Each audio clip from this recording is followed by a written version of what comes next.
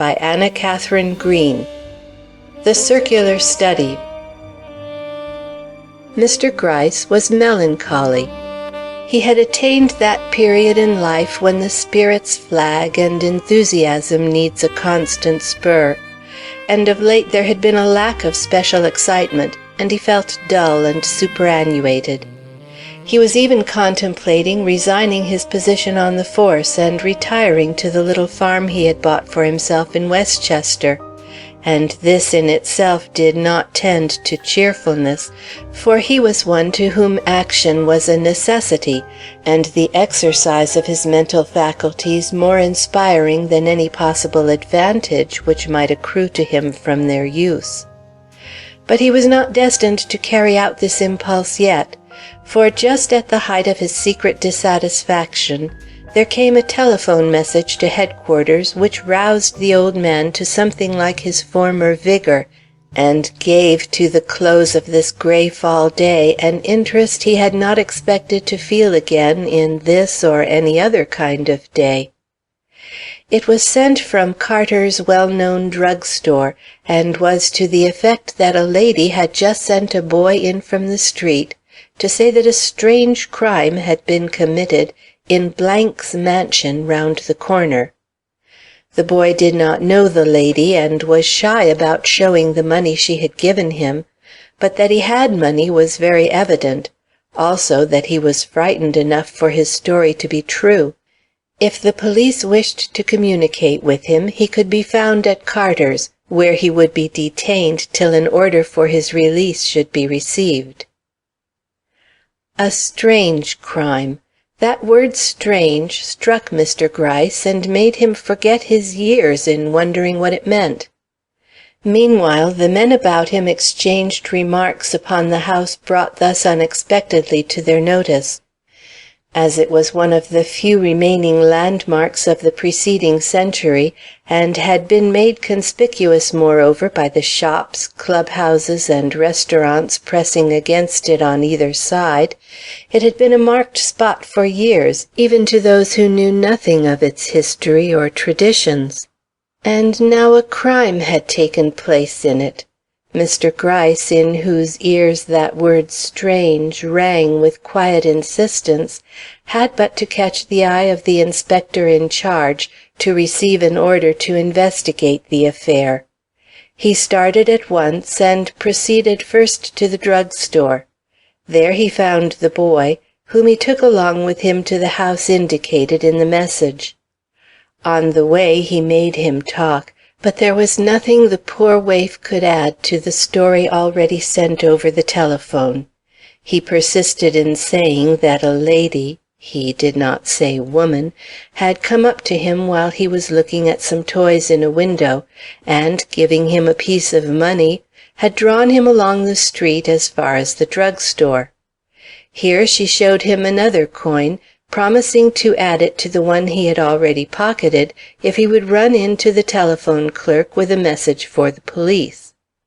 He wanted the money, and when he grabbed at it she said that all he had to do was to tell the clerk that a strange crime had been committed in the old house on Blank Street.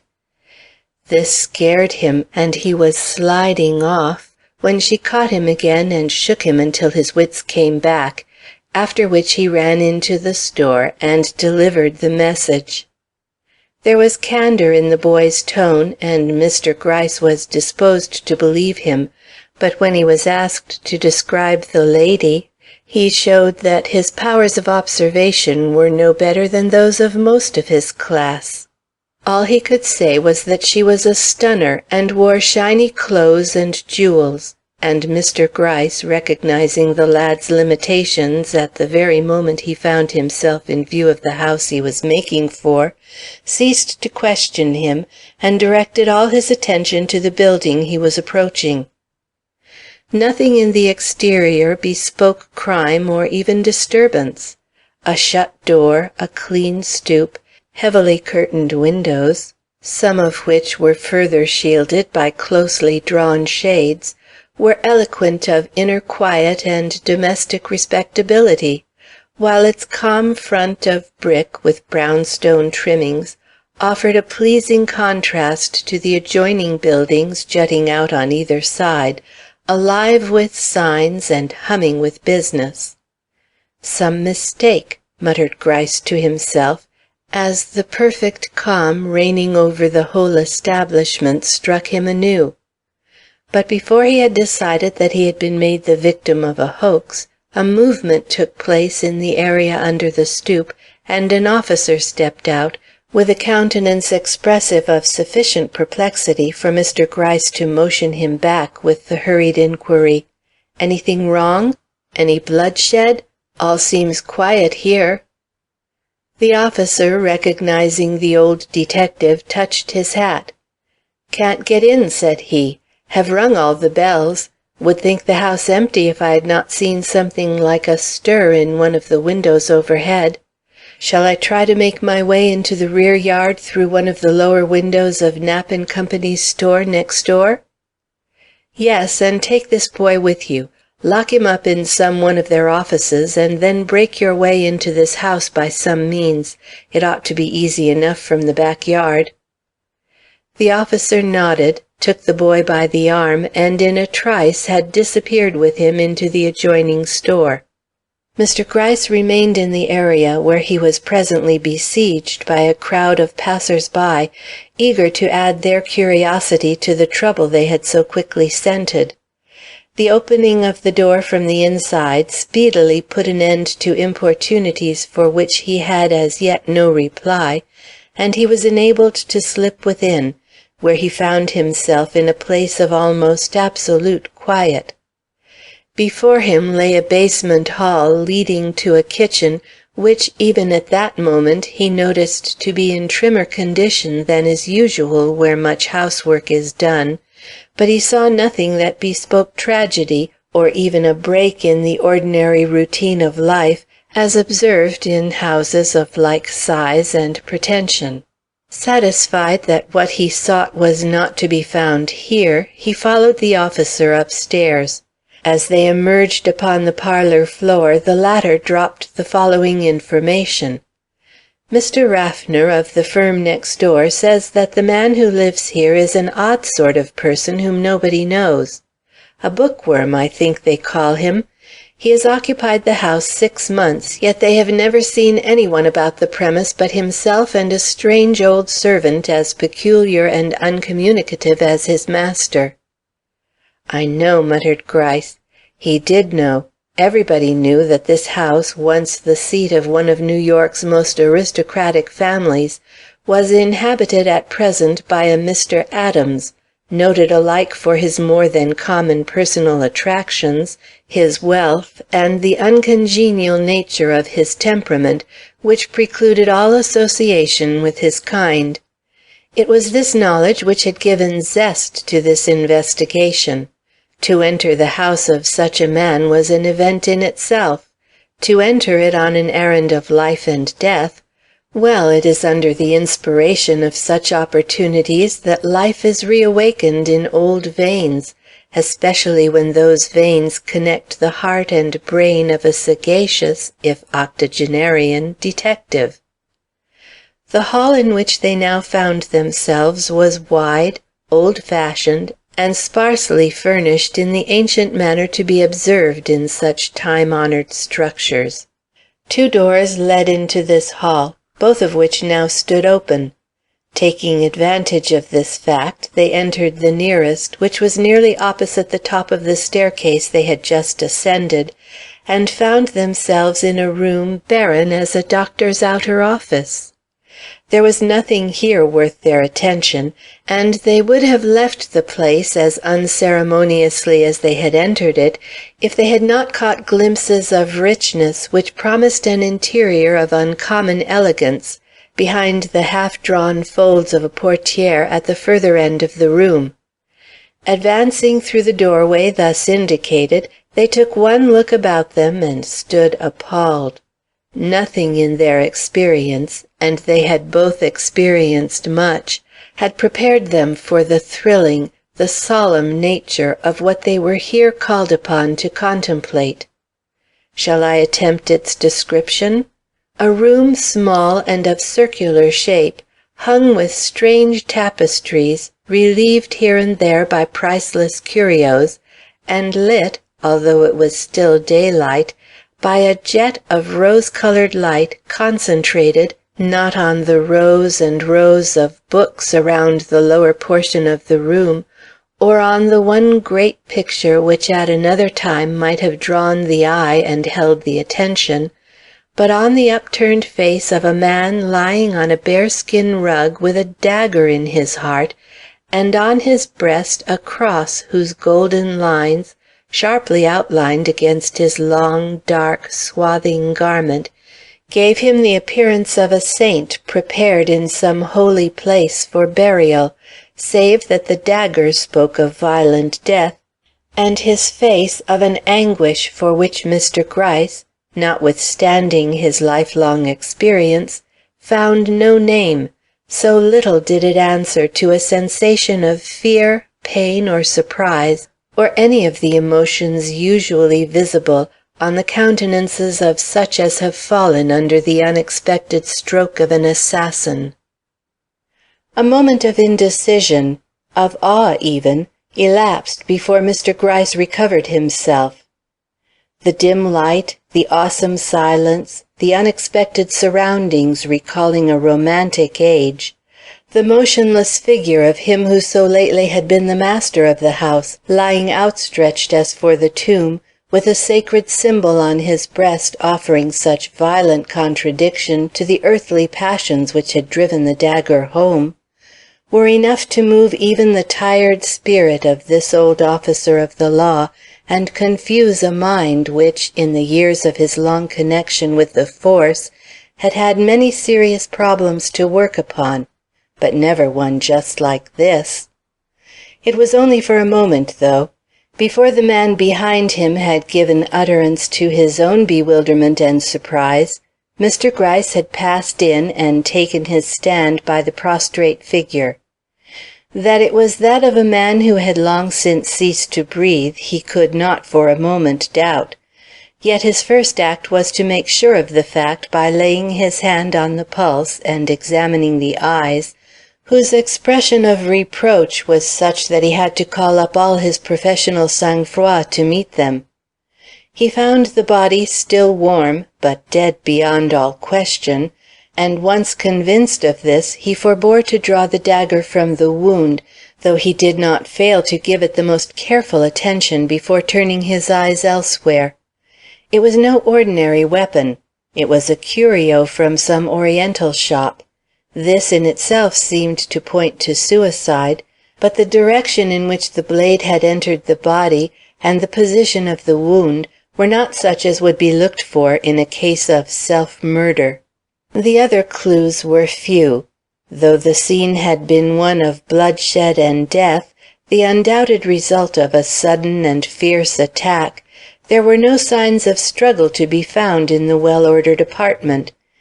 Beyond a few rose leaves scattered on the floor, the room was a scene of peace and quiet luxury. Even the large table which occupied the center of the room, and near which the master of the house had been standing when struck, gave no token of the tragedy which had been enacted at its side.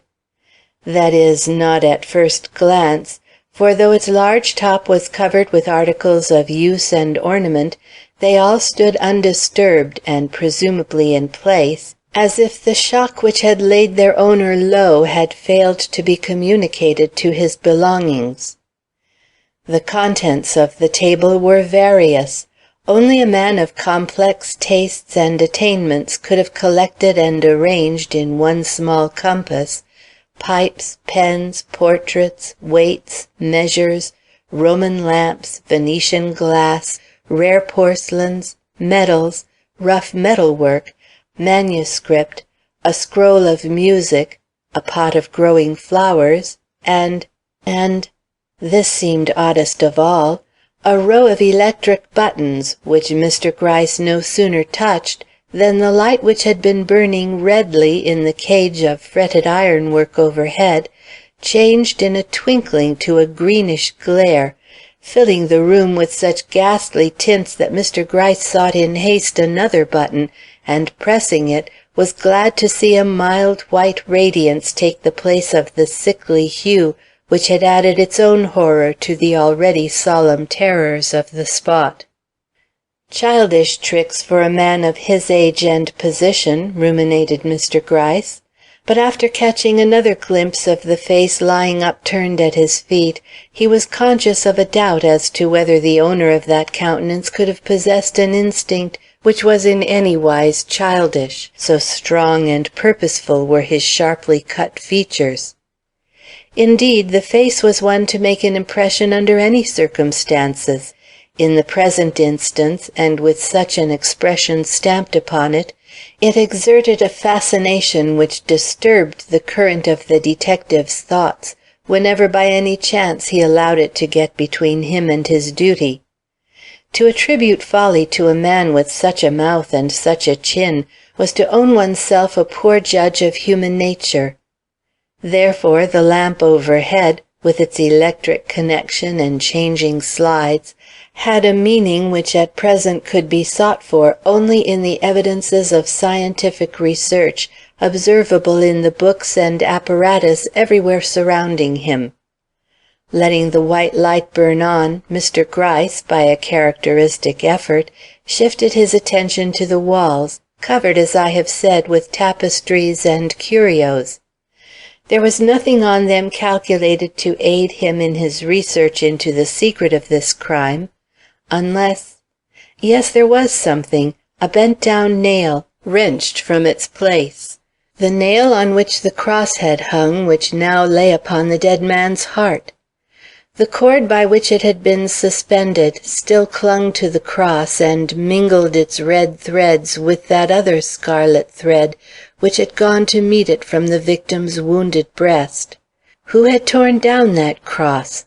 Not the victim himself. With such a wound, any such movement would have been impossible. Besides, the nail and the empty place on the wall were as far removed from where he lay as was possible in the somewhat circumscribed area of this circular apartment. Another's hand, then, had pulled down this symbol of peace and pardon and placed it where the dying man's fleeting breath would play across it, a peculiar exhibition of religious hope or mad remorse, to the significance of which Mr. Gryce could not devote more than a passing thought, so golden were the moments in which he found himself alone upon this scene of crime. Behind the table and halfway up the wall was a picture, the only large picture in the room. It was the portrait of a young girl of an extremely interesting and pathetic beauty. From her garb and the arrangement of her hair, it had evidently been painted about the end of our Civil War. In it was to be observed the same haunting quality of intellectual charm visible in the man lying prone upon the floor, and though she was fair and he dark, there was sufficient likeness between the two to argue some sort of relationship between them. Below this picture were fastened a sword, a pair of epaulets, and a medal such as was awarded for valor in the Civil War. "Mementos which may help us in our task," mused the detective. Passing on, he came unexpectedly upon a narrow curtain, so dark of hue and so akin in pattern to the draperies on the adjoining walls that it had up to this time escaped his attention. It was not that of a window, for such windows as were to be seen in this unique apartment were high upon the wall, indeed almost under the ceiling. It must therefore drape the opening into still another communicating room. And such he found to be the case. Pushing this curtain aside, he entered a narrow closet containing a bed, a dresser, and a small table. The bed was the narrow cot of a bachelor, and the dresser that of a man of luxurious tastes and the utmost nicety of habit. Both the bed and dresser were in perfect order, save for a silver-backed comb which had been taken from the latter, and which he presently found lying on the floor at the other end of the room. This and the presence of a pearl-handled parasol on a small stand near the door proclaimed that a woman had been there within a short space of time. The identity of this woman was soon established in his eyes by a small but unmistakable token connecting her with the one who had been the means of sending in the alarm to the police. The token of which I speak was a little black spangle, called by milliners and mantua makers a sequin, which lay on the threshold separating this room from the study. And as Mr. Gryce, attracted by its sparkle, stooped to examine it, his eye caught sight of a similar one on the floor beyond, and of still another a few steps farther on. The last one lay close to the large center table before which he had just been standing. The dainty trail formed by these bright, sparkling drops seemed to affect him oddly. He knew, minute observer that he was, that in the manufacture of this garniture the spangles are strung on a thread which, if once broken, allows them to drop away one by one, till you can almost follow a woman so arrayed by the sequins that fall from her. Perhaps it was the delicate nature of the clue thus offered that pleased him. Perhaps it was a recognition of the irony of fate in thus making a trap for unwary mortals out of their vanities. Whatever it was, the smile with which he turned his eye upon the table toward which he had thus been led was very eloquent. But before examining this article of furniture more closely, he attempted to find out where the thread had become loosened which had let the spangles fall.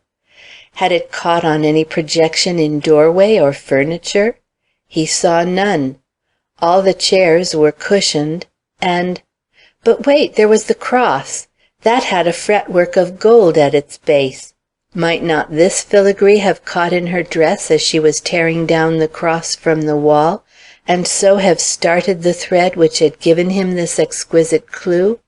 Hastening to the spot where the cross had hung, he searched the floor at his feet, but found nothing to confirm his conjecture until he had reached the rug upon which the prostrate man lay.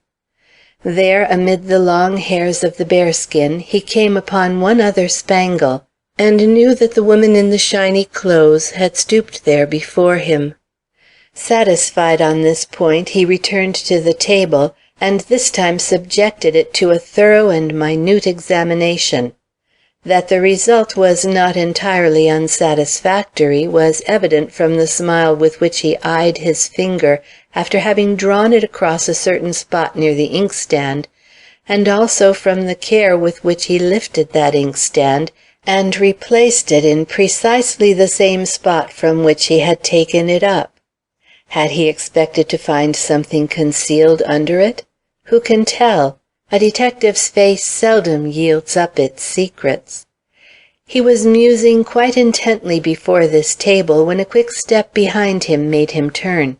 Stiles, the officer, having now been over the house, had returned, and was standing before him in the attitude of one who has something to say.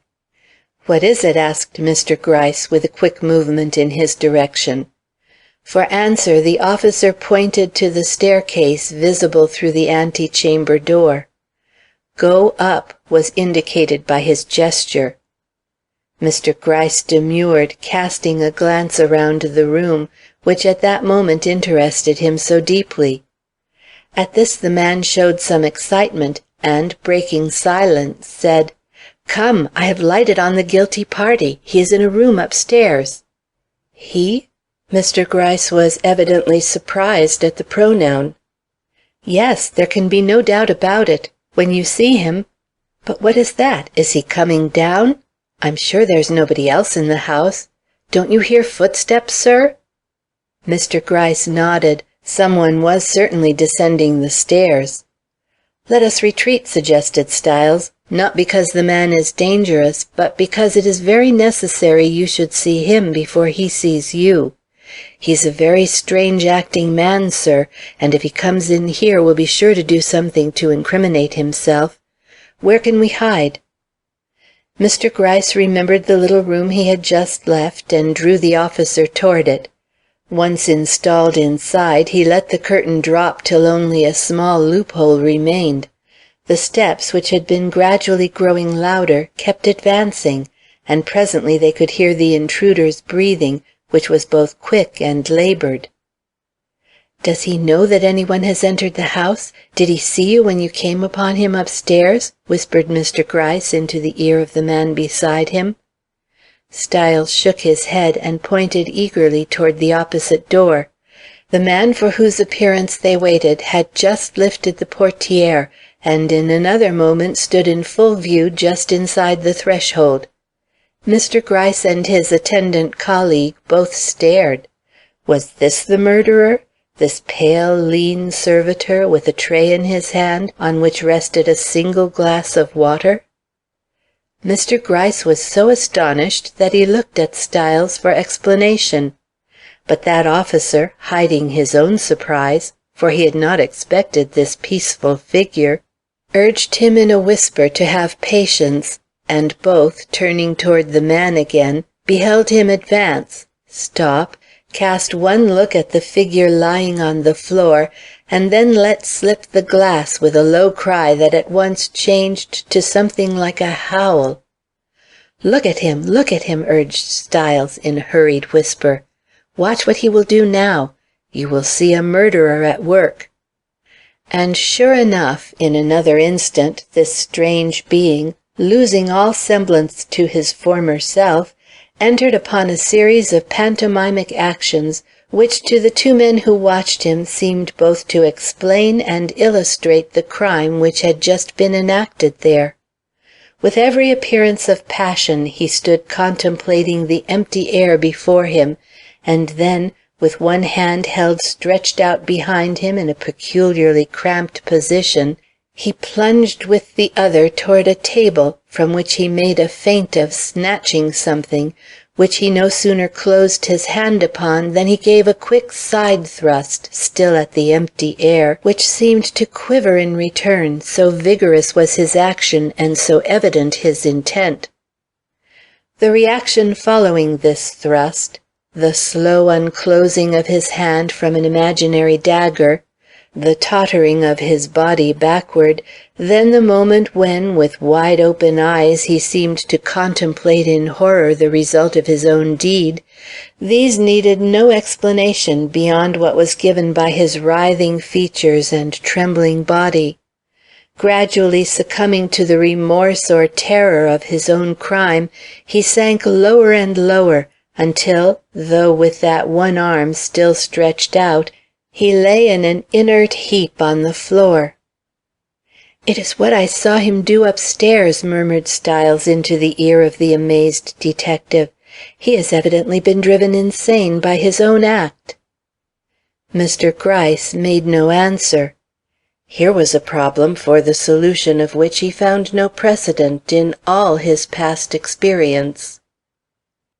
Meanwhile, the man who, to all appearance, had just reenacted before them the tragedy which had so lately taken place in this room, rose to his feet, and with a dazed air as unlike his former violent expression as possible, stooped for the glass he had let fall, and was carrying it out when Mr. Gryce called to him, "Wait, man, you needn't take that glass away. We first want to hear how your master comes to be lying here dead."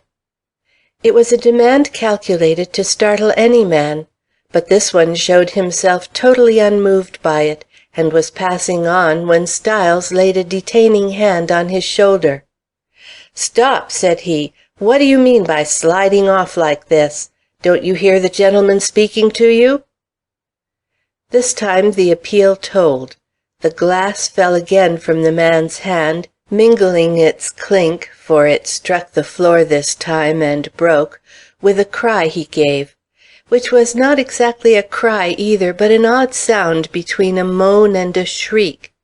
He had caught sight of the men who were seeking to detain him, and his haggard look and cringing form showed that he realized at last the terrors of his position. Next minute he sought to escape, but Styles, gripping him more firmly, dragged him back to where Mr. Gryce stood beside the bearskin rug, on which lay the form of his dead master. Instantly, at the sight of this recumbent figure, another change took place in the entrapped butler. Joy, that most hellish of passions in the presence of violence and death, illumined his wandering eye and distorted his mouth, and, seeking no disguise for the satisfaction he felt, he uttered a low but thrilling laugh which rang in unholy echo through the room.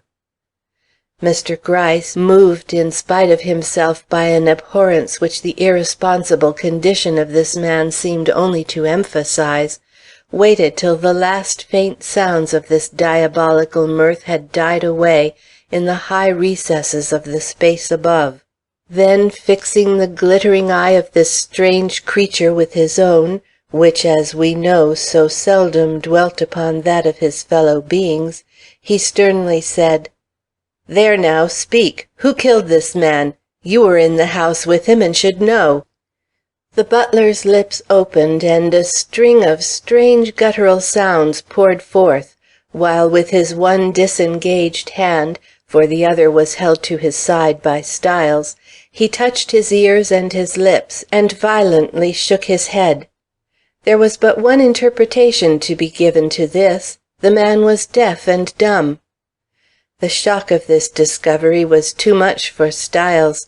His hand fell from the other's arms, and the man, finding himself free, withdrew to his former place in the room, where he proceeded to enact again and with increased vivacity, first the killing of, and then the mourning for, his master, which but a few moments before had made so suggestive an impression upon them. This done, he stood waiting, but this time with that gleam of infernal joy in the depths of his quick, restless eyes, which made his very presence in this room of death seem a sacrilege and horror. Styles could not stand it. "Can't you speak?" he shouted. "Can't you hear?" The man only smiled, an evil and gloating smile, which Mr. Gryce thought it his duty to cut short. "Take him away," he cried. "Examine him carefully for blood marks. I am going up to the room where you saw him first. He is too nearly linked to this crime not to carry some trace of it away with him." But for once even this time-tried detective found himself at fault. No marks were found on the old servant, nor could they discover in the rooms above any signs by which this one remaining occupant of the house could be directly associated with the crime which had taken place within it. Thereupon Mr. Gryce grew very thoughtful, and entered upon another examination of the two rooms, which to his mind held all the clues that would ever be given to this strange crime. The result was meagre, and he was just losing himself again in contemplation of the upturned face, whose fixed mouth and haunting expression told such a story of suffering and determination, when there came from the dim recesses above his head a cry, which, forming itself into two words, rang down with startling clearness in this most unexpected of appeals. "Remember Evelyn!" Remember Evelyn? Who was Evelyn? And to whom did this voice belong in a house which had already been ransacked in vain for other occupants? It seemed to come from the roof, and sure enough, when Mr. Gryce looked up, he saw, swinging in a cage strung up nearly to the top of one of the windows I have mentioned, an English starling, which, in seeming recognition of the attention it had drawn upon itself, craned its neck as Mr. Gryce looked up, and shrieked again, with fiercer insistence than before, "Remember Evelyn!" It was the last uncanny touch in a series of uncanny experiences. With an odd sense of nightmare upon him, Mr. Gryce leaned forward on the study table in his effort to obtain a better view of this bird, when, without warning, the white light, which since his last contact with the electrical apparatus had spread itself through the room, changed again to green, and he realized that he had unintentionally pressed a button and thus brought into action another slide in the curious lamp over his head. Annoyed, for these changing hues offered a problem he was as yet too absorbed in other matters to make any attempt to solve, he left the vicinity of the table, and was about to leave the room, When he heard Styles's voice rise from the adjoining antechamber, where Styles was keeping guard over the old butler. "Shall I let him go, Mr. Gryce? He seems very uneasy. Not dangerous, you know, but anxious, as if he had forgotten something or recalled some unfulfilled duty." "Yes, let him go," was the detective's quick reply. "Only watch and follow him. Every movement he makes is of interest. Unconsciously he may be giving us invaluable clues." And he approached the door to note for himself what the man might do. "Remember Evelyn!" rang out the startling cry from above, as the detective passed between the curtains. Irresistibly he looked back and up. To whom was this appeal from a bird's throat so imperatively addressed? To him, or to the man on the floor beneath, whose ears were forever closed? It might be a matter of little consequence, and it might be one involving the very secret of this tragedy. But whether important or not, he could pay no heed to it at this juncture, for the old butler, coming from the front hall whither he had hurried on being released by Styles, was at that moment approaching him, carrying in one hand his master's hat and in the other his master's umbrella. Not knowing what this new movement might mean, Mr. Gryce paused where he was and waited for the man to advance. Seeing this, the mute, to whose face and bearing had returned the respectful immobility of the trained servant, handed over the articles he had brought, and then noiselessly, and with the air of one who had performed an expected service, retreated to his old place in the antechamber, where he sat down again and fell almost immediately into his former dazed condition. Humph! Mind quite lost, memory uncertain, testimony valueless, were the dissatisfied reflections of the disappointed detective, as he replaced Mr. Adams's hat and umbrella on the hall rack. Has he been brought to this state by the tragedy which has just taken place here? Or is his present insane condition its precursor and cause? Mr. Gryce might have found some answer to this question in his own mind, if, at that moment, the fitful clanging of the front door-bell, which had hitherto testified to the impatience of the curious crowd outside, had not been broken into by an authoritative knock which at once put an end to all self-communing.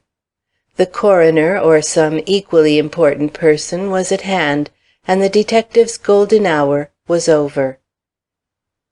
Mr. Gryce felt himself at a greater disadvantage in his attempt to solve the mystery of this affair than in any other which he had entered upon in years. First, the victim had been a solitary man, with no household save his man-of-all-work, the mute. Secondly, he had lived in a portion of the city where no neighbors were possible, and he had even lacked, as it now seemed, any very active friends. Though some hours had elapsed since his death had been noised abroad, no one had appeared at the door with inquiries or information. This seemed odd, considering that he had been for some months a marked figure in this quarter of the town.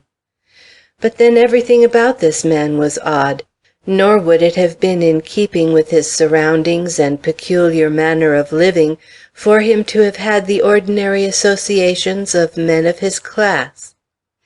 The absence of the usual means of eliciting knowledge from the surrounding people added to, rather than detracted from, the interest which Mr. Gryce was bound to feel in the case, and it was with a feeling of relief that a little before midnight he saw the army of reporters, medical men, officials, and such others as had followed in the coroner's wake, file out of the front door and leave him again, for a few hours at least, master of the situation. For there were yet 2 points which he desired to settle before he took his own much-needed rest. The first occupied his immediate attention. Passing before a chair in the hall on which a small boy sat dozing, he roused him with the remark, "Come, Jake, it's time to look lively. I want you to go with me to the exact place where that lady ran across you to-day." The boy, half dead with sleep, looked around him for his hat. "I'd like to see my mother first," he pleaded. "She must be done up about me. I never stayed away so long before." "Your mother knows where you are. I sent a message to her hours ago. She gave a very good report of you, Jake. Says you're an obedient lad, and that you've never told her a falsehood." "She's a good mother," the boy warmly declared. "I'd be as bad as my father was if I did not treat her well." Here his hand fell on his cap, which he put on his head. "I'm ready," said he. Mr. Gryce at once led the way into the street. The hour was late, and only certain portions of the city showed any real activity. Into one of these thoroughfares they presently came, and before the darkened window of one of the lesser shops paused, while Jake pointed out the two stuffed frogs engaged with miniature swords in mortal combat, at which he had been looking when the lady came up and spoke to him. Mr. Gryce eyed the boy rather than the frogs, though probably the former would have sworn that his attention had never left that miniature conflict. "Was she a pretty lady?" he asked. The boy scratched his head in some perplexity. "She made me a good deal afraid of her," he said. "She had very splendid clothes. Oh, gorgeous!" he cried, as if on this question there could be no doubt. "And she was young, and carried a bunch of flowers, and seemed troubled?" "What! Not young, and carried no flowers, and wasn't even anxious and trembling?" The boy, who had been shaking his head, looked nonplussed. "I think as she was what you might call troubled, but she wasn't crying, and when she spoke to me she put more feeling into her grip than into her voice. She just dragged me to the drug store, sir. If she hadn't given me money first, I should have wriggled away in spite of her. But I likes money, sir. I don't get too much of it." Mr. Gryce by this time was moving on. "Not young," he repeated to himself. "Some old flame, then, of Mr. Adams. They're apt to be dangerous, very dangerous, more dangerous than the young ones." In front of the drug store he paused. "Show me where she stood while you went in." The boy pointed out the identical spot. He seemed as eager as the detective. "And was she standing there when you came out?" "Oh, no, sir. She went away while I was inside." "Did you see her go? Can you tell me whether she went up street or down?" "I had one eye on her, sir. I was afraid she was coming into the shop after me, and my arm was too sore for me to want her to clinch hold on it again. So when she started to go, I took a step nearer and saw her move toward the curbstone and hold up her hand. But it wasn't a car she was after, for none came by for several minutes." The fold between Mr. Gryce's eyes perceptibly smoothed out. "Then it was some cabman or hack driver she hailed. Were there any empty coaches about that you saw?" The boy had not noticed. He had reached the limit of his observations, and no amount of further questioning could elicit anything more from him.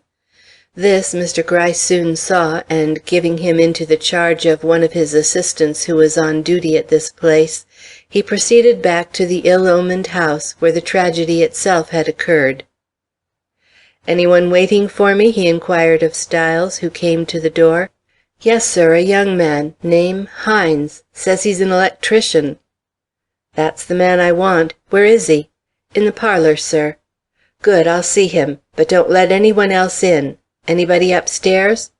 "No, sir, all gone. Shall I go up or stay here?" "You'd better go up. I'll look after the door." Styles nodded and went toward the stairs, up which he presently disappeared. Mr. Gryce proceeded to the parlor. A dapper young man with an intelligent eye rose to meet him. "You sent for me?" said he. The detective nodded, asked a few questions, and seeming satisfied with the replies he received, led the way into Mr. Adams's study, from which the body had been removed to an upper room. As they entered, a mild light greeted them from a candle which, by Mr. Gryce's orders, had been placed on a small side table near the door. But once in, Mr. Gryce approached the larger table in the centre of the room, and placing his hand on one of the buttons before him, asked his companion to be kind enough to blow out the candle. This he did, leaving the room for a moment in total darkness. Then, with a sudden burst of illumination, a marvelous glow of a deep violet color shot over the whole room, and the two men turned and faced each other, both with inquiry in their looks, so unexpected was this theatrical effect to the one, and so inexplicable its cause and purpose to the other. "That is but one slide," remarked Mr. Gryce. "Now I will press another button, and the color changes to pink, as you see.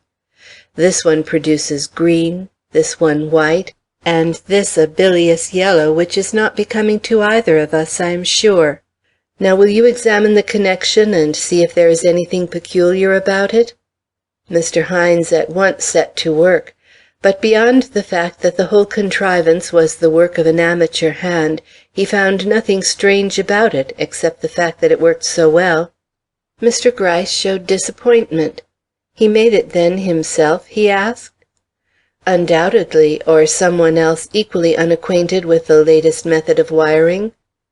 "Will you look at these books over here, and see if sufficient knowledge can be got from them to enable an amateur to rig up such an arrangement as this?" Mr. Hines glanced at the shelf which Mr. Gryce had pointed out, and without taking out the books, answered briefly, "A man with a deft hand and a scientific turn of mind might, by the aid of these, do all you see here and more. The aptitude is all." "Then I'm afraid Mr. Adams had the aptitude," was the dry response. There was disappointment in the tone. Why, his next words served to show. "A man with a turn for mechanical contrivances often wastes much time and money on useless toys only fit for children to play with. Look at that bird cage now. Perched at a height totally beyond the reach of any one without a ladder, it must owe its very evident usefulness, for you see it holds a rather lively occupant, to some contrivance by which it can be raised and lowered at will. Where is that contrivance? Can you find it?" The expert thought he could, and sure enough, after some ineffectual searching, he came upon another button, well hid amid the tapestry on the wall, which, when pressed, caused something to be disengaged, which gradually lowered the cage within reach of Mr. Gryce's hand. "We will not send this poor bird aloft again," said he, detaching the cage and holding it for a moment in his hand. "An English starling is none too common in this country. Hark! He is going to speak." But the sharp-eyed bird, warned perhaps by the emphatic gesture of the detective that silence would be more in order at this moment than his usual appeal to remember Evelyn, whisked about in his cage for an instant, and then subsided into a doze, which may have been real and may have been assumed under the fascinating eye of the old gentleman who held him. Mr. Gryce placed the cage on the floor, and idly, or because the play pleased him, old and staid as he was, pressed another button on the table, a button he had hitherto neglected touching, and glanced around to see what color the light would now assume. But the yellow glare remained. The investigation which the apparatus had gone through had probably disarranged the wires. With a shrug he was moving off, when he suddenly made a hurried gesture, directing the attention of the expert to a fact for which neither of them was prepared. The opening which led into the antechamber, and which was the sole means of communication with the rest of the house, was slowly closing. From a yard's breadth it became a foot, from a foot it became an inch, from an inch— "Well, that is certainly the contrivance of a lazy man," laughed the expert. "Seated in his chair here, he can close the door at will. No shouting for a deaf servant, no awkward stumbling over rugs to shut it himself. I don't know but I approve of this contrivance. Only—" Here he caught a rather serious expression on Mr. Gryce's face. "The slide seems to be of a somewhat curious construction. It is not made of wood, as any sensible door ought to be, but of—" "Steel," finished Mr. Gryce in an odd tone. "This is the strangest thing yet. It begins to look as if Mr. Adams was daft on electrical contrivances." "And as if we were prisoners here," supplemented the other. "I do not see any means for drawing this slide back." "Oh, there's another button for that, of course," Mr. Gryce carelessly remarked. But they failed to find one. "If you don't object," observed Mr. Gryce after 5 minutes of useless search, "I will turn a more cheerful light upon the scene. Yellow does not seem to fit the occasion." "Give us rose, for unless you have some one on the other side of this steel plate, we seem likely to remain here till morning." "There is a man upstairs whom we may perhaps make hear, but what does this contrivance portend? It has a serious look to me, when you consider that every window in these 2 rooms has been built up almost under the roof." "Yes, a very strange look. But before engaging in its consideration, I should like a breath of fresh air. I cannot do anything while in confinement. My brain won't work." Meanwhile, Mr. Gryce was engaged in examining the huge plate of steel which served as a barrier to their egress. He found that it had been made, certainly at great expense, to fit the curve of the walls through which it passed. This was a discovery of some consequence, causing Mr. Gryce to grow still more thoughtful and to eye the smooth steel plate under his hand with an air of marked distrust. "Mr. Adams carried his taste for the mechanical to great extremes," he remarked to the slightly uneasy man beside him. "This slide is very carefully fitted, and if I am not mistaken it will stand some battering before we are released. I wish that his interest in electricity had led him to attach such a simple thing as a bell.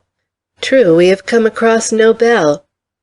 It would have smacked too much of the ordinary to please him. Besides, his only servant was deaf.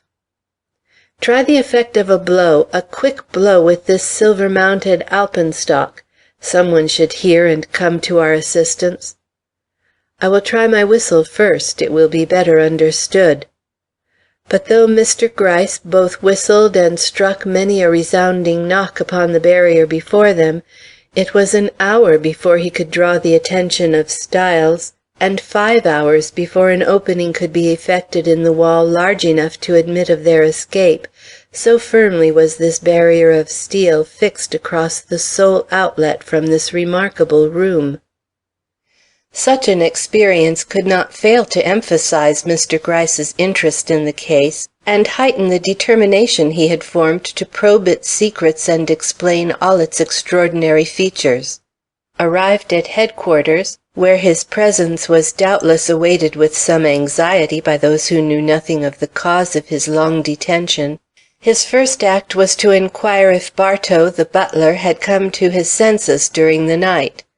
The answer was disappointing. Not only was there no change in his condition, but the expert in lunacy who had been called in to pass upon his case had expressed an opinion unfavorable to his immediate recovery. Mr. Gryce looked sober, and summoning the officer who had managed Bartow's arrest, he asked how the mute had acted when he found himself detained. The answer was curt, but very much to the point. "Surprised, sir. Shook his head and made some queer gestures, then went through his pantomime. It's quite a spectacle, sir. Poor fool, he keeps holding his hand back, so." Mr. Gryce noted the gesture. It was the same which Bartow had made when he first realized that he had spectators. Its meaning was not wholly apparent. He had made it with his right hand. There was no evidence that the mute was left-handed. And he continued to make it as if with this movement he expected to call attention to some fact that would relieve him from custody. Does he mope? Is his expression one of fear or anger? It varies, sir. One minute he looks like a man on the point of falling asleep. The next he starts up in fury, shaking his head and pounding the walls. It's not a comfortable sight, sir. He will have to be watched night and day. Let him be, and note every change in him. His testimony may not be valid, but there is suggestion in every movement he makes. To-morrow I will visit him myself. The officer went out, and Mr. Gryce sat for a few moments communing with himself, during which he took out a little package from his pocket, and emptying out on his desk the 5 little spangles it contained, regarded them intently. He had always been fond of looking at some small and seemingly insignificant object while thinking. It served to concentrate his thoughts, no doubt. At all events, some such result appeared to follow the contemplation of these 5 sequins, for after shaking his head doubtfully over them for a time, he made a sudden move, and sweeping them into the envelope from which he had taken them, he gave a glance at his watch and passed quickly into the outer office, where he paused before a line of waiting men. Beckoning to one who had followed his movements with an interest which had not escaped the eye of this old reader of human nature, he led the way back to his own room. "You want a hand in this matter?" he said interrogatively as the door closed behind them and they found themselves alone.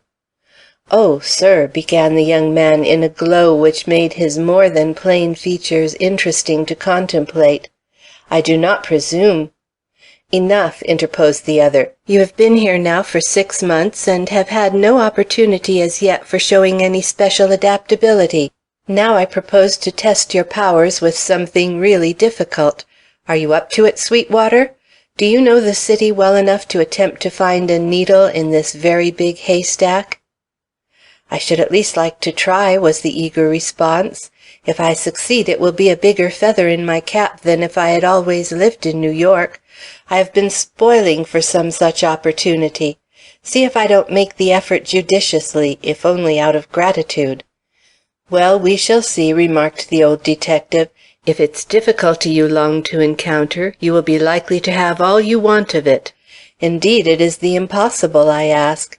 A woman is to be found, of whom we know nothing save that she wore, when last seen, a dress heavily bespangled with black, and that she carried in her visit to Mr. Adams at the time of or before the murder a parasol, of which I can procure you a glimpse before you start out. She came from I don't know where, and she went— But that is what you are to find out. You are not the only man who is to be put on the job, which, as you see, is next door to a hopeless one, unless the woman comes forward and proclaims herself. Indeed, I should despair utterly of your success, if it were not for one small fact, which I will now proceed to give you as my special and confidential agent in this matter. When this woman was about to disappear from the one eye that was watching her, she approached the curbstone in front of Hudson's fruit store on 14th Street and lifted up her right hand, so.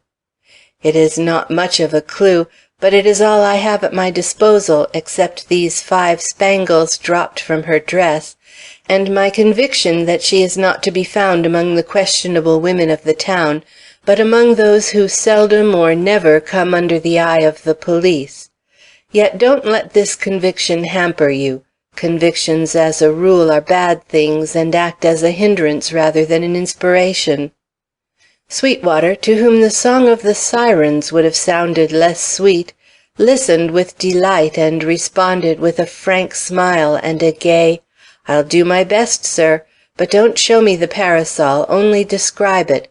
I wouldn't like the fellows to chaff me if I fail.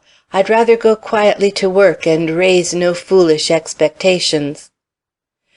"Well, then, it is one of those dainty, nonsensical things made of gray chiffon, with pearl handle and bows of pink ribbon.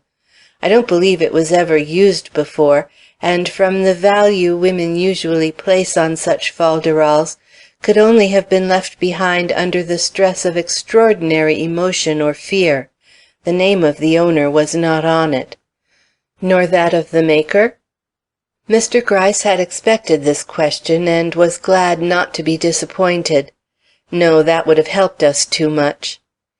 "And the hour at which this lady was seen on the curbstone at Hudson's?" 4:30, the moment at which the telephone message arrived."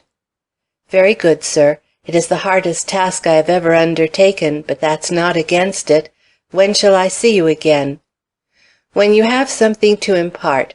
Ah, wait a minute. I have my suspicion that this woman's first name is Evelyn, but mind, it is only a suspicion."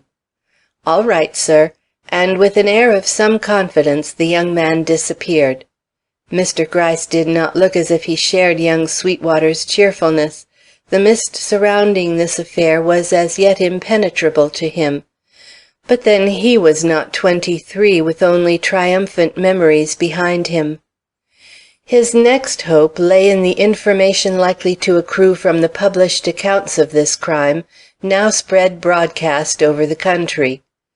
A man of Mr. Adams's wealth and culture must necessarily have possessed many acquaintances, whom the surprising news of his sudden death would naturally bring to light, especially as no secret was made of his means and many valuable effects. But as if this affair, destined to be one of the last to engage the powers of this sagacious old man, refused on this very account to yield any immediate results to his investigation, the whole day passed by without the appearance of any claimant for Mr. Adams's fortune, or the arrival on the scene of any friend capable of lifting the veil which shrouded the life of this strange being. To be sure, his banker and his lawyer came forward during the day, but they had little to reveal, beyond the fact that his pecuniary affairs were in good shape, and that, so far as they knew, he was without family or kin. Even his landlord could add little to the general knowledge. He had first heard of Mr. Adams through a Philadelphia lawyer, since dead, who had assured him of his client's respectability and undoubted ability to pay his rent. When they came together and Mr. Adams was introduced to him, he had been struck, first, by the ascetic appearance of his prospective tenant, and secondly by his reserved manners and quiet intelligence. But admirable as he had found him, he had never succeeded in making his acquaintance. The rent had been uniformly paid with great exactitude on the very day it was due, but his own visits had never been encouraged, or his advances met by anything but the cold politeness of a polished and totally indifferent man. Indeed, he had always looked upon his tenant as a bookworm, absorbed in study and such scientific experiments as could be carried on with no other assistance than that of his deaf and dumb servant. Asked if he knew anything about this servant, he answered that his acquaintance with him was limited to the 2 occasions on which he had been ushered by him into his master's presence, that he knew nothing of his character and general disposition, and could not say whether his attitude toward his master had been one of allegiance or antagonism. And so the way was blocked in this direction. Taken into the room where Mr. Adams had died, he surveyed in amazement the huge steel plate which still blocked the doorway, and the high windows through which only a few straggling sunbeams could find their way. Pointing to the windows, he remarked, "These were filled in at Mr. Adams's request. Originally they extended down to the wainscoting." He was shown where lath and plaster had been introduced, and also how the plate had been prepared and arranged as a barrier, but he could give no explanation of it or divine the purpose for which it had been placed there at so great an expense. The lamp was another curiosity, and its varying lights the cause of increased astonishment. Indeed, he had known nothing of these arrangements, having been received in the parlor when he visited the house, where there was nothing to attract his attention or emphasize the well-known oddities of his tenant. He was not shown the starling. That loquacious bird had been removed to police headquarters for the special delectation of Mr. Gryce. Other inquiries failed also. No clue to the owner of the insignia found on the wall could be gained at the pension office or at any of the GAR posts inside the city. Nor was the name of the artist who had painted the portrait which adorned so large a portion of the wall a recognized one in New York City. Otherwise, a clue might have been obtained through him to Mr. Adams's antecedents. All the drawers and receptacles in Mr. Adams's study had been searched, but no will had been found, nor any business documents. It was as if this strange man had sought to suppress his identity, or rather as if he had outgrown all interest in his kind, or in anything beyond the walls within which he had immured himself. Late in the afternoon reports began to come in from the various tradesmen with whom Mr. Adams had done business.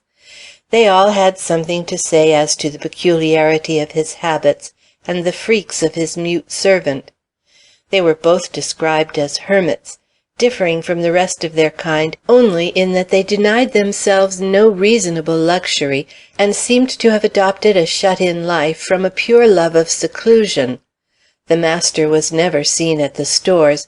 It was the servant who made the purchases, and this by means of gestures which were often strangely significant. Indeed, he seemed to have a great power of expressing himself by looks and actions, and rarely caused a mistake or made one. He would not endure cheating, and always bought the best. Of his sanity up to the day of his master's death there was no question, but more than one man with whom he had had dealings was ready to testify that there had been a change in his manner for the past few weeks, a sort of subdued excitement quite unlike his former methodical bearing. He had shown an inclination to testiness, and was less easily pleased than formerly. To one clerk he had shown a nasty spirit under very slight provocation, and was only endured in the store on account of his master, who was too good a customer for them to offend. Mr. Kelly, a grocer, went so far as to say he acted like a man with a grievance, who burned to vent his spite on someone, but held himself in forcible restraint. Perhaps if no tragedy had taken place in the house on Street, these various persons would not have been so ready to interpret thus unfavorably a nervousness excusable enough in one so cut off from all communication with his kind. But with the violent end of his master in view, and his own unexplained connection with it, who could help recalling that his glance had frequently shown malevolence? But this was not the evidence of the decided character required by the law, and Mr. Gryce was about to regard the day as a lost one when Sweetwater made his reappearance at headquarters. The expression of his face put new life into Mr. Gryce. "What!" he cried, "you have not found her?" Sweetwater smiled. "Don't ask me, sir, not yet. I've come to see if there's any reason why I should not be given the loan of that parasol for about an hour. I'll bring it back. I only want to make a certain test with it." "What test, my boy? May I ask what test?" "Please to excuse me, sir. I have only a short time in which to act before respectable business houses shut up for the night, and the test I speak of has to be made in a respectable house." "Then you shall not be hindered. Wait here, and I will bring you the parasol. There, bring it back soon, my boy. I have not the patience I used to have." "An hour, sir. Give me an hour, and then—" The shutting of the door behind his flying figure cut short his sentence. That was a long hour to Mr. Gryce, or would have been if it had not mercifully been cut short by the return of Sweetwater in an even more excited state of mind than he had been before. He held the parasol in his hand. "My test failed," said he, "but the parasol has brought me luck notwithstanding. I have found the lady, sir, and—" He had to draw a long breath before proceeding. "And she is what I said," began the detective, "a respectable person in a respectable house." "Yes, sir, very respectable. More respectable than I expected to see. Quite a lady, sir. Not young, but—" "Her name, boy, is it Evelyn?" Sweetwater shook his head with a look as naive in its way as the old detective's question. "I cannot say, sir. Indeed, I had not the courage to ask. She is here." "Here?" Mr. Gryce took one hurried step toward the door, then came gravely back. "I can restrain myself," he said. "If she is here, she will not go till I have seen her." "Are you sure you have made no mistake, that she is the woman we are after, the woman who was in Mr. Adams's house and sent us the warning?" "Will you hear my story, sir? It will only take a moment. Then you can judge for yourself." "Your story? It must be a pretty one. How came you to light on this woman so soon? By using the clue I gave you?" Again Sweetwater's expression took on a touch of naivete. "I'm sorry, sir, but I was egotistical enough to follow my own idea. It would have taken too much time to hunt up all the drivers of hacks in the city, and I could not even be sure she had made use of a public conveyance. No, sir, I bethought me of another way by which I might reach this woman. You had shown me those spangles. They were portions of a very rich trimming, a trimming which has only lately come into vogue, and which is so expensive that it is worn chiefly by women of means, and sold only in shops where elaborate garnitures are to be found. I have seen and noticed dresses thus trimmed in certain windows and on certain ladies, and before you showed me the spangles you picked up in Mr. Adams's study, could have told you just how I had seen them arranged.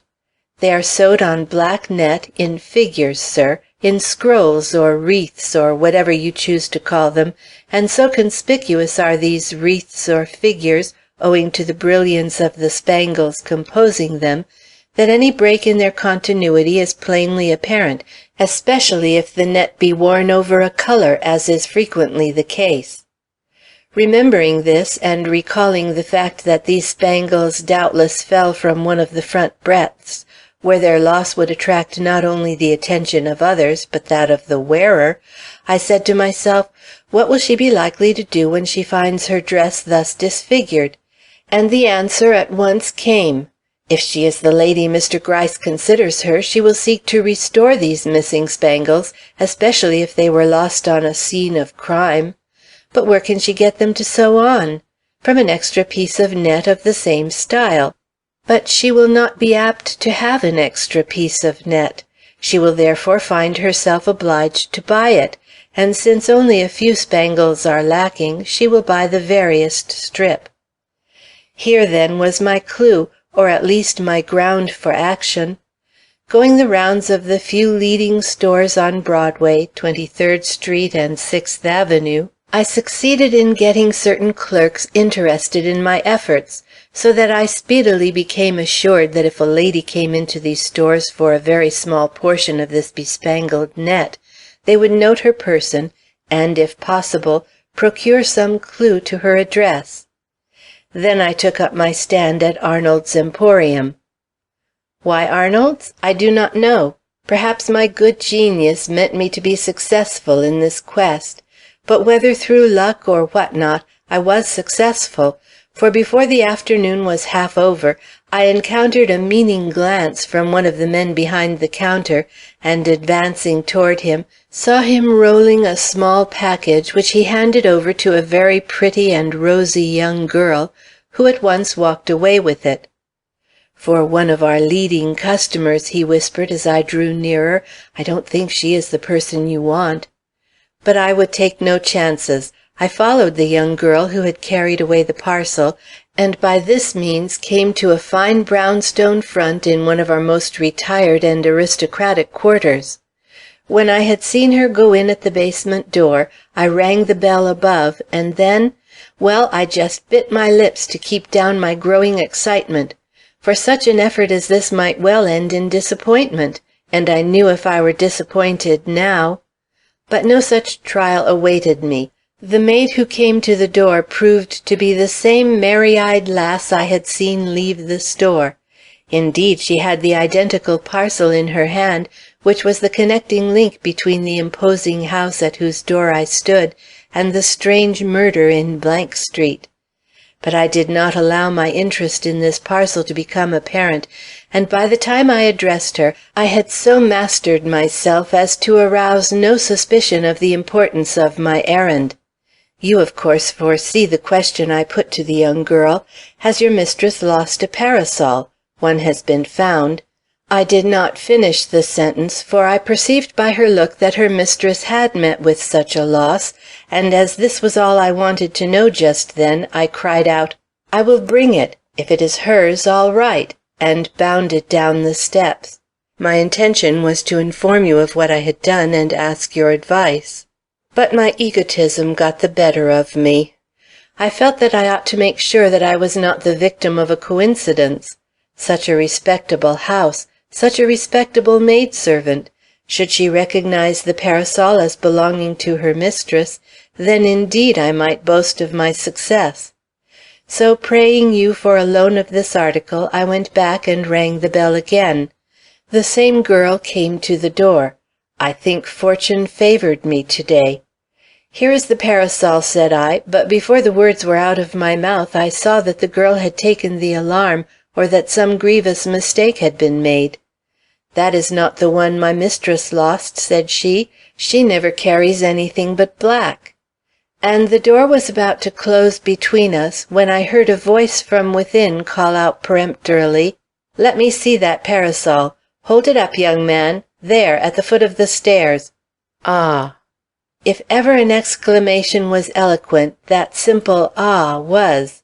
I could not see the speaker, but I knew she was leaning over the banisters from the landing above. I listened to hear her glide away, but she did not move. She was evidently collecting herself for the emergency of the moment. Presently she spoke again, and I was astonished at her tone.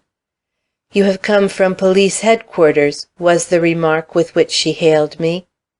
I lowered the parasol. I did not think it necessary to say yes. "From a man there called Gryce," she went on, still in that strange tone I can hardly describe, sir. "Since you ask me," I now replied, "I acknowledge that it is through his instructions I am here. He was anxious to restore to you your lost property. Is not this parasol yours? Shall I not leave it with this young girl?" The answer was dry, almost rasping. "Mr. Gryce has made a mistake. The parasol is not mine, yet he certainly deserves credit for the use he has made of it in this search. I should like to tell him so. Is he at his office, and do you think I would be received?" "He would be delighted," I returned, not imagining she was in earnest. But she was, sir. In less time than you would believe, I perceived a very stately, almost severe lady descend the stairs. She was dressed for the street, and spoke to me with quite an air of command. "Have you a cab?" she asked. "No," said I. "Then get one." Here was a dilemma. Should I leave her and thus give her an opportunity to escape, or should I trust to her integrity and the honesty of her look, which was no common one, sir, and obey her as every one about her was evidently accustomed to do? I concluded to trust to her integrity, and went for the cab. But it was a risk, sir, which I promise not to repeat in the future. She was awaiting me on the stoop when I got back, and at once entered the hack with a command to drive immediately to police headquarters. I saw her as I came in just now, sitting in the outer office, waiting for you. Are you ready to say I have done well?"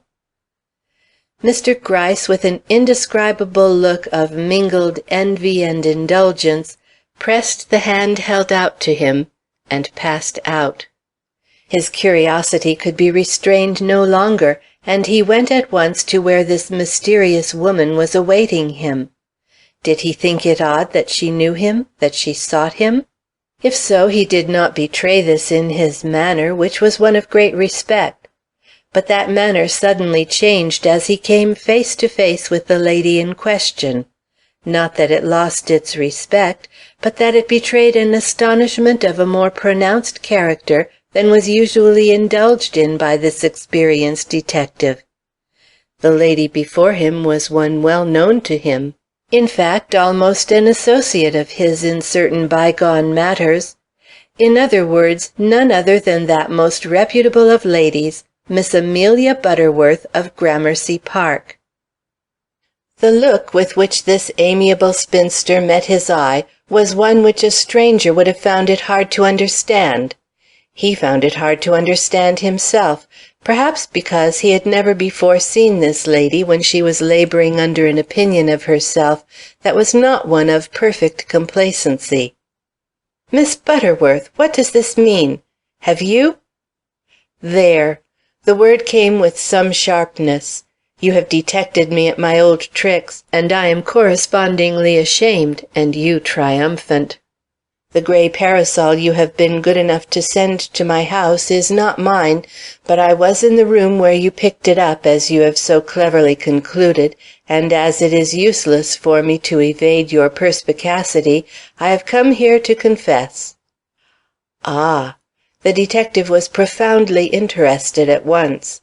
He drew a chair up to Miss Butterworth's side and sat down. "You were there," he repeated. "And when? I do not presume to ask for what purpose."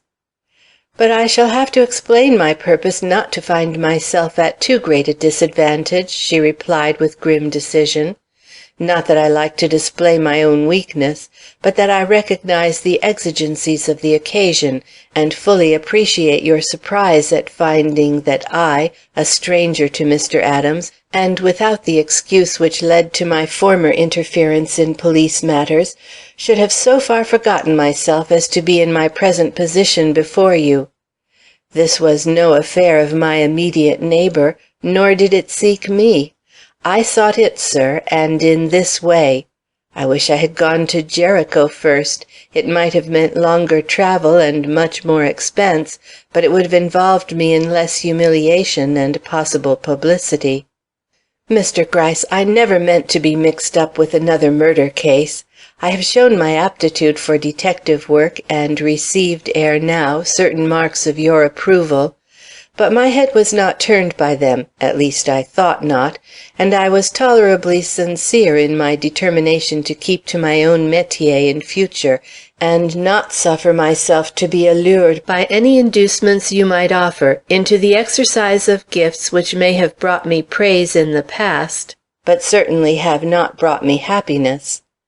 But the temptation came, not through you, or I might have resisted it, but through a combination of circumstances which found me weak, and in a measure unprepared.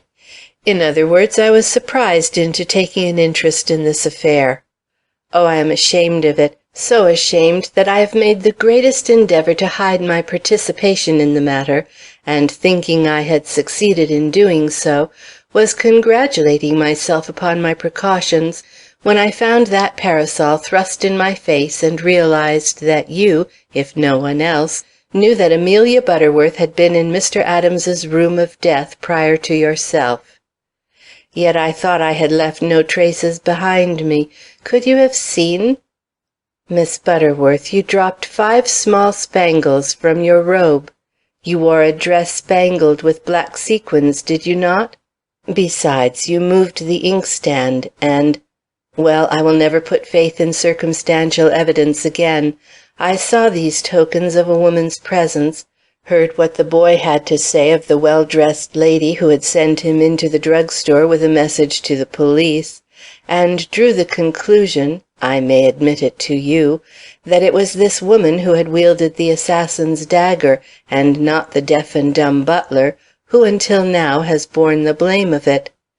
Therefore I was anxious to find her, little realizing what would be the result of my efforts, or that I should have to proffer her my most humble apologies. Do not apologize to me. I had no business to be there, or at least to leave the 5 spangles you speak of behind me on Mr. Adams's miserable floor. I was simply passing by the house, and had I been the woman I once was, that is, a woman who had never dipped into a mystery, I should have continued on my way instead of turning aside. Sir, it's a curious sensation to find yourself, however innocent, regarded by a whole city full of people as the cause or motive of a terrible murder, especially when you have spent some time, as I have, in the study of crime and the pursuit of criminals. I own I don't enjoy the experience, but I have brought it on myself.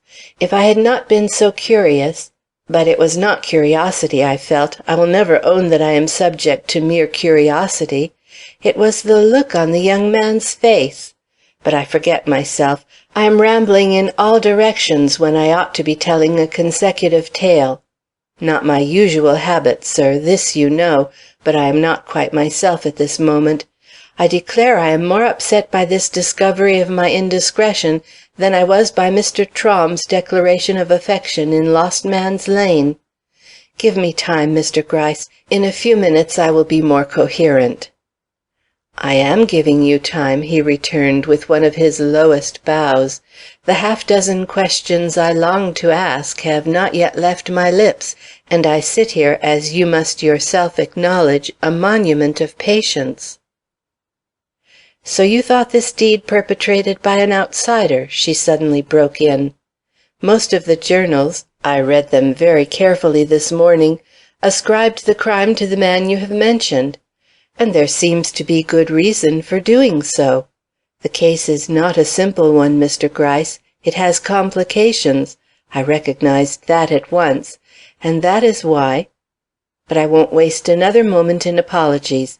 You have a right to any little fact I may have picked up in my unfortunate visit, and there is one which I failed to find included in any account of the murder. Mr. Adams had other visitors besides myself in those few fatal minutes preceding his death. A young man and woman were with him. I saw them come out of the house. It was at the moment I was passing— Tell your story more simply, Miss Butterworth. What first drew your attention to the house?" "There, that is the second time you have had to remind me to be more direct. You will not have to do so again, Mr. Gryce. To begin, then, I noticed the house because I always notice it. I never pass it without giving a thought to its ancient history, and indulging in more or less speculation as to its present inmates. When, therefore, I found myself in front of it yesterday afternoon on my way to the art exhibition, I naturally looked up, and, whether by an act of Providence or not, I cannot say, it was precisely at that instant the inner door of the vestibule burst open, and a young man appeared in the hall, carrying a young woman in his arms. He seemed to be in a state of intense excitement, and she in a dead faint. But before they had attracted the attention of the crowd, he had placed her on her feet, and taking her on his arm, dragged her down the stoop and into the crowd of passers-by, among whom they presently disappeared. I, as you may believe, stood rooted to the ground in my astonishment, and not only endeavored to see in what direction they went, but lingered long enough to take a peep into the time-honored interior of this old house, which had been left open to view by the young man's forgetting to close the front door behind him. As I did so, I heard a cry from within. It was muffled and remote, but unmistakably one of terror and anguish, and led by an impulse I may live to regret, as it seems likely to plunge me into much unpleasantness, I rushed up the stoop and went in, shutting the door behind me, lest others should be induced to follow. So far I had acted solely from instinct. But once in that semi-dark hall, I paused and asked what business I had there, and what excuse I should give for my intrusion if I encountered one or more of the occupants of the house. But a repetition of the cry, coming, as I am ready to swear, from the farthest room on the parlor floor, together with a sharp remembrance of the wandering eye and drawn countenance of the young man whom I had seen stagger hence a moment before, with an almost fainting woman in his arms, drew me on in spite of my feminine instincts, and before I knew it I was in the circular study and before the prostrate form of a seemingly dying man. He was lying, as you probably found him a little later, with a cross on his breast and a dagger in his heart, but his right hand was trembling, and when I stooped to lift his head, he gave a shudder, and then settled into eternal stillness. I, a stranger from the street, had witnessed his last breath, while the young man who had gone out— "Can you describe him? Did you encounter him close enough for recognition?" "Yes, I think I would know him again. I can at least describe his appearance. He wore a checked suit, very natty, and was more than usually tall and fine-looking. But his chief peculiarity lay in his expression. I never saw on any face, no, not on the stage at the climax of the most heart-rending tragedy, a greater accumulation of mortal passions struggling with the imperative necessity for restraint. The young girl whose blonde head lay on his shoulder looked like a saint in the clutch of a demon. She had seen death, but I prefer not to be the interpreter of that expressive countenance. It was lost to my view almost immediately, and probably calmed itself in the face of the throng he entered, or we would be hearing about him to-day. The girl seemed to be devoid of almost all feeling. I should not remember her. And was that all? Did you just look at that recumbent man and vanish? Didn't you encounter the butler? Haven't you some definite knowledge to impart in his regard which will settle his innocence or fix his guilt? I know no more about him than you do, sir, except that he was not in the room by the time I reached it, and did not come into it during my presence there. Yet it was his cry that led me to the spot, or do you think it was that of the bird I afterward heard shouting and screaming in the cage over the dead man's head? It might have been the bird, admitted Mr. Gryce. Its call is very clear, and it seems strangely intelligent. What was it saying while you stood there? Something about Eva, lovely Eva, maddening Eva, I love Eva, Eva, Eva. Eva? Wasn't it Evelyn? Poor Evelyn? No, it was Eva. I thought he might mean the girl I had just seen carried out. It was an unpleasant experience, hearing this bird shriek out these cries in the face of the man lying dead at my feet. Miss Butterworth, you didn't simply stand over that man. You knelt down and looked in his face. I acknowledge it, and caught my dress in the filigree of the cross. Naturally, I would not stand stock still with a man drawing his last breath under my eye. And what else did you do? You went to the table. Yes, I went to the table. And moved the inkstand? Yes, I moved the inkstand, but very carefully, sir, very carefully. Not so carefully but that I could see where it had been sitting before you took it up. The square made by its base in the dust of the table did not coincide with the place afterwards occupied by it. Ah, that comes from your having on your glasses, and I not. I endeavored to set it down in the precise place from which I lifted it. Why did you take it up at all? What were you looking for? For clues, Mr. Gryce. You must forgive me, but I was seeking for clues. I moved several things. I was hunting for the line of writing which ought to explain this murder. The line of writing? Yes, I have not told you what the young girl said as she slipped with her companion into the crowd. No, you have spoken of no words. Have you any such clue as that? Miss Butterworth, you are fortunate, very fortunate. Mr. Gryce's look and gesture were eloquent, but Miss Butterworth, with an access of dignity, quietly remarked, I was not to blame for being in the way when they passed, nor could I help hearing what she said. And what was it, madam? Did she mention a paper? Yes, she cried in what I now remember to have been a tone of affright, You have left that line of writing behind. I did not attach much importance to these words then, but when I came upon the dying man, so evidently the victim of murder, I recalled what his late visitor had said, and looked about for this piece of writing. And did you find it, Miss Butterworth? I am ready, as you see, for any revelation you may now make. For one which would reflect dishonor on me? If I had found any paper explaining this tragedy, I should have felt bound to have called the attention of the police to it. I did notify them of the crime itself. Yes, madam, and we are obliged to you. But how about your silence in regard to the fact of two persons having left that house immediately upon, or just preceding, the death of its master? I reserved that bit of information. I waited to see if the police would not get wind of these people without my help. I sincerely wished to keep my name out of this inquiry. Yet I feel a decided relief now that I have made my confession. I never could have rested properly after seeing so much, and— Well? Thinking my own thoughts in regard to what I saw, if I had felt myself compelled to bridle my tongue while false scents were being followed, and delicate clues overlooked or discarded without proper attention. I regard this murder as offering the most difficult problem that has ever come in my way, and therefore—" "Yes, madam?" "I cannot but wonder if an opportunity has been afforded me for retrieving myself in your eyes. I do not care for the opinion of any one else as to my ability or discretion, but I should like to make you forget my last despicable failure in Lost Man's Lane. It is a sore remembrance to me, Mr. Gryce, which nothing but a fresh success can make me forget." "Madam, I understand you.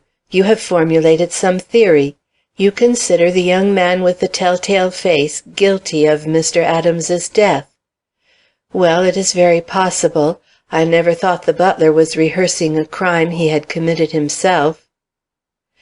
"Do you know who the young man is I saw leaving that house so hurriedly?" "Not the least in the world. You are the first to bring him to my attention." "And the young girl with the blonde hair?" "It is the first I have heard of her, too." "I did not scatter the rose leaves that were found on that floor." "No, it was she. She probably wore a bouquet in her belt." "Nor was that frippery parasol mine, though I did lose a good, stout, serviceable one somewhere that day." "It was hers. I have no doubt of it." "Left by her in the little room where she was whiling away the time during which the gentlemen conversed together, possibly about that bit of writing she afterward alluded to." "Certainly." "Her mind was not expectant of evil, for she was smoothing her hair when the shock came." "Yes, madam, I follow you." "And had to be carried out of the place after—" "What?" "She had placed that cross on Mr. Adams's breast. That was a woman's act, Mr. Gryce." "I'm glad to hear you say so. The placing of that cross on a layman's breast was a mystery to me, and is still, I must own. Great remorse or great fright only can account for it." "You will find many mysteries in this case, Mr. Gryce." "As great a number as I ever encountered." "I have to add one." "Another?" "It concerns the old butler." "I thought you did not see him." "I did not see him in the room where Mr. Adams lay." "Ah! Where, then?" "Upstairs. My interest was not confined to the scene of the murder. Wishing to spread the alarm, and not being able to rouse any one below, I crept upstairs, and so came upon this poor wretch, going through the significant pantomime that has been so vividly described in the papers." "Ah! Unpleasant for you, very. I imagine you did not stop to talk to him." "No, I fled. I was extremely shaken up by this time, and knew only one thing to do, and that was to escape. But I carried one as yet unsolved enigma with me. How came I to hear this man's cries in Mr. Adams's study, and yet find him on the second floor when I came to search the house? He had not time to mount the stairs while I was passing down the hall." "It is a case of mistaken impression. Your ears played you false. The cries came from above, not from Mr. Adams's study." "My ears are not accustomed to play me tricks. You must seek another explanation." "I have ransacked the house. There are no back stairs." "If there were, the study does not communicate with them." "And you heard his voice in the study?" "Plainly." "Well, you have given me a poser, madam." "And I will give you another. If he was the perpetrator of this crime, how comes it that he was not detected and denounced by the young people I saw going out?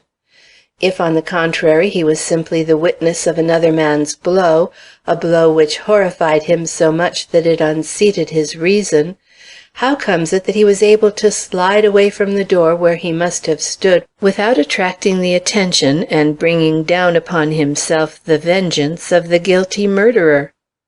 He may be one of the noiseless kind, or rather may have been such before this shock unsettled his mind." "True, but he would have been seen. Recall the position of the doorway. If Mr. Adams fell where he was struck, the assailant must have had that door directly before him. He could not have helped seeing anyone standing in it." "That is true. Your observations are quite correct. But those young people were in a disordered state of mind. The condition in which they issued from the house proves this. They probably did not trouble themselves about this man. Escape was all they sought, and you see they did escape. But you will find them. A man who can locate a woman in this great city of ours with no other clue than 5 spangles dropped from her gown will certainly make this parasol tell the name of its owner." "Ah, madam, the credit of this feat is not due to me. It was the initial stroke of a young man I propose to adopt into my home and heart, the same who brought you here to-night. Not much to look at, madam, but promising, very promising. But I doubt if even he can discover the young lady you mean with no other aid than is given by this parasol. New York is a big place, ma'am, a big place. Do you know how Sweetwater came to find you? Through your virtues, ma'am, through your neat and methodical habits.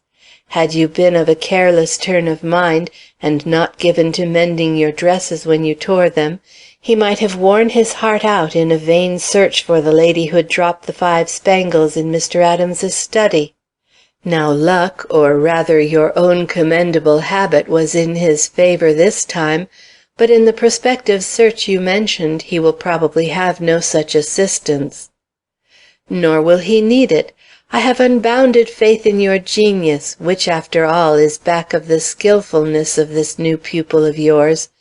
You will discover by some means the lady of the dove-colored plumes, and through her the young gentleman who accompanied her. We shall at least put our energies to work in that direction. Sweetwater may have an idea. And I may have one. You? Yes, I indulged in but little sleep last night. That dreadful room with its unsolved mystery was ever before me. Thoughts would come, possibilities would suggest themselves. I imagined myself probing its secrets to the bottom, and— Wait, madam, how many of its so-called secrets do you know? You said nothing about the lantern. It was burning with a red light when I entered. You did not touch the buttons arranged along the table-top? No, if there is one thing I do not touch, it is anything which suggests an electrical contrivance. I am intensely feminine, sir, in all my instincts, and mechanisms of any kind alarm me.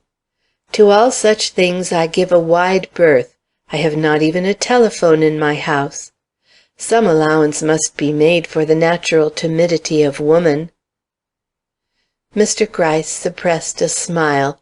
"It is a pity," he remarked. "Had you brought another light upon the scene, you might have been blessed with an idea on a subject that is as puzzling as any connected with the whole affair." "You have not heard what I have to say on a still more important matter," said she. "When we have exhausted the one topic, we may both feel like turning on the fresh lights you speak of. Mr. Gryce, on what does this mystery hinge? On the bit of writing which these young people were so alarmed at having left behind them." "Ah, it is from that you would work. Well, it is a good point to start from, but we have found no such bit of writing." "Have you searched for it? You did not know till now that any importance might be attached to a morsel of paper with some half-dozen words written on it." "True, but a detective searches just the same. We ransacked that room as few rooms have been ransacked in years. Not for a known clue, but for an unknown one. It seemed necessary in the first place to learn who this man was. His papers were consequently examined, but they told nothing. If there had been a scrap of writing within view or in his desk— It was not on his person? You had his pockets searched, his clothes? A man who has died from violence is always searched, madam. I leave no stone unturned in a mysterious case like this."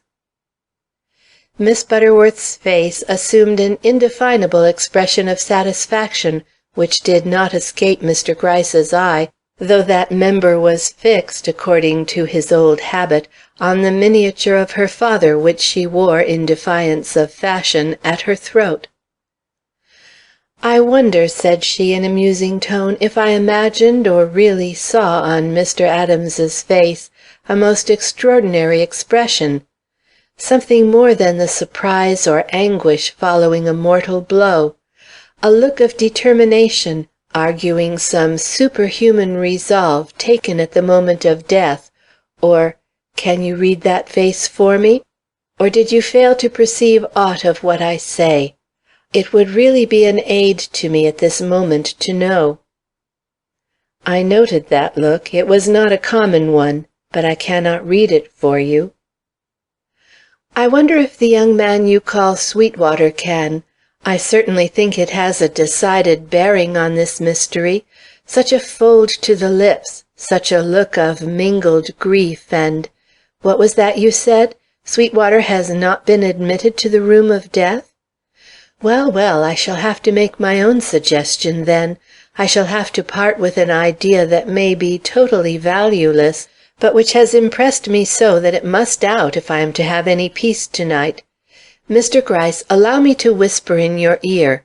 Some things lose force when spoken aloud." And leaning forward, she breathed a short sentence into his ear, which made him start and regard her with an amazement which rapidly grew into admiration. "Madam," he cried, rising up that he might the better honor her with one of his low bows, "your idea, whether valueless or not, is one which is worthy of the acute lady who proffers it. We will act upon it, ma'am, at once. Wait till I have given my orders. I will not keep you long." And with another bow he left the room. Miss Butterworth had been brought up in a strict school of manners. When she sat still. When she moved quickly, firmly, but with no unnecessary disturbance. Fidgets were unknown to her. Yet when she found herself alone after this interview, it was with difficulty she could restrain herself from indulging in some of those outward manifestations of uneasiness which she had all her life reprobated in the more nervous members of her own sex. She was anxious, and she showed it, like the sensible woman she was, and was glad enough when Mr. Gryce finally returned, and, accosting her with a smile, said almost gaily, "Well, that is seen to, and all we have to do now is to await the result. Madam, have you any further ideas? If so, I should be glad to have the benefit of them." Her self-possession was at once restored. "You would?" she repeated, eyeing him somewhat doubtfully. "I should like to be assured of the value of the one I have already advanced before I venture upon another. Let us enter into a conference instead, compare notes. Tell, for instance, why neither of us look on Bartow as the guilty man." "I thought we had exhausted that topic. Your suspicions were aroused by the young couple you saw leaving the house, while mine— Well, madam, to you at least I may admit that there is something in the mute's gestures and general manner which conveys to my mind the impression that he is engaged in rehearsing something he has seen rather than something he has done. And as yet I have seen no reason for doubting the truth of this impression. I was affected in the same way, and would have been, even if I had not already had my suspicions turned in another direction. Besides, it is more natural for a man to be driven insane by another's act than by his own." "Yes, if he loved the victim." "And did not Bartow?" "He does not mourn Mr. Adams." "But he is no longer master of his emotions." "Very true. But if we take any of his actions as a clue to the situation, we must take all. We believe from his gestures that he is giving us a literal copy of acts he has seen performed. Then why pass over the gleam of infernal joy that lights his face after the whole is over? It is as if he rejoiced over the deed, or at least found immeasurable satisfaction in it. Perhaps it is still a copy of what he saw. The murderer may have rejoiced. But no, there was no joy in the face of the young man I saw rushing away from this scene of violence. Quite the contrary. Mr. Gryce, we are in deep waters. I feel myself well nigh submerged by them." Hold up your head, madam. Every flood has its ebb. If you allow yourself to go under, what will become of me? You are disposed to humor, Mr. Gryce. It is a good sign. You are never humorous when perplexed. Somewhere you must see daylight. Let us proceed with our argument. Illumination frequently comes from the most unexpected quarter. Very well, then. Let us put the old man's joy down as one of the mysteries to be explained later. Have you thought of him as a possible accomplice? Certainly, but this supposition is open to the same objection as that which made him the motive power in this murder. One is not driven insane by an expected horror. It takes shock to unsettle the brain. He was not looking for the death of his master.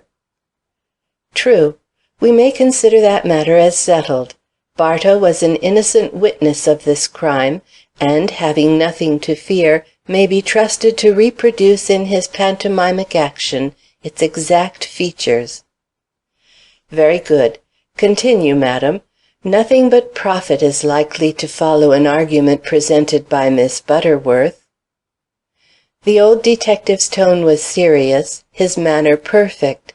But Miss Butterworth, ever on the lookout for sarcasm from his lips, bridled a little, though in no other way did she show her displeasure. Let us, then, recall his precise gestures, remembering that he must have surprised the assailant from the study doorway, and so have seen the assault from over his master's shoulder. In other words, directly in front of him. Now, what was his first move? His first move, as now seen, is to raise his right arm and stretch it behind him, while he leans forward for the imaginary dagger. What does that mean? I should find it hard to say, but I did not see him do that. When I came upon him, he was thrusting with his left hand across his own body, a vicious thrust, and with his left hand. That is a point, Mr. Gryce. Yes, especially as the doctors agree that Mr. Adams was killed by a left-handed blow. You don't say. Don't you see the difficulty, then? The difficulty, madam? Bartow was standing face to face with the assailant. In imitating him, especially in his unreasoning state of mind, he would lift the arm opposite to the one whose action he mimics, which in this case would be the assailant's right. Try for the moment to mimic my actions. See, I lift this hand, and instinctively, nay, I detected the movement, sir, quickly as you remembered yourself, you raise the one directly opposite to it. It is like seeing yourself in a mirror. You turn your head to the right, but your image turns to the left. Mr. Gryce's laugh rang out in spite of himself. He was not often caught napping, but this woman exercised a species of fascination upon him at times, and it rather amused than offended him when he was obliged to acknowledge himself defeated. Very good. You have proved your point quite satisfactorily. But what conclusions are to be drawn from it? That the man was not left-handed, or that he was not standing in the place you have assigned to him? Shall we go against the doctors? They say that the blow was a left-handed one. Mr. Gryce, I would give anything for an hour spent with you in Mr. Adams's study, with Bartow free to move about at his will. I think we should learn more by watching him for a short space of time than in talking as we are doing for an hour. It was said tentatively, almost timidly. Miss Butterworth had some sense of the temerity involved in this suggestion, even if, according to her own declaration, she had no curiosity. "I don't want to be disagreeable," she smiled. She was so far from being so that Mr. Gryce was taken unawares, and for once in his life became impulsive. "I think it can be managed, madam. That is, after the funeral. There are too many officials now in the house, and—" Of course, she acceded. "I should not think of obtruding myself at present, but the case is so interesting, and my connection with it so peculiar, that I sometimes forget myself. Do you think," here she became quite nervous for one of her marked self-control, "that I have laid myself open to a summons from the coroner?" Mr. Gryce grew thoughtful, eyed the good lady, or rather her folded hands, with an air of some compassion, and finally replied, "The facts regarding this affair come in so slowly that I doubt if the inquest is held for several days. Meanwhile, we may light on those two young people ourselves. If so, the coroner may overlook your share in bringing them to our notice." There was a sly emphasis on the word, and a subtle humor in his look that showed the old detective at his worst. But Miss Butterworth did not resent it. She was too full of a fresh confession she had to make. "Ah," said she, "if they had been the only persons I encountered there! But they were not. Another person entered the house before I left it, and I may be obliged to speak of him." "Of him? Really, madam, you are a mine of intelligence." "Yes, sir," was the meek reply, meek when you consider from whose lips it came. "I ought to have spoken of him before, but I never like to mix matters, and this old gentleman—" "Old gentleman?" "Yes, sir, very old and very much of a gentleman, did not appear to have any connection with the crime beyond knowing the murdered man." "Ah, but that's a big connection, ma'am, to find some one who knew Mr. Adams. Really, madam, patience has its limits, and I must press you to speak." "Oh, I will speak. The time has come for it. Besides, I'm quite ready to discuss this new theme. It is very interesting." "Suppose we begin, then, by a detailed account of your adventures in this house of death," dryly suggested the detective. "Your full adventures, madam, with nothing left out." "I appreciate the sarcasm, but nothing has been left out except what I am about to relate to you. It happened just as I was leaving the house." "What did?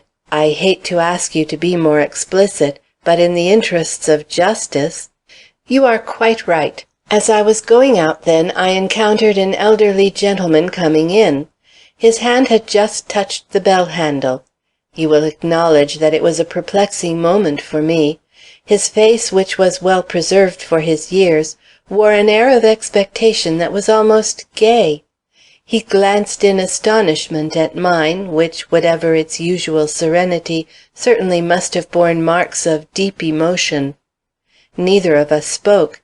At last he inquired politely if he might enter, and said something about having an appointment with some one in the study, at which I stepped briskly enough aside, I assure you, for this might mean—what did you say? Did I close the door? I assuredly did.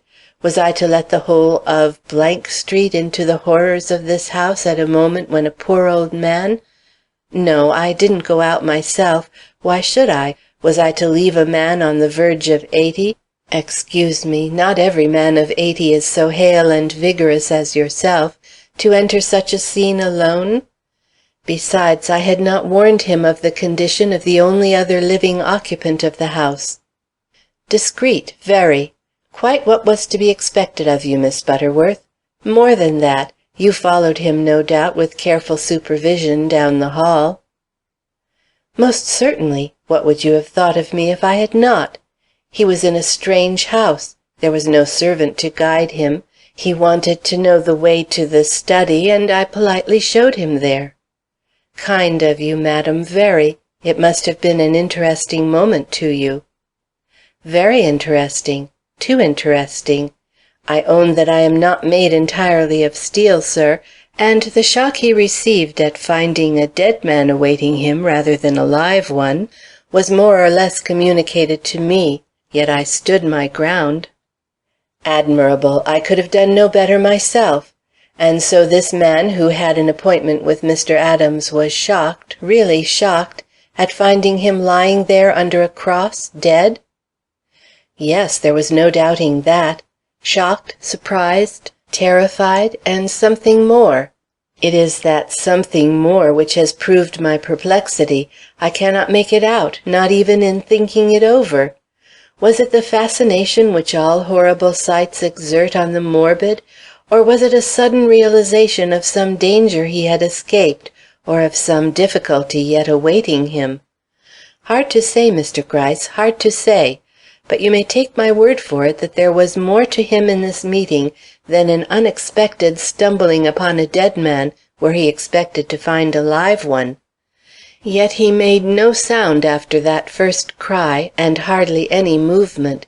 He just stared at the figure on the floor, then at his face, which he seemed to devour, at first with curiosity, then with hate, then with terror, and lastly, how can I express myself, with a sort of hellish humor that in another moment might have broken into something like a laugh, if the bird, which I had failed to observe up to this moment, had not waked in its high cage, and thrusting its beak between the bars, shrilled out in the most alarming of tones, "Remember Evelyn!"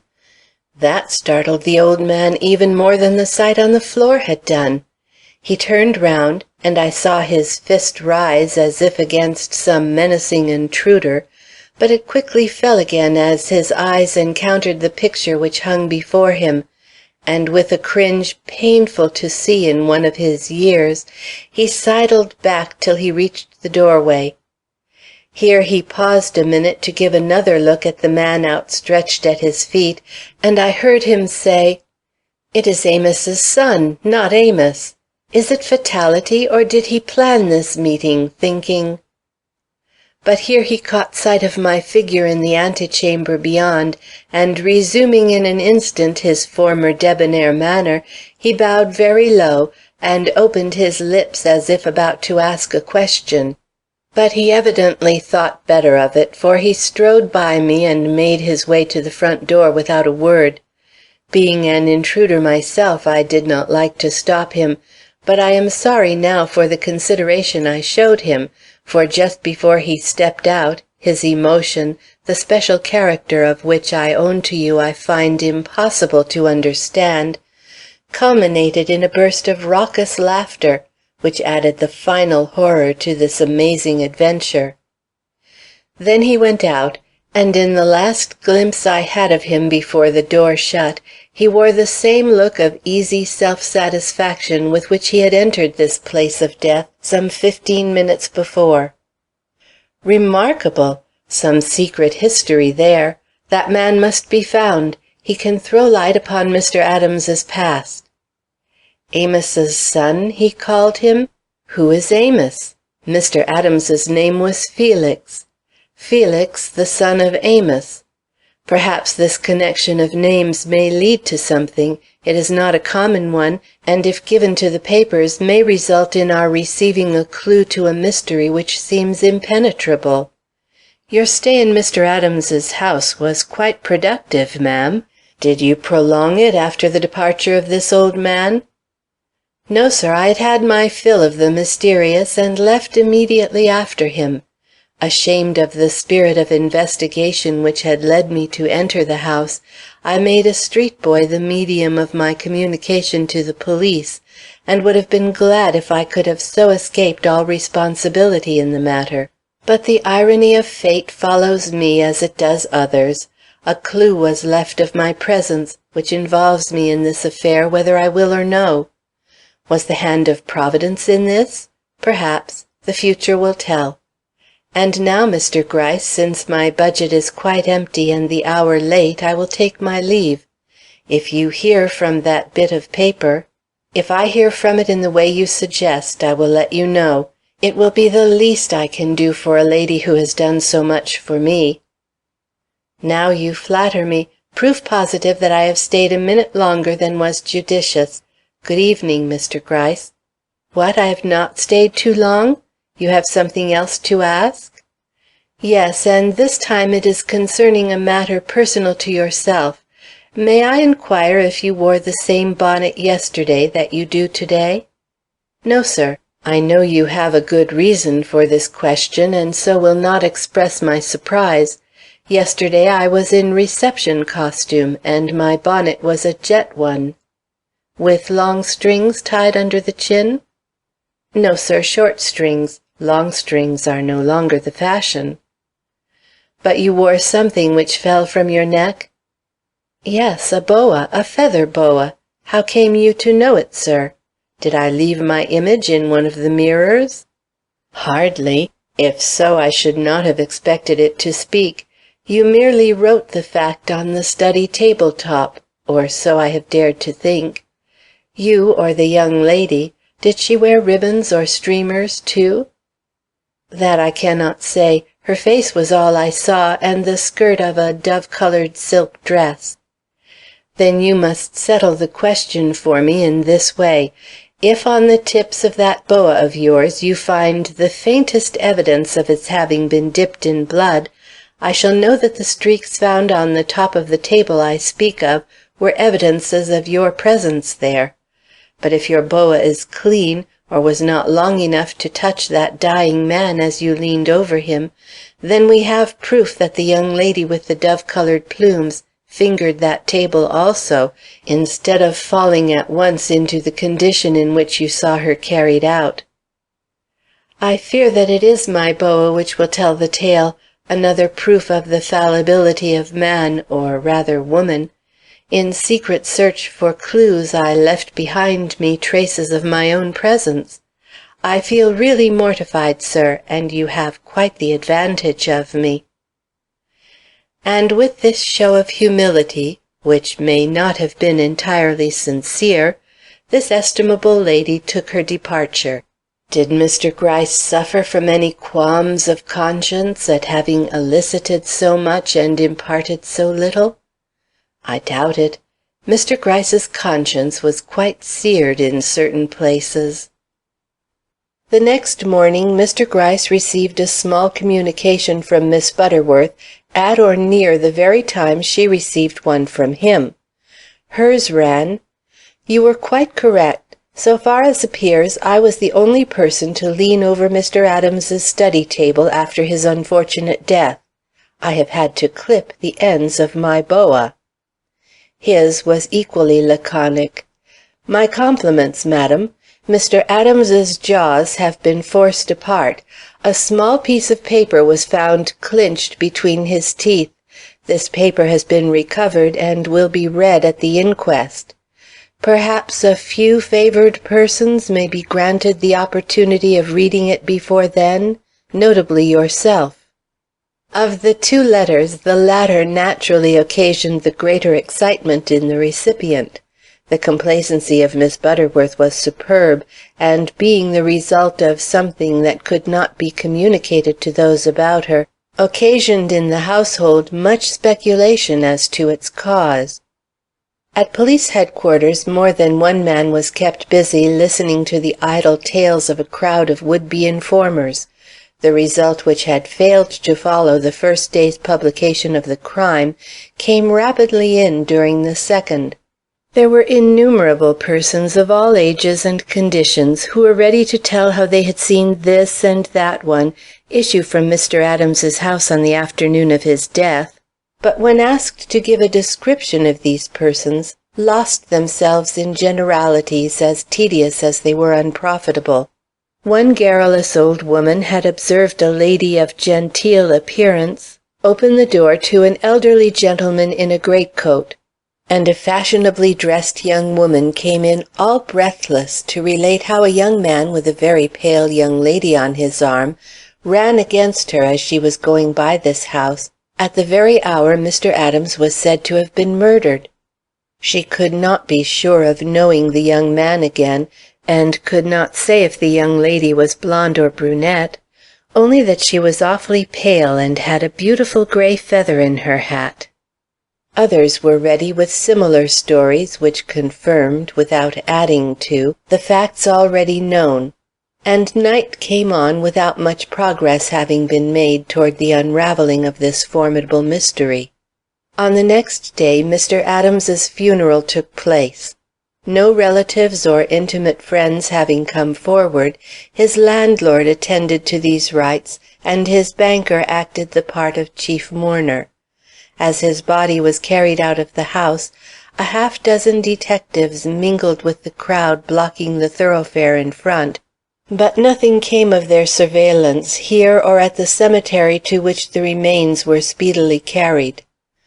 The problem which had been presented to the police had to be worked out from such material as had already come to hand, and in forcible recognition of this fact, Mr. Gryce excused himself one evening at headquarters, and proceeded quite alone and on foot to the dark and apparently closed house in which the tragedy had occurred. He entered with a key, and once inside, proceeded to light up the whole house. This done, he took a look at the study, saw that the cross had been replaced on the wall, the bird cage rehung on its hook under the ceiling, and everything put in its wonted order, with the exception of the broken casings which still yawned in a state of disrepair on either side of the doorway leading into the study. The steel plate had been shoved back into the place prepared for it by Mr. Adams, but the glimpses still to be seen of its blue surface through the hole made in the wall of the antechamber formed anything but an attractive feature in the scene, and Mr. Gryce, with something of the instinct and much of the deftness of a housewife, proceeded to pull a couple of rugs from the parlor floor and string them over these openings. Then he consulted his watch, and finding that it was within an hour of 9 o'clock, took up his stand behind the curtains of the parlor window.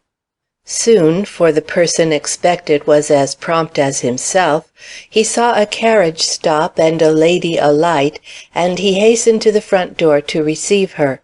It was Miss Butterworth. "Madam, your punctuality is equal to my own," said he. "Have you ordered your coachman to drive away?" "Only as far as the corner," she returned as she followed him down the hall. "There he will await the call of your whistle." "Nothing could be better. Are you afraid to remain for a moment alone while I watch from the window the arrival of the other persons we expect? At present there is no one in the house but ourselves." "If I was subject to fear in a matter of this kind, I should not be here at all. Besides, the house is very cheerfully lighted. I see you have chosen a crimson light for illuminating the study." "Because a crimson light was burning when Mr. Adams died." "Remember Evelyn!" called out a voice. "Oh, you have brought back the bird!" exclaimed Miss Butterworth. "That is not the cry with which it greeted me before. It was Eva, lovely Eva. Do you suppose Eva and Evelyn are the same?" "Madam, we have so many riddles before us that we will let this one go for the present. I expect Mr. Adams's valet here in a moment." "Sir, you relieve me of an immense weight. I was afraid that the privilege of being present at the test you proposed to make was not to be accorded me." "Miss Butterworth, you have earned a seat at this experiment. Bartow has been given a key, and will enter as of old, in entire freedom to do as he wills. We have simply to watch his movements." "In this room, sir? I do not think I shall like that. I had rather not meet this madman face to face." "You will not be called upon to do so. We do not wish him to be startled by encountering any watchful eye. Irresponsible as he is, he must be allowed to move about without anything to distract his attention.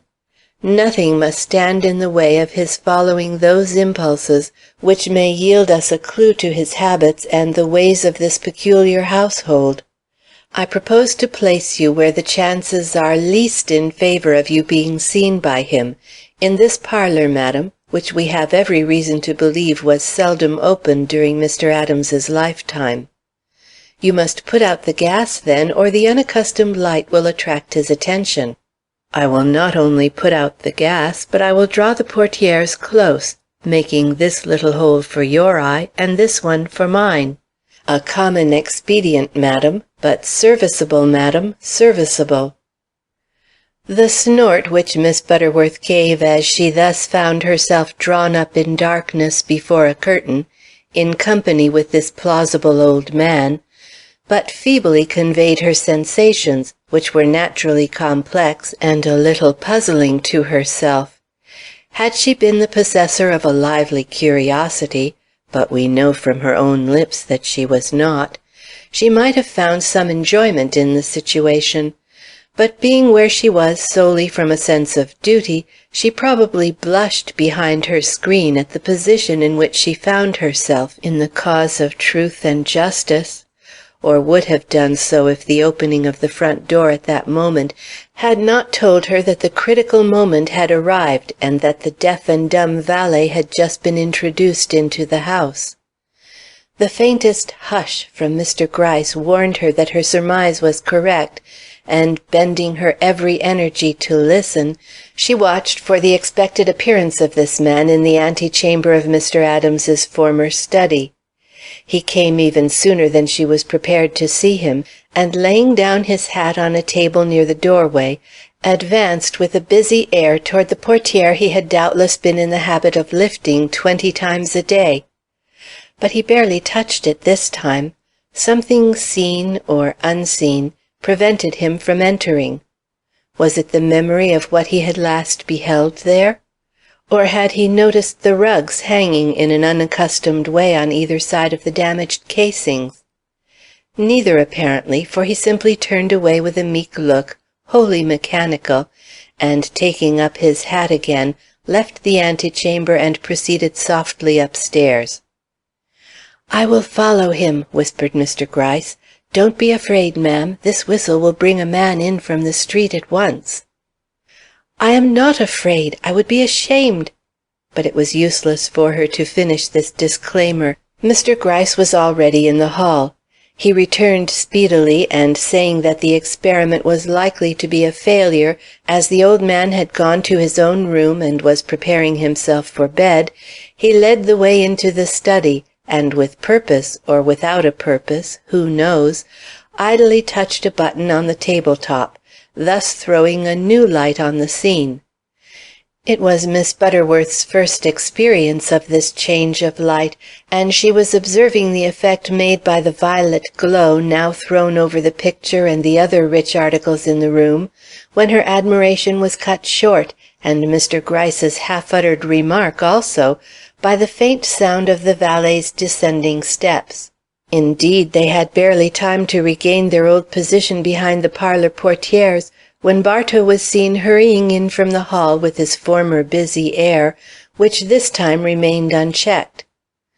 Crossing to his master's study, he paused for an infinitesimal length of time on the threshold, as if conscious of something being amiss, then went into the room beyond, and without a glance in the direction of the rug, which had been carefully relaid on the spot where his master had fallen, began to make such arrangements for the night as he was in the habit of making at this hour. He brought a bottle of wine from the cupboard and set it on the table, and then a glass, which he first wiped scrupulously clean. Then he took out his master's dressing-gown and slippers, and, placing them to hand, went into the bedroom. By this time the two watchers had crept from their concealment near enough to note what he was doing in the bedroom. He was stooping over the comb which Mr. Gryce had left lying on the floor. The small object in such a place seemed to surprise him. He took it up, shook his head, and put it back on the dresser. Then he turned down his master's bed. "Poor fool!" murmured Miss Butterworth, as she and her companion crept back to their old place behind the parlor curtains. "He has forgotten everything but his old routine duties. We shall get nothing from this man." But she stopped suddenly. They both stopped. Bartow was in the middle of the study, with his eyes fixed on his master's empty chair in an inquiring way that spoke volumes. Then he turned and gazed earnestly at the rug where he had last seen that master lying outstretched and breathless, and, awakening to a realization of what had happened, fell into his most violent self, and proceeded to go through the series of actions which they were now bound to consider a reproduction of what he had previously seen take place there. Then he went softly out and crept away upstairs. Mr. Gryce and Miss Butterworth stepped at once into the light, and surveyed each other with a look of marked discouragement. Then the latter, with a sudden gleam of enthusiasm, cried quickly, "Turn on another color, and let us see what will happen. I have an idea it will fetch the old man down again." Mr. Gryce's brows went up. "Do you think he can see through the floor?" But he touched a button, and a rich blue took the place of the violet. Nothing happened. Miss Butterworth looked disturbed. "I have confidence in your theories," began Mr. Gryce, "but when they imply the possibility of this man seeing through blank walls and obeying signals which can have no significance to any one on the floor above—" "Hark!" she cried, holding up one finger with a triumphant air. The old man's steps could be heard descending. This time he approached with considerable feebleness, passed slowly into the study, advanced to the table, and reached out his hands as if to lift something which he expected to find there. Seeing nothing, he glanced in astonishment up at the bookshelves and then back to the table, shook his head, and suddenly collapsing, sank in a doze on the nearest chair.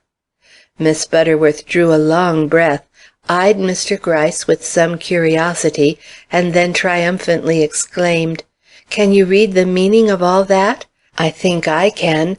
Don't you see that he came expecting to find a pile of books on the table, which it was probably his business to restore to their shelves? But how can he know what light is burning here? You can see for yourself that there is no possible communication between this room and the one in which he has always been found by any one going above." Miss Butterworth's manner showed a hesitation that was almost naive.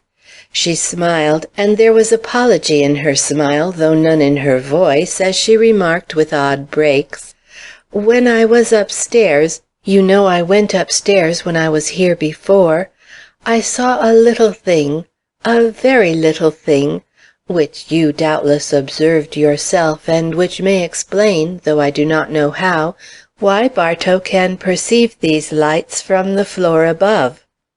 "I shall be very glad to hear about it, madam. I thought I had thoroughly searched those rooms."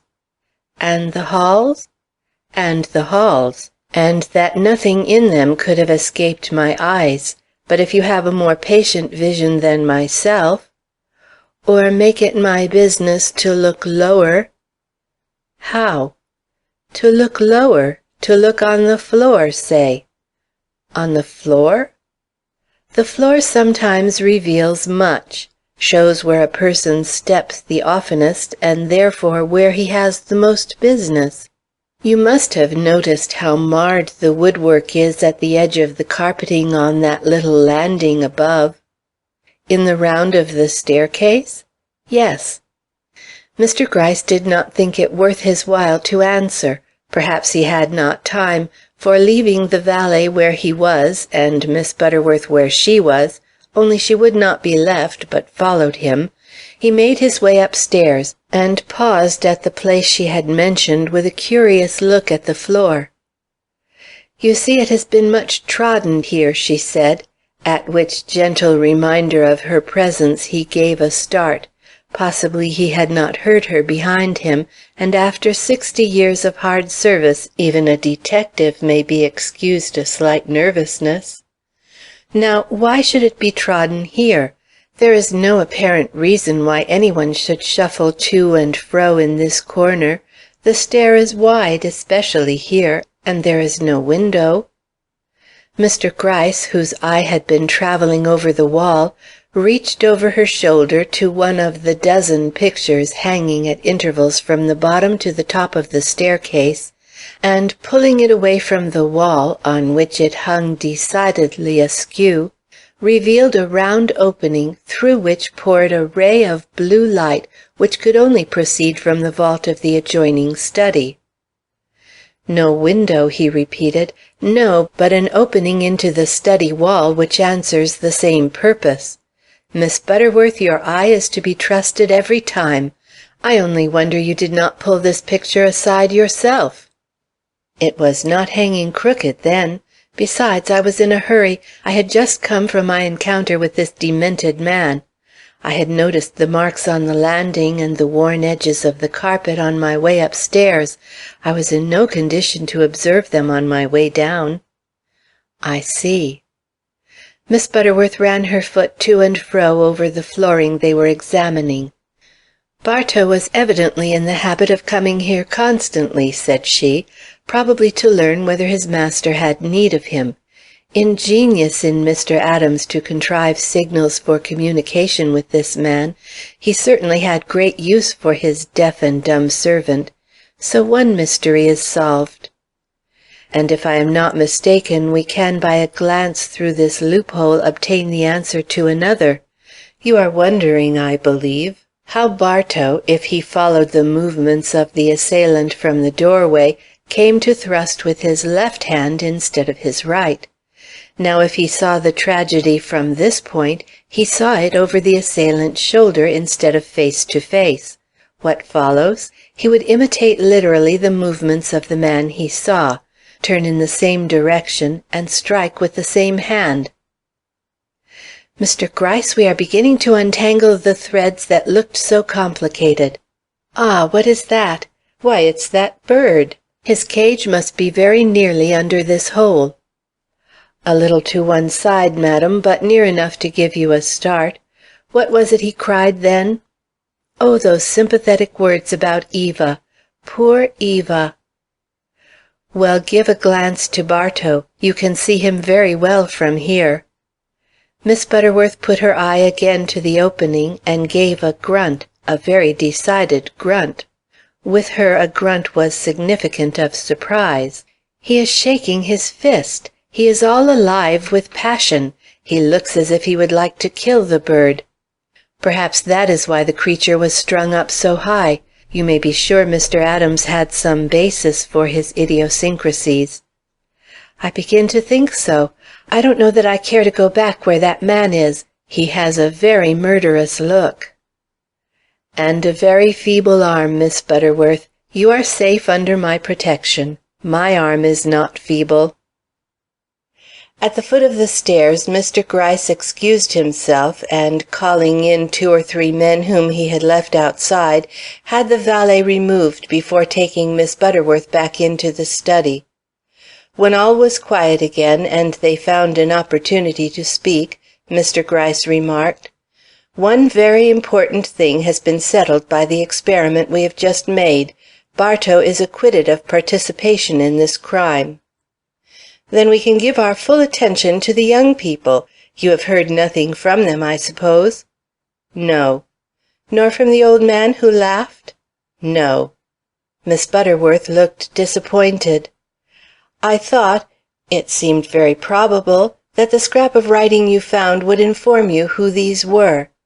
If it was important enough for the dying man to try to swallow it, it certainly should give some clue to his assailant." "Unfortunately, it does not do so. It was a veritable scrawl, madam, running something like this: 'I return your daughter to you. She is here. Neither she nor you will ever see me again. Remember Evelyn.' And signed, 'Amos's son.'" "Amos's son? That is Mr. Adams himself." "So we have every reason to believe." "Strange! Unaccountable! And the paper inscribed with these words was found clinched between his teeth. Was the handwriting recognized?" "Yes, as his own, if we can judge from the specimens we have seen of his signature on the fly-leaves of his books." "Well, mysteries deepen. And the retaining of this paper was so important to him that even in his death-throe he thrust it in this strangest of all hiding-places, as being the only one that could be considered safe from search. And the girl, her first words on coming to herself were, 'You have left that line of writing behind.' Mr. Gryce, those words, few and inexplicable as they are, contain the key to the whole situation. Will you repeat them again, if you please, sentence by sentence?" "With pleasure, madam. I've said them often enough to myself." "First, then, 'I return your daughter to you.' So, Mr. Adams had some one's daughter in charge whom he returns. Whose daughter? Not that young man's daughter, certainly, for that would necessitate her being a small child. Besides, if these words had been meant for his assailant, why make so remarkable an effort to hide them from him?" "Very true. I have said the same thing myself." "Yet if not for him, for whom then? For the old gentleman who came in later? It is possible. Since hearing of him, I have allowed myself to regard this as among the possibilities, especially as the next words of this strange communication are, "She is here." Now the only woman who was there a few minutes previous to this old gentleman's visit was the light-haired girl whom you saw carried out. Very true. But why do you reason as if this paper had just been written? It might have been an old scrap referring to past sorrows or secrets. These words were written that afternoon. The paper on which they were scrawled was torn from a sheet of letter paper lying on the desk, and the pen with which they were inscribed, you must have noticed where it lay, quite out of its natural place, on the extreme edge of the table. Certainly, sir, but I had little idea of the significance we might come to attach to it. These words are connected, then, with the girl I saw, and she is not Evelyn, or he would not have repeated in this note the bird's catchword, "Remember Evelyn." "I wonder if she is Evelyn," proceeded Miss Butterworth, pointing to the one large picture which adorned the wall. "We may call her so for the nonce. So melancholy a face may well suggest some painful family secret. But how explain the violent part played by the young man who is not mentioned in these abrupt and hastily penned sentences? It is all a mystery, madam, a mystery which we are wasting time to attempt to solve." "Yet I hate to give it up without an effort. Those words, now, there were some other words you have not repeated to me." "They came before that injunction, 'Remember Evelyn.' They bespoke a resolve. Neither she nor you will ever see me again." "Ah, but these few words are very significant, Mr. Gryce. Could he have dealt that blow himself? May he have been a suicide after all?" "Madam, you have the right to inquire, but from Bartow's pantomime you must have perceived it is not a self-inflicted blow he mimics, but a maddened thrust from an outraged hand. Let us keep to our first conclusions. Only, to be fair to every possibility, the condition of Mr. Adams's affairs, and the absence of all family papers and such documents as may usually be found in a wealthy man's desk, prove that he had made some preparation for possible death. It may have come sooner than he expected, and in another way, but it was a thought he had indulged in. And, madam, I have a confession to make also. I have not been quite fair to my most valued colleague. The study, that most remarkable of rooms, contains a secret which has not been imparted to you, a very peculiar one, madam, which was revealed to me in a rather startling manner. This room can be, or rather could be, cut off entirely from the rest of the house, made a death-trap of, or rather a tomb, in which this incomprehensible man may have intended to die. Look at this plate of steel. It is worked by a mechanism which forces it across this open doorway. I was behind that plate of steel the other night, and these holes had to be made to let me out." "Ha! You detectives have your experiences. I should not have enjoyed spending that especial evening with you. But what an old-world tragedy we are unearthing here, I declare!" And the good lady actually rubbed her eyes. "I feel as if transported back to medieval days. Who says we are living in New York, with the sound of the cable car and the singing of the telegraph wire? Some men are perfectly capable of bringing the medieval into Wall Street. I think Mr. Adams was one of those men. Romanticism tinged all his acts, even the death he died. Nor did it cease with his death. It followed him to the tomb. Witness the cross we found lying on his bosom. That was the act of another's hand, the result of another's superstition. That shows the presence of a priest or a woman at the moment he died." "Yet," proceeded Mr. Gryce, with a somewhat wondering air, "he must have had a grain of hard sense in his make-up. All his contrivances worked.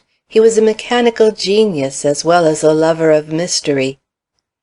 "An odd combination. Strange that we do not feel his spirit infecting the very air of this study.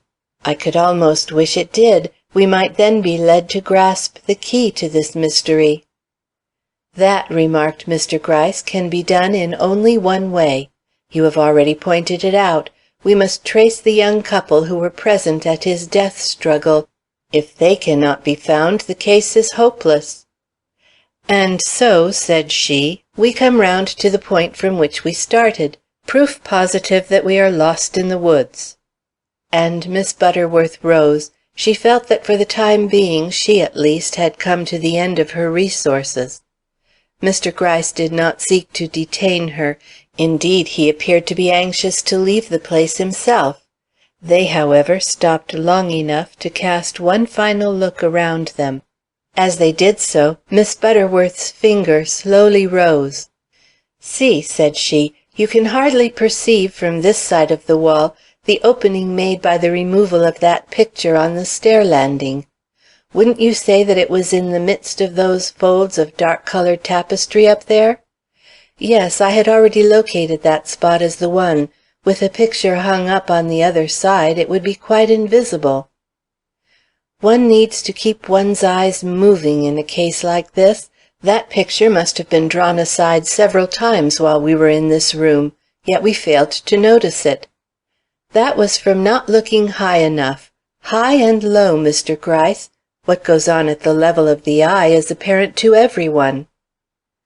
The smile with which he acknowledged this parting shot and prepared to escort her to the door had less of irony than sadness in it.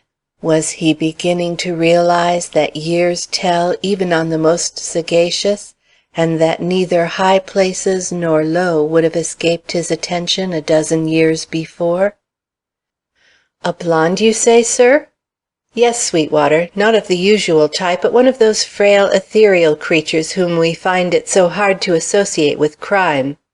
He, on the contrary, according to Miss Butterworth's description, and her descriptions may be relied upon, is one of those gentlemanly athletes whose towering heads and powerful figures attract universal attention. Seen together, you would be apt to know them. But what reason have we for thinking they will be found together?" "How were they dressed?" "Like people of fashion and respectability. He wore a brown checked suit apparently fresh from the tailor; she a dove-colored dress with white trimmings. The parasol shows the color of her hat and plumes. Both were young, and, still according to Miss Butterworth, of sensitive temperament and unused to crime, for she was in a fainting condition when carried from the house, and he, with every inducement to self-restraint, showed himself the victim of such powerful emotion that he would have been immediately surrounded and questioned if he had not set his burden down in the vestibule and at once plunged with the girl into the passing crowd. Do you think you can find them, Sweetwater?" "Have you no clues to their identity beyond this parasol?" "None, Sweetwater, if you except these few faded rose leaves picked up from the floor of Mr. Adams's study." "Then you have given me a problem, Mr. Gryce," remarked the young detective dubiously, as he eyed the parasol held out to him and let the rose leaves drop carelessly through his fingers. "Somehow I do not feel the same assurances of success that I did before. Perhaps I more fully realize the difficulties of any such quest, now that I see how much rests upon chance in these matters. If Miss Butterworth had not been a precise woman, I should have failed in my former attempt, as I am likely to fail in this one. But I will make another effort to locate the owner of this parasol, if only to learn my business by failure. And now, sir, where do you think I am going first? To a florist's with these faded rose leaves. Just because every other young fellow on the force would make a start from the parasol, I am going to try and effect one from these rose leaves. I may be an egotist, but I cannot help that. I can do nothing with the parasol." "And what do you hope to do with the rose leaves? How can a florist help you in finding this young woman by means of them?" "He may be able to say from what kind of a rose they fell, and once I know that, I may succeed in discovering the particular store from which the bouquet was sold to this more or less conspicuous couple." "You may. I am not the man to throw cold water on any one's schemes. Every man has his own methods, and till they are proved valueless, I say nothing." Young Sweetwater, who was now all nerve, enthusiasm, and hope, bowed. He was satisfied to be allowed to work in his own way. "I may be back in an hour, and you may not see me for a week," he remarked on leaving. "Luck to your search," was the short reply. This ended the interview. In a few minutes more, Sweetwater was off. The hour passed, he did not come back. The day, and still no Sweetwater. Another day went by, enlivened only by an interchange of notes between Mr. Gryce and Miss Butterworth. Hers was read by the old detective with a smile, perhaps because it was so terse, perhaps because it was so characteristic. "Dear Mr. Gryce, I do not presume to dictate or even to offer a suggestion to the New York police, but have you inquired of the postman in a certain district whether he can recall the postmark on any of the letters he delivered to Mr. Adams? A. B." His, on the contrary, was perused with a frown by his exacting colleague in Gramercy Park. The reason is obvious. "Dear Miss Butterworth, suggestions are always in order, and even dictation can be endured from you. The postman delivers too many letters on that block to concern himself with postmarks. Sorry to close another thoroughfare. E. G." Meanwhile, the anxiety of both was great, that of Mr. Gryce excessive. He was consequently much relieved when, on the third morning, he found Sweetwater awaiting him at the office, with a satisfied smile lighting up his plain features. He had reserved his story for his special patron, and as soon as they were closeted together, he turned with beaming eyes toward the old detective, crying, "News, sir, good news! I have found them! I have found them both, and by such a happy stroke!"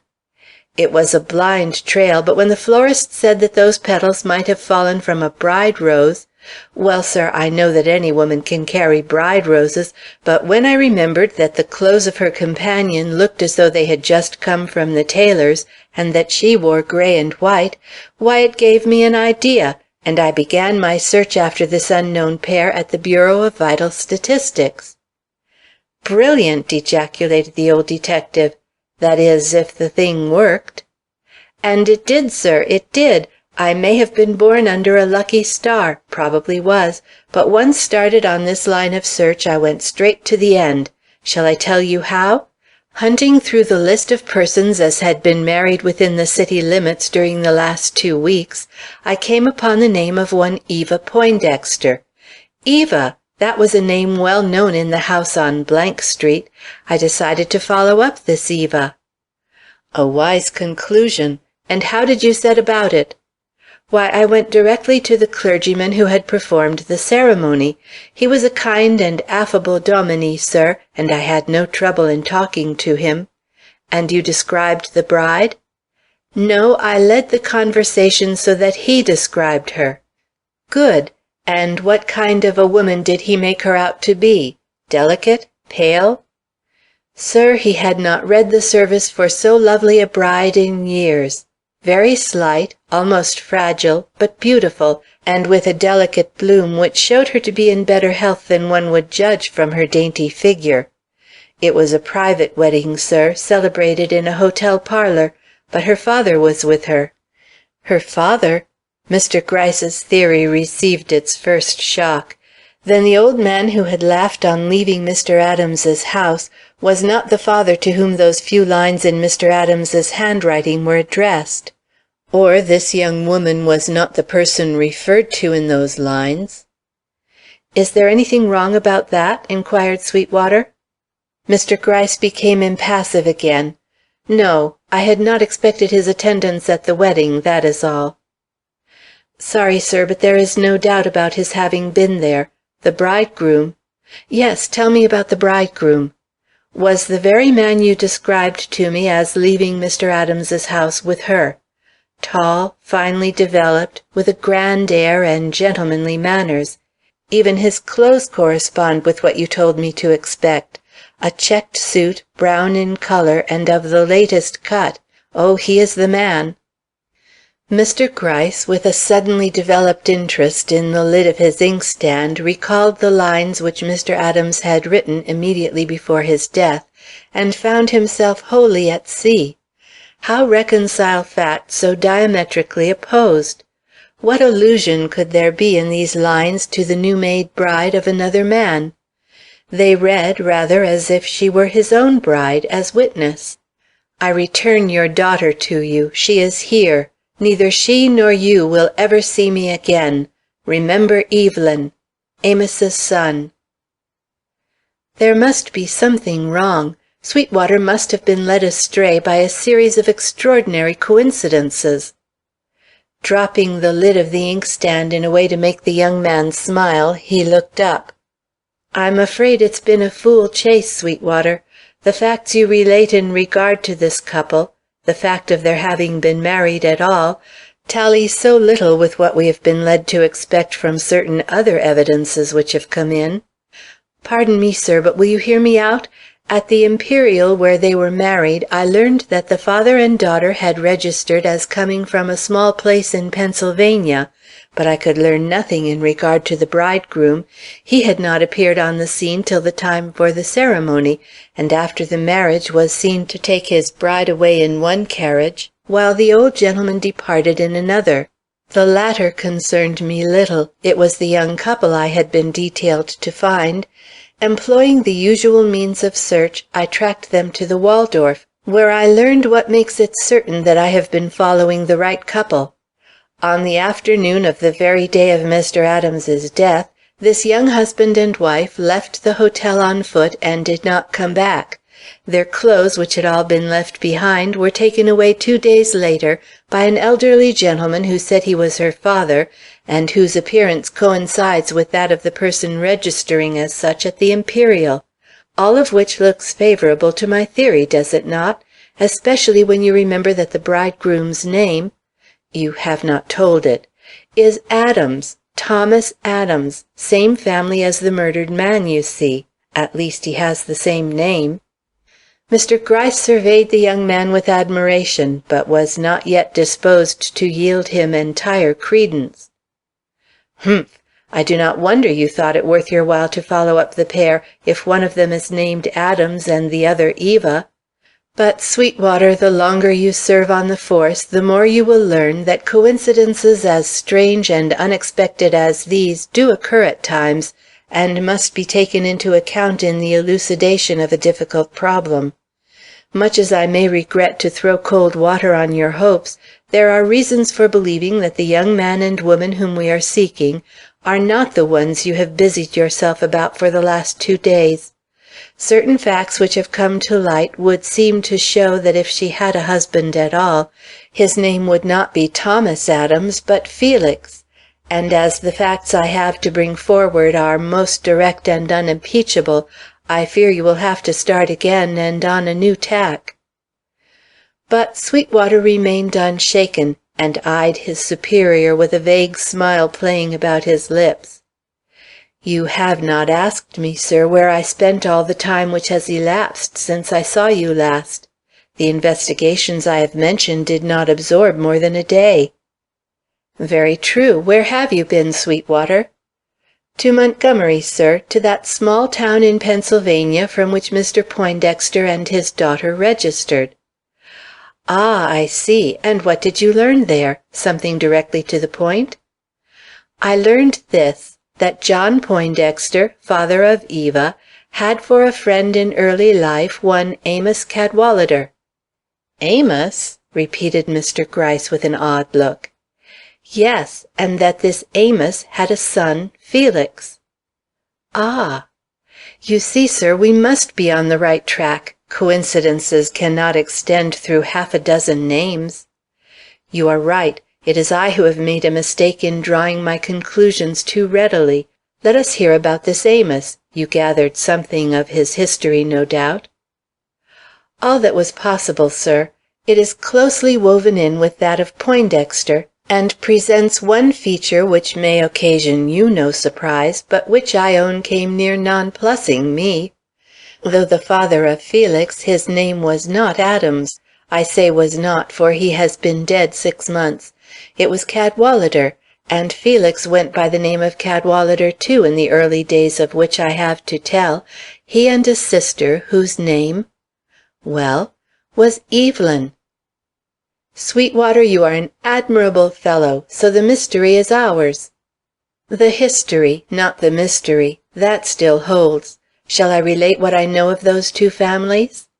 At once. I am as anxious as if I were again 23 and had been in your shoes instead of my own for the last 3 days.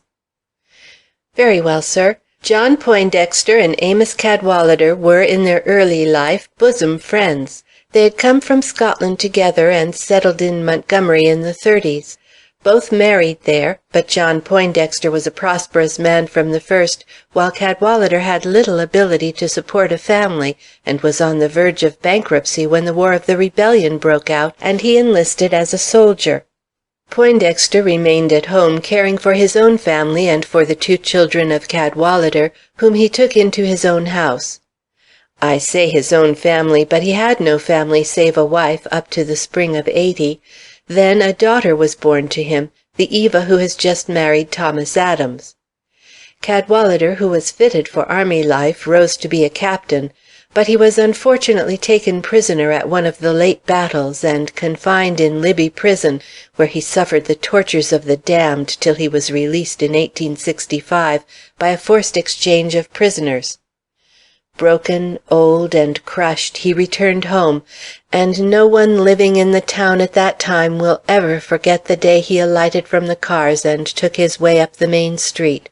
For not having been fortunate enough, or unfortunate enough, perhaps, to receive any communication from home, he advanced with a cheerful haste, not knowing that his only daughter then lay dead in his friend's house, and that it was for her funeral that the people were collecting in the green square at the end of the street.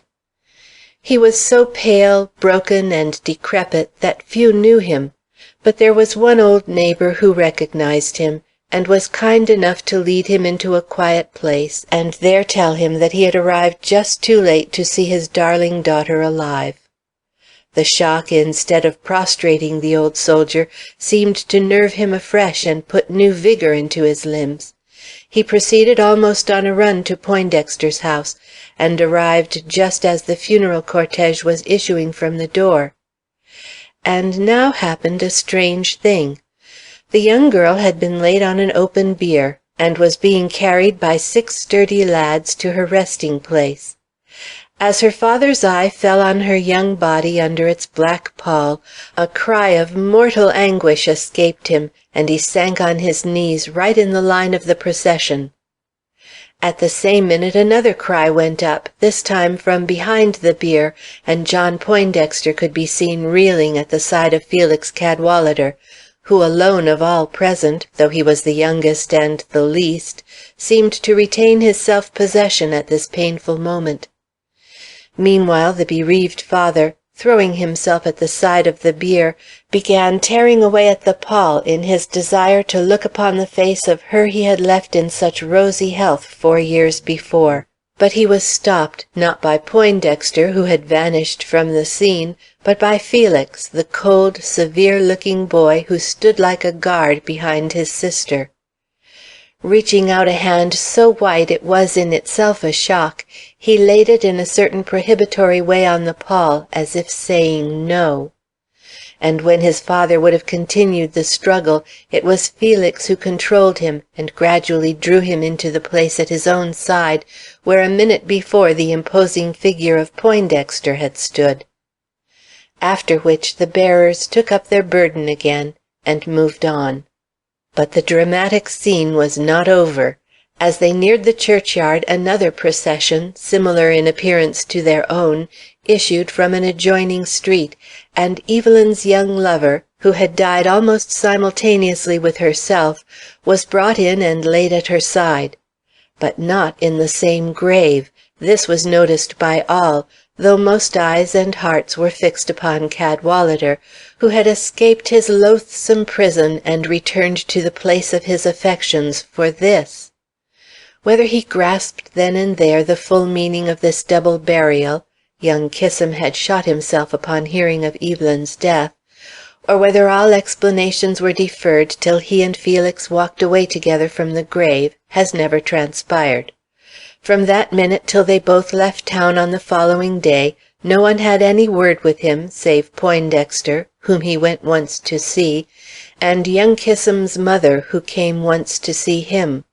Like a phantom he had risen upon the sight of the good people of Montgomery, and like a phantom he disappeared, never to be seen by any of them again, unless, as many doubt, the story is true which was told some 20 years ago by one of the little village lads.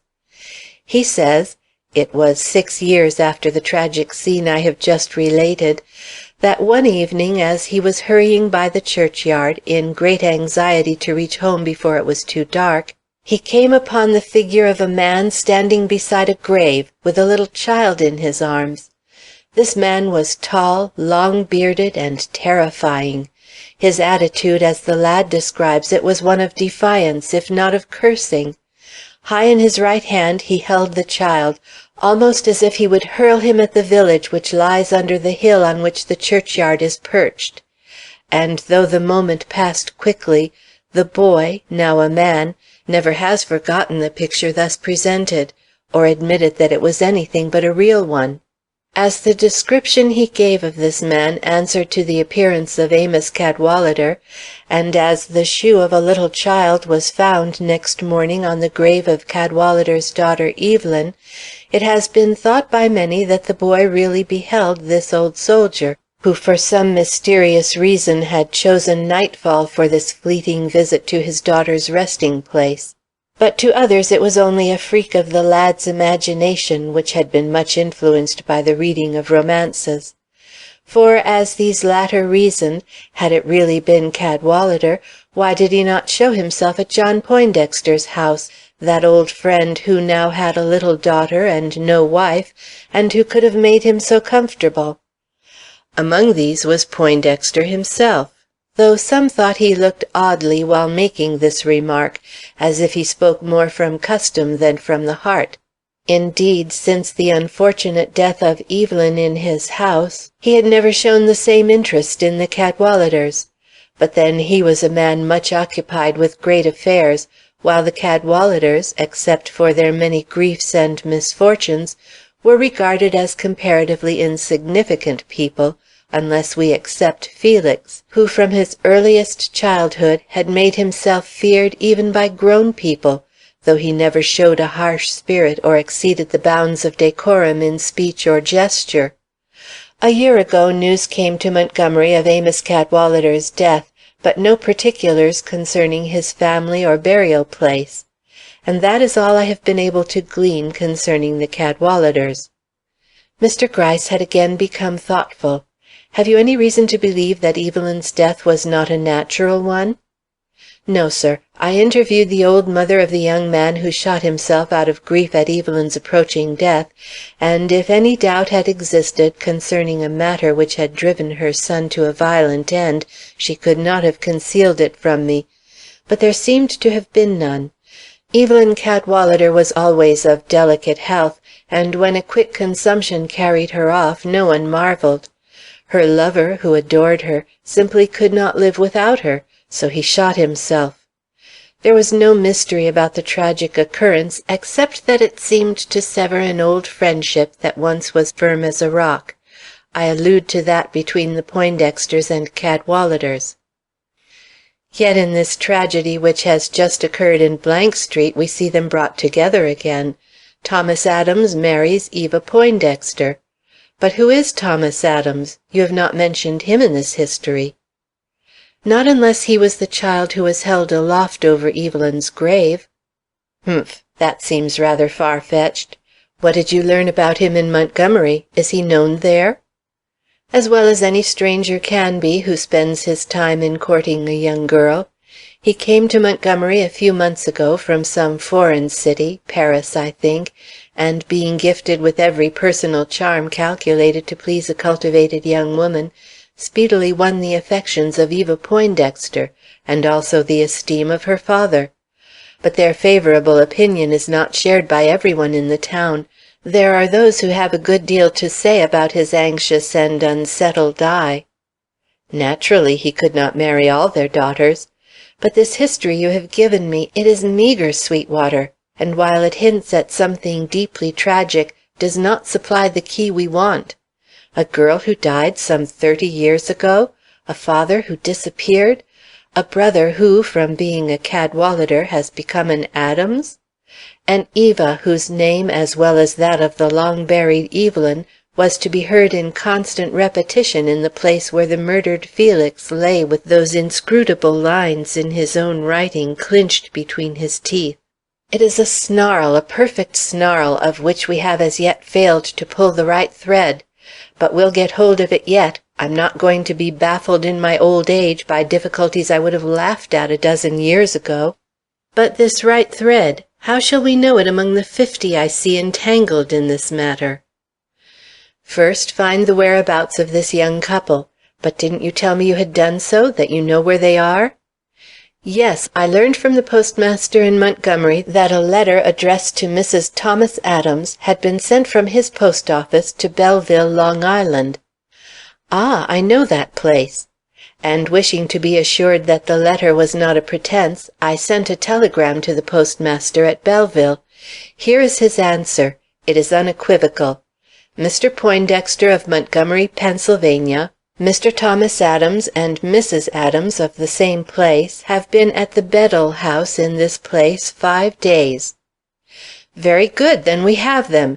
Be ready to start for Belleville by 1 o'clock sharp, and mind, Sweetwater, keep your wits alert and your tongue still. Remember that as yet we are feeling our way blindfold, and must continue to do so till some kind hand tears away the bandage from our eyes. Go. I have a letter to write, for which you may send in a boy at the end of 5 minutes. This letter was for Miss Butterworth, and created, a half-hour later, quite a stir in the fine old mansion in Gramercy Park.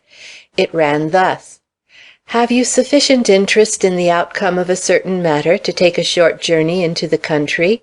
I leave town at 1 p.m. for Belleville, Long Island. If you choose to do the same, you will find me at the Bedell house in that town early in the afternoon.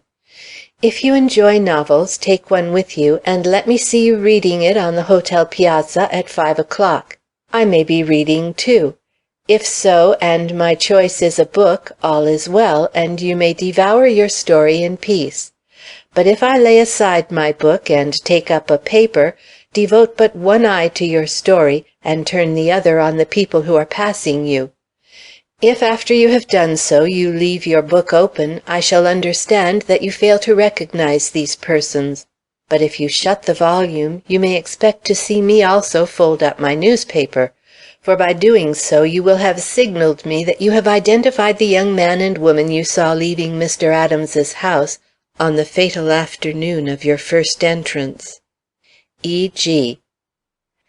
It is to be hoped that the well-dressed lady of uncertain age who was to be seen late that afternoon in a remote corner of the hotel piazza at Belleville had not chosen a tale requiring great concentration of mind, for her eyes, rather fine ones in their way, showing both keenness and good nature, seemed to find more to interest them in the scene before her than in the pages she so industriously turned over. The scene was one calculated to interest an idle mind, no doubt. First there was the sea, a wide expanse of blue dotted by numerous sails. Then the beach, enlivened by groups of young people dressed like popinjays in every color. Then the village street, and lastly a lawn over which there now and then strayed young couples with tennis rackets in their hands or golf sticks under their arms. Children, too, but children did not seem to interest this amiable spinster. There could be no doubt about her being a spinster. She scarcely glanced at them twice, while a young married pair, or even an old gentleman if he were only tall and imperious-looking, invariably caused her eyes to wander from her book, which, by the way, she held too near for seeing, or such might have been the criticism of a wary observer. This criticism, if criticism it would be called, could not have been made of the spruce but rather feeble octogenarian at the other end of the piazza. He was evidently absorbed in the novel he held so conspicuously open, and which, from the smiles now and then disturbing the usual placidity of his benevolent features, we can take for granted was sufficiently amusing. Yet right in the midst of it, and certainly before he had finished his chapter, he closed his book and took out a newspaper, which he opened to its full width before sitting down to peruse its columns. At the same moment, the lady at the other end of the piazza could be seen looking over her spectacles at two gentlemen, who just at that moment issued from the great door opening between her and the elderly person just alluded to. Did she know them, or was it only her curiosity that was aroused? From the way she banged together her book and rose, it looked as if she had detected old acquaintances in the distinguished-looking pair who were now advancing slowly toward her. But if so, she could not have been overjoyed to see them, for after the first hint of their approach in her direction she turned, with an aspect of some embarrassment, and made her way out upon the lawn, where she stood with her back to these people, caressing a small dog in a way that betrayed her total lack of sympathy with these animals, which were evidently her terror when she was sufficiently herself to be swayed by her natural impulses. The two gentlemen, on the contrary, with an air of total indifference to her proximity, continued their walk until they reached the end of the piazza, and then turned and proceeded mechanically to retrace their steps. Their faces now being brought within view of the elderly person who was so absorbed in his newspaper, the latter shifted that sheet the merest trifle, possibly because the sun struck his eyes too directly, possibly because he wished to catch sight of two very remarkable men. If so, the opportunity was good, as they stopped within a few feet of his chair. One of them was elderly, as old as, if not older, than the man watching him. But he was of that famous Scotch stock whose members are tough and hale at 80. This toughness he showed not only in his figure, which was both upright and graceful, but in the glance of his calm, cold eye, which fell upon everybody and everything unmoved, while that of his young but equally stalwart companion seemed to shrink with the most acute sensitiveness from every person he met, save the very mild old reader of news, near whom they now paused for a half-dozen words of conversation. "I don't think it does me any good," was the young man's gloomy remark. "I am wretched when with her, and doubly wretched when I try to forget myself for a moment out of her sight. I think we had better go back. I had rather sit where she can see me than have her wonder. Oh, I will be careful, but you must remember how unnerving is the very silence I am obliged to keep about what is destroying us all. I am nearly as ill as she." Here they drew off, and their apparently disinterested hearer turned the page of his paper.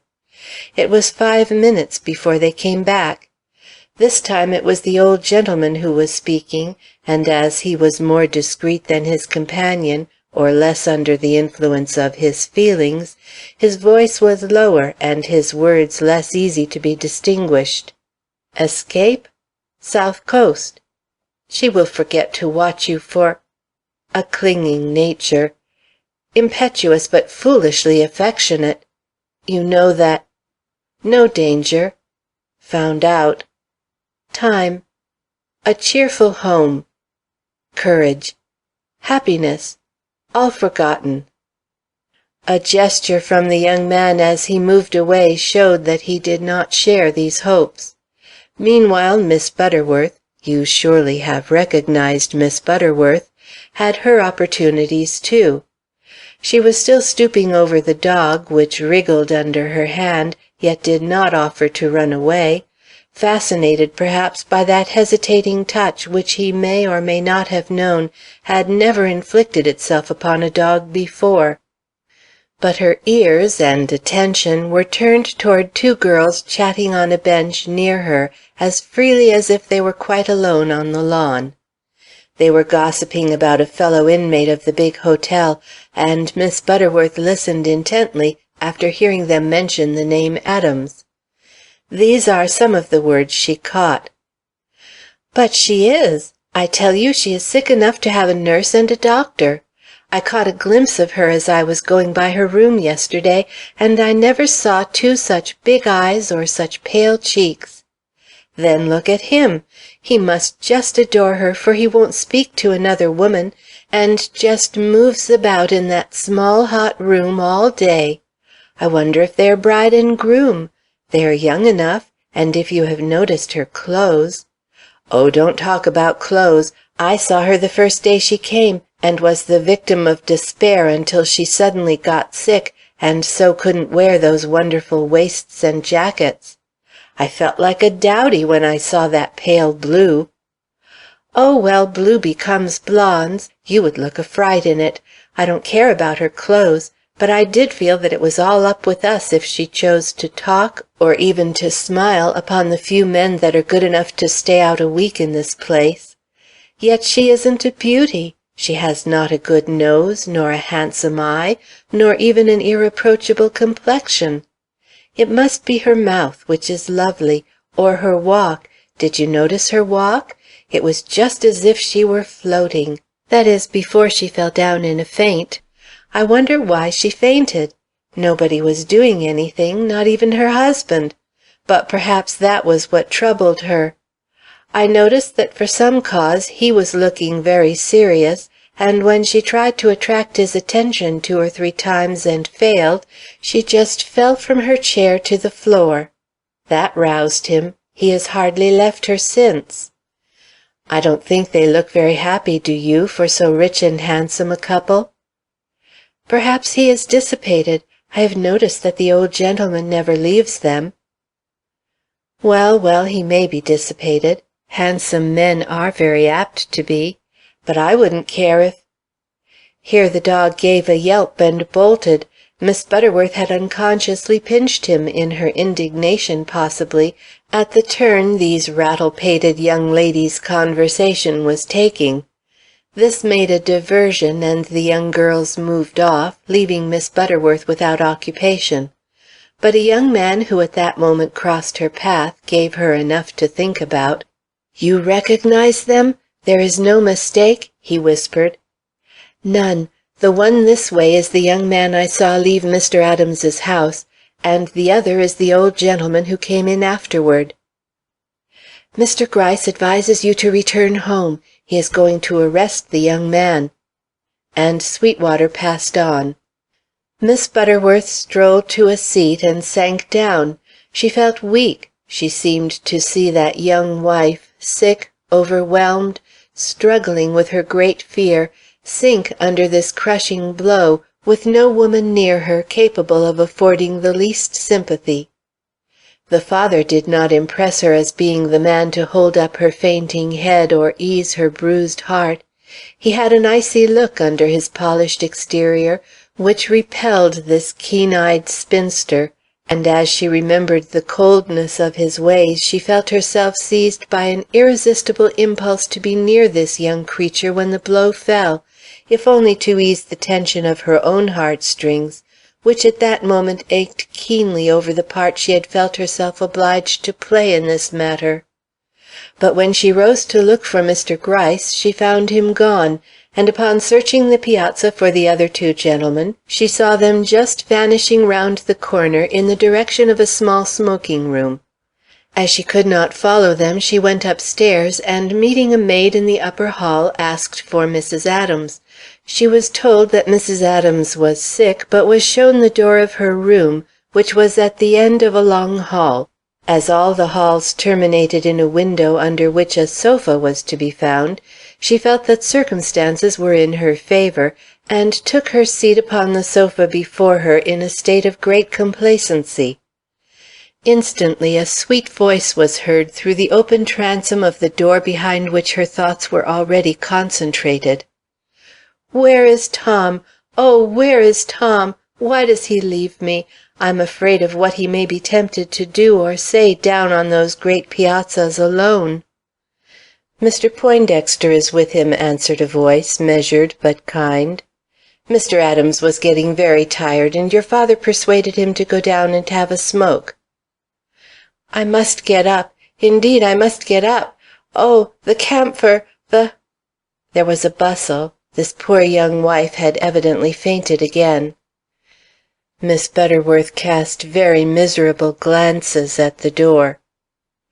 Meanwhile, in that small and retired smoking room, a terrible scene was in progress. The two gentlemen had lit their cigars and were sitting in certain forced attitudes that evinced their non-enjoyment of the weed each had taken out of complaisance to the other, when an old man, strangely serious, strangely at home, yet as strangely a guest of the house like themselves, came in and shut the door behind him. "Gentlemen," he at once announced, "I am Detective Gryce of the New York Police, and I am here. But I see that one of you at least knows why I am here." One? Both of them. This was evident in a moment. No denial, no subterfuge was possible. At the first word uttered in the strange, authoritative tone which old detectives acquire after years of such experiences, the young man sank down in sudden collapse, while his companion, without yielding so entirely to his emotions, showed that he was not insensible to the blow which in one moment had brought destruction to all their hopes. When Mr. Gryce saw himself so completely understood, he no longer hesitated over his duty. Directing his full attention to Mr. Adams, he said, this time with some feeling, for the misery of this young man had impressed him, "You are wanted in New York by Coroner D., whose business it is to hold an inquest over the remains of Mr. Felix Adams, of whose astonishing death you are undoubtedly informed. As you and your wife were seen leaving that gentleman's house a few minutes before he expired, you are naturally regarded as valuable witnesses in determining whether his death was one of suicide or murder." It was an accusation, or so nearly one, that Mr. Gryce was not at all surprised to behold the dark flush of shame displace the livid terror which but an instant before had made the man before him look like one of those lost spirits we sometimes imagine as flitting across the open mouth of hell. But he said nothing, seemingly had no power to do so, and his father-in-law was about to make some effort to turn aside this blow, when a voice in the hall outside was heard inquiring for Mr. Adams, saying that his wife had fainted again and required his help. The young husband started, cast a look full of despair at Mr. Poindexter, and thrusting his hand against the door as if to hold it shut, sank on his knees before Mr. Gryce, saying, "She knows, she suspects. Her nature is so sensitive." This he managed to utter in gasps as the detective bent compassionately over him. Don't disturb her. She is an angel, a saint from heaven. Let me bear the blame. He was my brother. Let me go with you. But leave her in ignorance." Mr. Gryce, with a vivid sense of justice, laid his hand on the young man's arm. "Say nothing," he enjoined. "My memory is good, and I would rather hear nothing from your lips. As for your wife, my warrant does in no way include her, and if you promise to come with me quietly, I will even let you bid her adieu, so that you do it in my presence." The change which passed over the young man's face at these significant words was of a nature to surprise Mr. Gryce. Rising slowly, he took his stand by Mr. Poindexter, who, true to his inflexible nature, had scarcely moved in limb and feature since Mr. Gryce came in. "What have you against me?" he demanded, and there was a surprising ring to his voice, as if courage had come with the necessity of the moment. "Of what am I accused? I want you to tell me. I had rather you tell me in so many words. I cannot leave in peace until you do." Mr. Poindexter made a movement at this, and cast a half-suspicious, half-warning glance at his son-in-law. But the young man took no notice of his interference. He kept his eye on the detective, who quietly took out his warrant. At this instant the door shook. "Lock it," was the hoarse command of the accused man. Don't let anyone pass that door, even if it is to bring the tidings of my wife's death." Mr. Gryce reached out his hand and turned the key in the lock. Young Adams opened the paper which he had taken from the detective's hand, and while his bloodshot eyes vainly sought to master the few lines there written, Mr. Poindexter attracted the attention of Mr. Gryce, and fixing him with his eye, formed his lips with 3 soundless words. "For murder? Him?" The detective's bow and a very long-drawn sigh from his son-in-law answered him simultaneously. With a curious lift of his upper lip, which showed his teeth somewhat unpleasantly for a moment, he drew back a step and sank into his previous immobility. "I am indebted to you," declared the young man. "Now I know where I stand. I am quite ready to go with you and stand trial if such be deemed necessary by the officials in New York. You," he cried, turning with almost an air of command to the old gentleman beside him, "will watch over Eva. Not like a father, sir, but like a mother. You will be at her side when she wakes, and, if possible, leave her only when she sleeps. Do not let her suffer, not too much. No newspapers, no gossiping women. Watch, watch as I would watch, and when I come back, for I will come back, will I not?" he appealed to Mr. Gryce. "My prayers will bless you, and—" A sob stuck in his throat, and he turned for a minute aside. Then he took the detective's arm quite calmly, and remarked, "I do not want to say good-bye to my wife. I cannot bear it. I had rather go straight from here without another glance at her unconscious face. When I have told my story, for I shall tell it to the first man who asks me, I may find courage to write her. Meanwhile, get me away as quickly as you can. Time enough for the world to know my shame to-morrow." Mr. Gryce tapped on the window overlooking the piazza. A young man stepped in. "Here is a gentleman," he cried, "who finds himself forced to return in great haste to New York. See that he gets to the train in time, without fuss and without raising the least comment. I will follow with his portmanteau. Mr. Poindexter, you are now at liberty to attend your suffering daughter." And with a turn of the key he unlocked the door, and one of the most painful scenes of his long life was over. Mr. Gryce was not above employing a little finesse. He had expressed his intention of following Mr. Adams, and he did follow him, but so immediately that he not only took the same train, but sat in the same car. He wished to note at his leisure the bearing of this young man, who interested him in quite a different way from what he had anticipated, a way that vaguely touched his own conscience, and made him feel his years as he had no right to feel them when he had just brought to an end an intricate and difficult pursuit. Seated at a distance, he watched with increasing interest the changes which passed over his prisoner's handsome countenance. He noted the calmness which now marked the features he had so lately seen writhing in deepest agony, and wondered from what source the strength came which enabled this young man to sit so stoically under the eyes of people from whose regard, an hour before, he had shrunk with such apparent suffering. Was it that courage comes with despair? Or was he too absorbed in his own misery to note the shadow it cast about him? His brooding brow and vacant eye spoke of a mind withdrawn from present surroundings. Into what depths of remorse, who could say? Certainly not this old detective, seasoned though he was by lifelong contact with criminals, some of them of the same social standing and cultured aspect as this young man. At the station in Brooklyn he rejoined his prisoner, who scarcely looked up as he approached. In another hour they were at police headquarters, and the serious questioning of Mr. Adams had begun. He did not attempt to shirk it. Indeed, he seemed anxious to talk. He had a burden on his mind, and longed to throw it off. But the burden was not of the exact nature anticipated by the police. He did not acknowledge having killed his brother, but confessed to having been the incidental cause of that brother's death. The story he told was this. My name is Cadwallader, not Adams. My father, a Scotchman by birth, was a naturalized citizen of Pennsylvania, having settled in a place called Montgomery when a young married man. He had 2 children then, one of whom died in early life.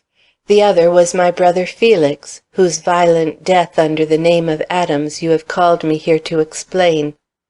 I am the fruit of a later marriage entered into by my father some years after leaving Montgomery. When I was born he was living in Harrisburg, but as he left there shortly after I reached my 3rd year, I have no remembrances connected with that city. Indeed, my recollections are all of very different scenes than this country affords. My mother having died while I was still an infant, I was sent very early in life to the old world from which my father had originally come. When I returned, which was not till this very year, I found my father dying and my brother a grown man with money, a great deal of money, which I had been led to think he was ready to share with me. But after my father was laid away, Felix, with what effort he uttered that name, Felix came to New York, and I was left to wander about without settled hopes or any definite promise of means upon which to base a future or start a career. While wandering, I came upon the town where my father had lived in early youth, and, hunting up his old friends, I met in the house of one who had come over from Scotland with my father, a young lady. How his voice shook, and with what a poignant accent he uttered that beloved name! In whom I speedily became interested to the point of wishing to marry her. But I had no money, no business, no home to give her, and, as I was fain to acknowledge, no prospects. Still, I could not give up the hope of making her my wife. So I wrote to my brother, Felix Cadwallader, or rather Felix Adams, as he preferred to be called in later years, for family reasons entirely disconnected with the matter of his sudden demise, and telling him I had become interested in a young girl of good family and some wealth, asked him to settle upon me a certain sum which would enable me to marry her with some feeling of self-respect. My only answer was a repetition of the vague promise he had thrown out before. But youth is hopeful, even to daring, and I decided to make her mine without further parley, in the hope that her beauty and endearing qualities would win from him, at first view, the definite concession he had so persistently denied me. This I did, and the fault with which I have most to reproach myself is that I entered into this alliance without taking her or her father into my confidence. They thought me well off, possibly rich, and while Mr. Poindexter is a man of means, I am sure if he had known I had nothing but the clothes I wore and the merest trifle in the way of pocket money, he would have cried halt to the marriage, for he is a very ambitious man, and considers his daughter well worth a millionaire's devotion, as she is.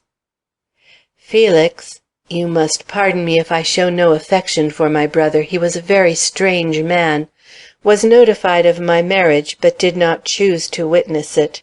Neither did he choose to prohibit it. So it was conducted quietly, with strangers for witnesses, in a hotel parlor.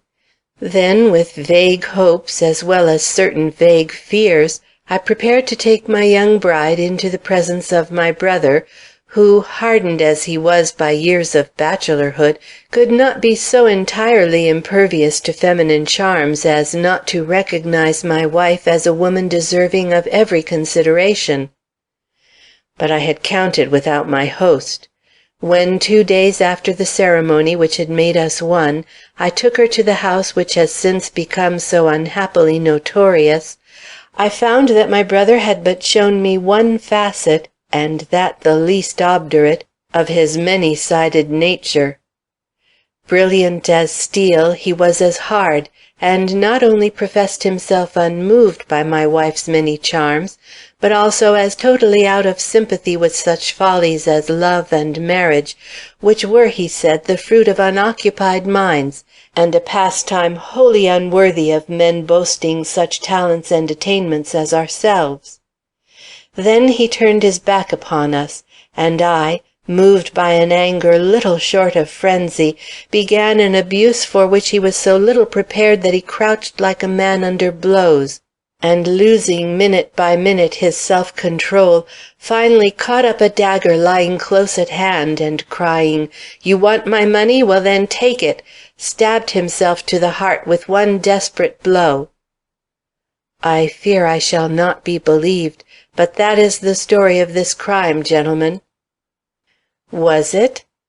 Tragedies as unpremeditated as this had doubtless occurred, and inconsistencies in character shown themselves in similar impetuosities, from the beginning of time up till now. Yet there was not a man present, with or without the memory of Bartow's pantomime, which, as you will recall, did not tally at all with this account of Mr. Adams's violent end, who did not show in a greater or less degree his distrust and evident disbelief in this tale, poured out with such volubility before them. The young man, gifted as he was with the keenest susceptibilities, perceived this, and his head drooped. "I shall add nothing to and take nothing from what I have said," was his dogged remark. "Make of it what you will." The inspector who was conducting the inquiry glanced dubiously at Mr. Gryce as these words left Thomas Adams's lips, whereupon the detective said, "We are sorry you have taken such a resolution. There are many things yet left to be explained, Mr. Adams. For instance, why, if your brother slew himself in this unforeseen manner, you left the house so precipitately, without giving an alarm or even proclaiming your relationship to him." "You need not answer, you know," the inspector's voice broke in. "No man is called upon to incriminate himself in this free and independent country." A smile, the saddest ever seen, wandered for a minute over the prisoner's pallid lips. Then he lifted his head and replied with a certain air of desperation, "Incrimination is not what I fear now. From the way you all look at me, I perceive that I am lost, for I have no means of proving my story." This acknowledgment, which might pass for the despairing cry of an innocent man, made his interrogator stare. "You forget," suggested that gentleman, "that you had your wife with you. She can corroborate your words, and will prove herself, no doubt, an invaluable witness in your favor." "My wife," he repeated, choking so that his words could be barely understood.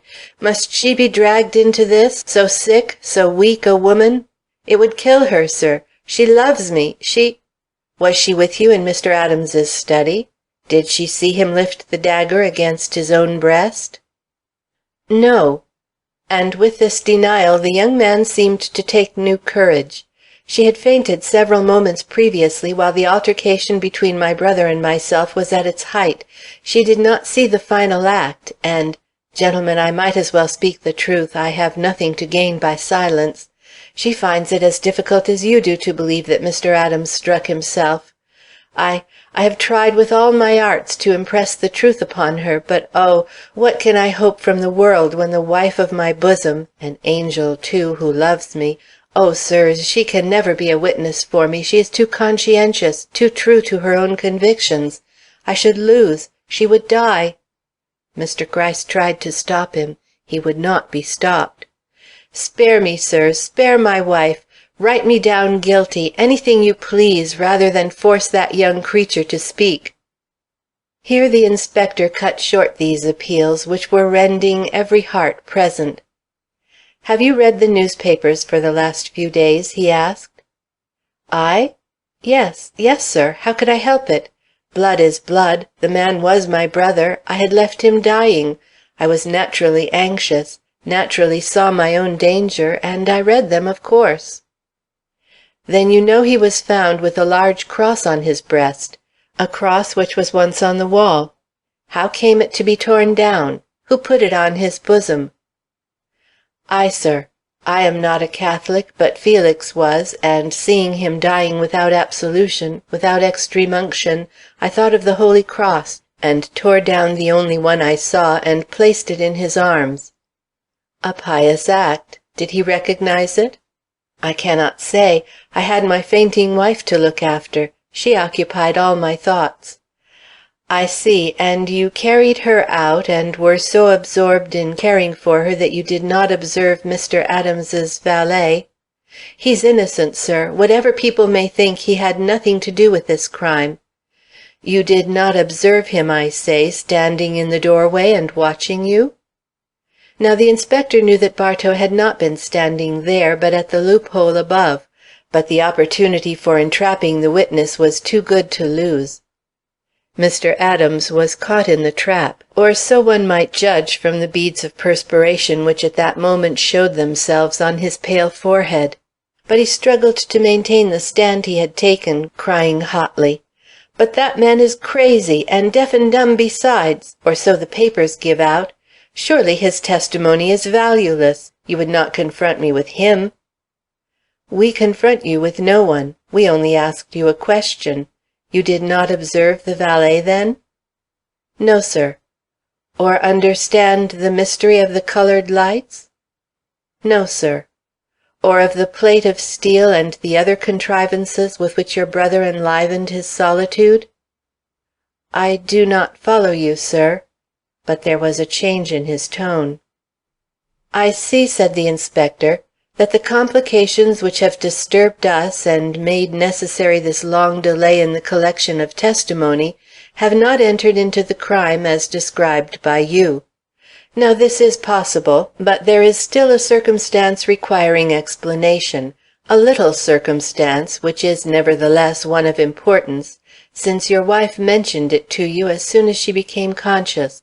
I allude to the half-dozen or more words which were written by your brother immediately preceding his death. The paper on which they were written has been found, and that it was a factor in your quarrel is evident, since she regretted that it had been left behind you, and he— Do you know where we found this paper?" The eyes which young Adams raised at this interrogatory had no intelligence in them. The sight of this morsel of paper seemed to have deprived him in an instant of all the faculties with which he had been carrying on this unequal struggle. He shook his head, tried to reach out his hand, but failed to grasp the scrap of paper which the inspector held out. Then he burst into a loud cry. "Enough!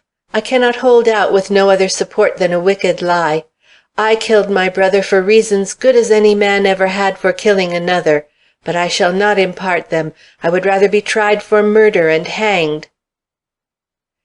It was a complete breakdown, pitiful in its contrast with the man's herculean physique and fine, if contracted, features.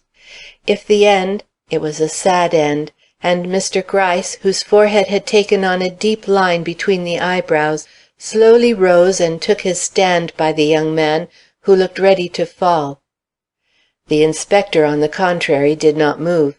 He had begun a tattoo with his fingers on the table, and seemed bound to beat it out, when another sudden cry broke from the young man's lips. "What is that?" he demanded, with his eyes fixed on the door, and his whole frame shaking violently. "Nothing," began the inspector, when the door suddenly opened and the figure of a woman white as a wraith and wonderful with a sort of holy passion darted from the grasp of a man who sought to detain her, and stood before them, palpitating with a protest which for a moment she seemed powerless to utter. It was Adams's young invalid wife, whom he had left 3 hours before at Belleville.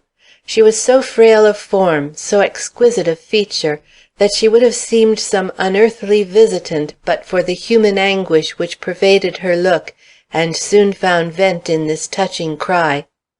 "What is he saying? Oh, I know well what he is saying. He is saying that he killed his brother, that he held the dagger which rid the world of a monster of whose wickedness none knew.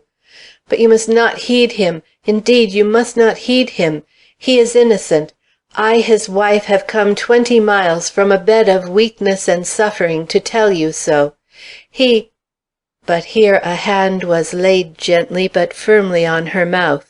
She looked up, met her husband's eyes filled with almost frantic appeal, and, giving him a look in return that sank into the heart of every man who beheld it, laid her own hand on his and drew it softly away. "It is too late, Tom. I must speak. My father, my own weakness, or your own peremptory commands could not keep me at Belleville when I knew you had been brought here. And shall I stop now in the presence of these men who have heard your words and may believe them? No, that would be a cowardice unworthy of our love and the true lives we hope to lead together. Sirs," and each man there held his breath to catch the words which came in faint and fainter intonation from her lips, "I know my husband to be innocent, because the hand that held the dagger was mine. I killed Felix Cadwallader." The horror of such a moment is never fully realized till afterward. Not a man there moved, not even her husband, yet on every cheek a slow pallor was forming, which testified to the effect of such words from lips made for smiles and showing in every curve the habit of gentle thought and the loftiest instincts. Not till some one cried out from the doorway, "Catch her! She is falling!" did any one stir or release the pent-up breath which awe and astonishment had hitherto held back on every lip. Then he in whose evident despair all could read the real cause of the great dread which had drawn him into a false confession, sprang forward, and with renewed life showing itself in every feature, caught her in his arms. As he staggered with her to a sofa and laid her softly down, he seemed another man in look and bearing, and Mr. Gryce, who had been watching the whole wonderful event with the strongest interest, understood at once the meaning of the change which had come over his prisoner at that point in his memorable arrest, when he first realized that it was for himself they had come, and not for the really guilty person, the idolized object of his affections. Meanwhile he was facing them all, with one hand laid tenderly on that unconscious head. "Do not think," he cried, "that because this young girl has steeped her hand in blood, she is a wicked woman. There is no purer heart on earth than hers, and none more worthy of the worship of a true man. See, she killed my brother, son of my father, beloved by my mother, yet I can kiss her hand, kiss her forehead, her eyes, her feet, not because I hate him, but because I worship her, the purest, the best." He left her, and came and stood before those astonished men. "Sirs," he cried, "I must ask you to listen to a strange, a terrible tale." "It is like and unlike what I have just related to you," began young Adams. "In my previous confession I mixed truth and falsehood.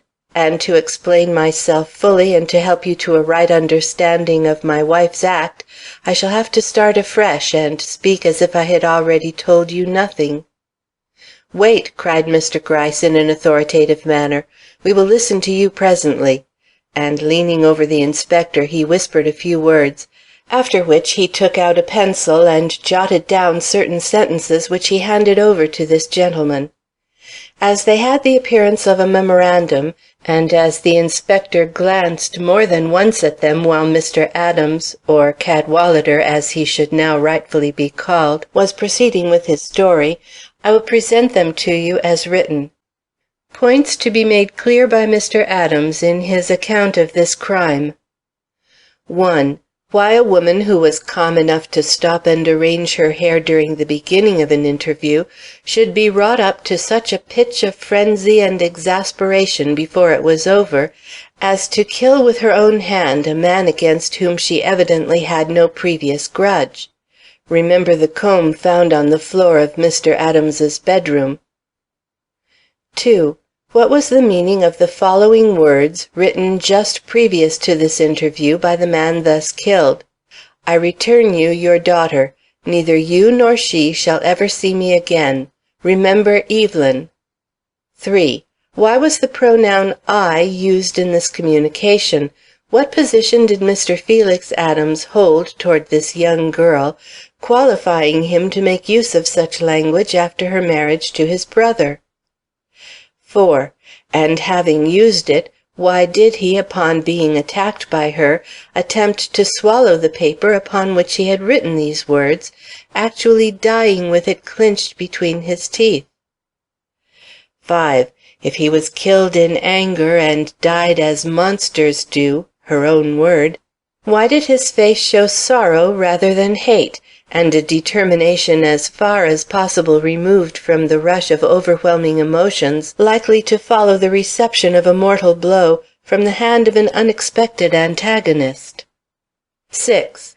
Why, if he had strength to seize the above-mentioned paper and convey it to his lips, did he not use that strength in turning on a light calculated to bring him assistance, instead of leaving blazing the crimson glow, which, according to the code of signals as now understood by us, means nothing more required just now, keep away? 7. What was the meaning of the huge steel plate found between the casings of the doorway, and why did it remain at rest within its socket at this, the culminating moment of his life? 8. An explanation of how old Poindexter came to appear on the scene so soon after the event. His words, as overheard, were, "It is Amos's son, not Amos." Did he not know whom he was to meet in this house? Was the condition of the man lying before him with a cross on his bosom and a dagger in his heart less of a surprise to him than the personality of the victim? 9. Remember the conclusions we have drawn from Bartow's pantomime. Mr. Adams was killed by a left-handed thrust. Watch for an acknowledgment that the young woman is left-handed, and do not forget that an explanation is due why for so long a time she held her other arm stretched out behind her. 10. Why did the bird whose chief cry is "Remember Evelyn" sometimes vary it with "Poor Eva, lovely Eva, who would strike Eva"? The story of this tragedy, to be true, must show that Mr. Adams knew his brother's bride both long and well. 11. If Bartow is, as we think, innocent of all connection with this crime save as witness, why does he show such joy at its result? This may not reasonably be expected to fall within the scope of Thomas Adams's confession, but it should not be ignored by us. This deaf and dumb servitor was driven mad by a fact which caused him joy. Why? 12. Notice the following schedule. It has been drawn up after repeated experiments with Bartow and the various slides of the strange lamp, which caused so many different lights to shine out in Mr. Adams's study. White light, water wanted. Green light, overcoat and hat to be brought. Blue light, put back books on shelves. Violet light, arrange study for the night. Yellow light, watch for next light. Red light, nothing wanted, stay away. The last was on at the final scene. Note if this fact can be explained by Mr. Adams's account of the same. With these points in our mind, let us peruse the history of this crime and of the remote and possibly complicated causes which led to it. Thomas Cadwallader suggested rather than told his story. We dare not imitate him in this, nor would it be just to your interest to relate these facts with all the baldness and lack of detail imposed upon this unhappy man by the hurry and anxiety of the occasion. Remarkable tragedies have their birth in remarkable facts, and as such facts are but the outcome of human passions, we must enter into those passions if we would understand either the facts or their appalling consequences.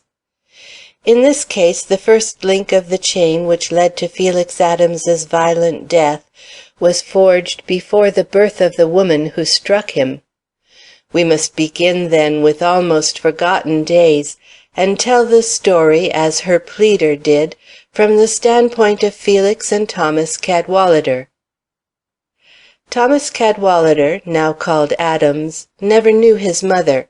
She died in his early infancy.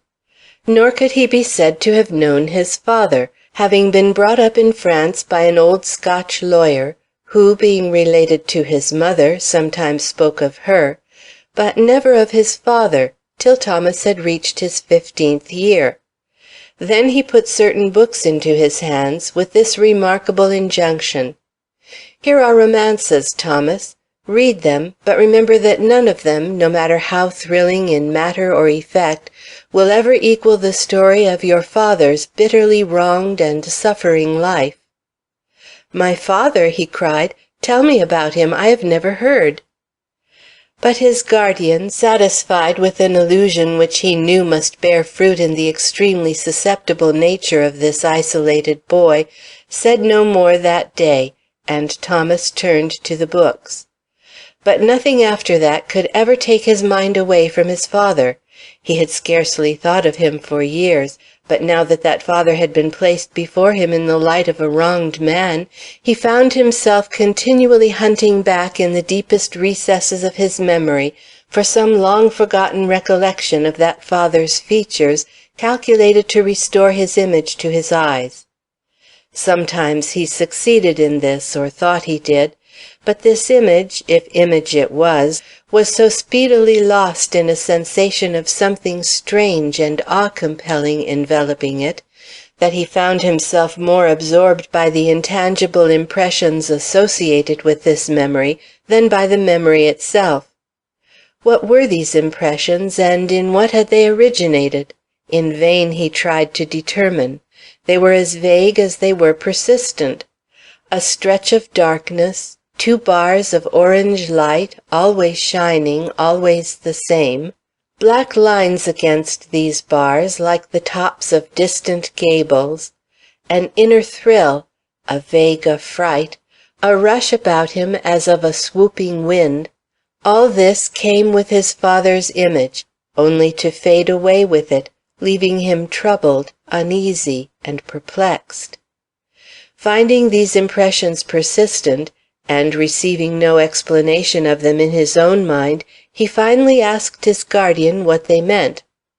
But that guardian was as ignorant as himself on this topic, and satisfied with having roused the boy's imagination, confined himself to hints, dropped now and then with a judiciousness which proved the existence of a deliberate purpose, of some duty which awaited him on the other side of the water, a duty which would explain his long exile from his only parent, and for which he must fit himself by study and the acquirement of such accomplishments as render a young man a positive power in society, whether that society be of the old world or the new. He showed his shrewdness in thus dealing with this pliable and deeply affectionate nature. From this time forth Thomas felt himself leading a life of mystery and interest. To feel himself appointed for a work whose unknown character only heightened its importance, gave point to every effort now made by this young man, and lent to his studies that vague touch of romance which made them a delight, and him an adept in many things he might otherwise have cared little about. At 18 he was a graduate from the Sorbonne, and a musical virtuoso as well. He could fence, ride, and carry off the prize in games requiring physical prowess as well as mental fitness. He was, in fact, a prodigy in many ways, and was so considered by his fellow students. He, however, was not perfect. He lacked social charm, and in so far failed of being the complete gentleman. This he was made to realize in the following way. One morning his guardian came to him with a letter from his father, in which, together with some words of commendation for his present attainments, that father expressed a certain dissatisfaction with his general manner, as being too abrupt and self-satisfied with those of his own sex, and much too timid and deprecatory with those of the other. Thomas felt the criticism and recognized its justice, but how had his father, proved by this letter to be no longer a myth, become acquainted with defects which Thomas instinctively felt could never have attracted the attention of his far from polished guardian? His questions on this point elicited a response that confounded him. He was not the only son of his father. He had a brother living, and this brother, older than himself by some 20 years or more, had just been in Paris, where, in all probability, he had met him, talked with him, and perhaps pressed his hand. It was a discovery calculated to deepen the impression already made upon Thomas's mind. Only a purpose of the greatest importance could account for so much mystery. What could it be? What was he destined to do or say or be? He was not told, but while awaiting enlightenment, he was resolved not to be a disappointment to the two anxious souls who watched his career so eagerly and extracted from him such perfection. He consequently moderated his manner, and during the following year acquired by constant association with the gilded youth about him that indescribable charm of the perfect gentleman which he was led to believe would alone meet with the approval of those he now felt bound to please. At the end of the year he found himself a finished man of the world. How truly so he began to realize when he noted the blush with which his presence was hailed by women, and the respect shown him by men of his own stamp. In the midst of the satisfaction thus experienced, his guardian paid him a final visit. "You are now ready," said he, "for your father's summons. It will come in a few weeks. Be careful, then. Form no ties you cannot readily break, for once recalled from France you are not likely to return here. What your father's purpose concerning you may be I do not know, but it is no ordinary one. You will have money, a well-appointed home, family affection, all that you have hitherto craved in vain, and in return you will carry solace to a heart which has awaited your healing touch for 20 years. So much I am ordered to say. The rest you will hear from your father's own lips." Aroused, encouraged, animated by the wildest hopes, the most extravagant anticipations, Thomas awaited his father's call with feverish impatience, and when it came, hastened to respond to it by an immediate voyage to America. This was some 6 months previous to the tragedy in Street. On his arrival at the wharf in New York he was met not by his brother, as he had every reason to expect, but by a messenger in whose face evil tidings were apparent before he spoke. Thomas was soon made acquainted with them. His father, who he now learned was called Cadwallader (he himself had always been called Adams), was ill, possibly dying. He must therefore hasten, and being provided with minute instructions as to his way, took the train at once for a small village in northern Pennsylvania. All that followed was a dream to him. He was hurried through the night with the motion of the ship still in his blood, to meet what? He dared not think. He swam in a veritable nightmare.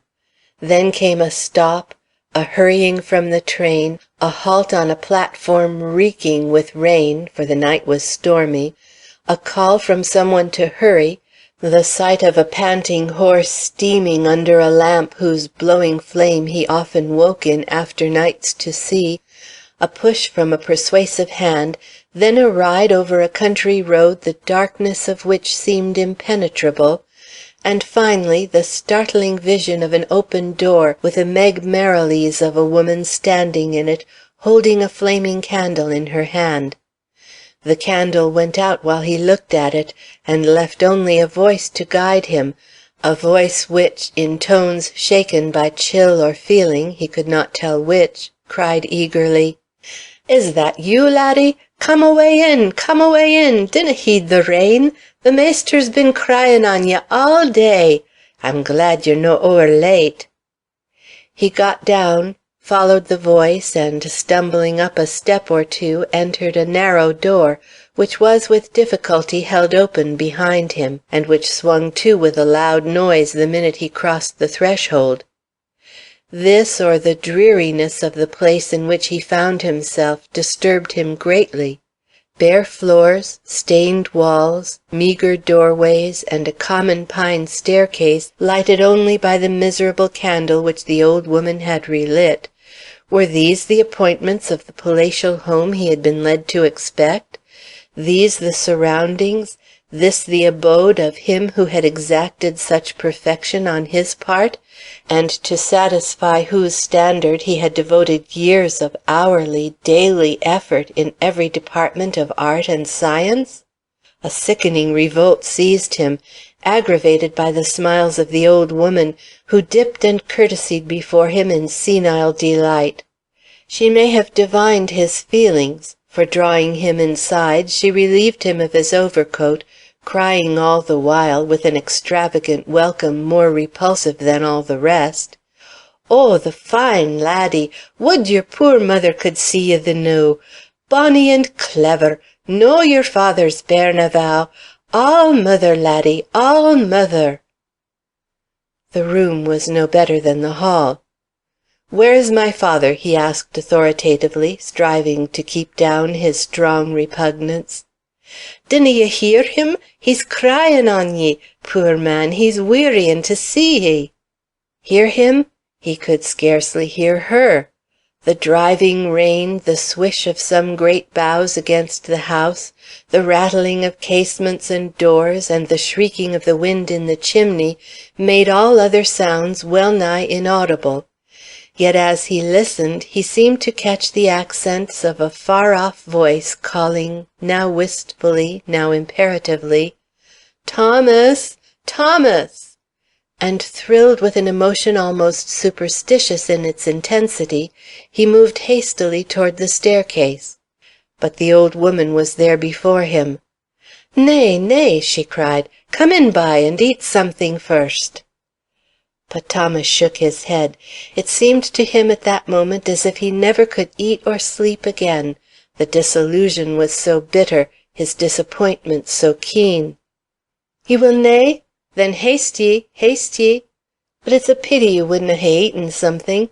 Ye'll need it, laddie, ye'll need it." "Thomas! Thomas!" wailed the voice. He tore himself away. He forced himself to go upstairs, following the cry, which at every moment grew louder. At the top he cast a final glance below. The old woman stood at the stair-foot, shading the candle from the draught with a hand that shook with something more than age. She was gazing after him in vague affright, and with the shadow of this fear darkening her weazen face, formed a picture from which he was glad to escape. Plunging on, he found himself before a window whose small panes dripped and groaned under a rain that was fast becoming a torrent. Chilled by the sight, he turned toward the door faintly outlined beside it, and in the semi-darkness seized an old-fashioned latch rattling in the wind that permeated every passageway, and softly raised it. Instantly the door fell back, and two eyes blazing with fever and that fire of the soul of which fever is the mere physical symbol, greeted him from the midst of a huge bed drawn up against the opposite wall. Then two arms rose, and the moaning cry of "Thomas! Thomas!" changed to a shout, and he knew himself to be in the presence of his father. Falling on his knees in speechless emotion, he grasped the wasted hands held out to him. Such a face, rugged though it was, and far from fulfilling the promise held out to him in his dreams, could not but move any man.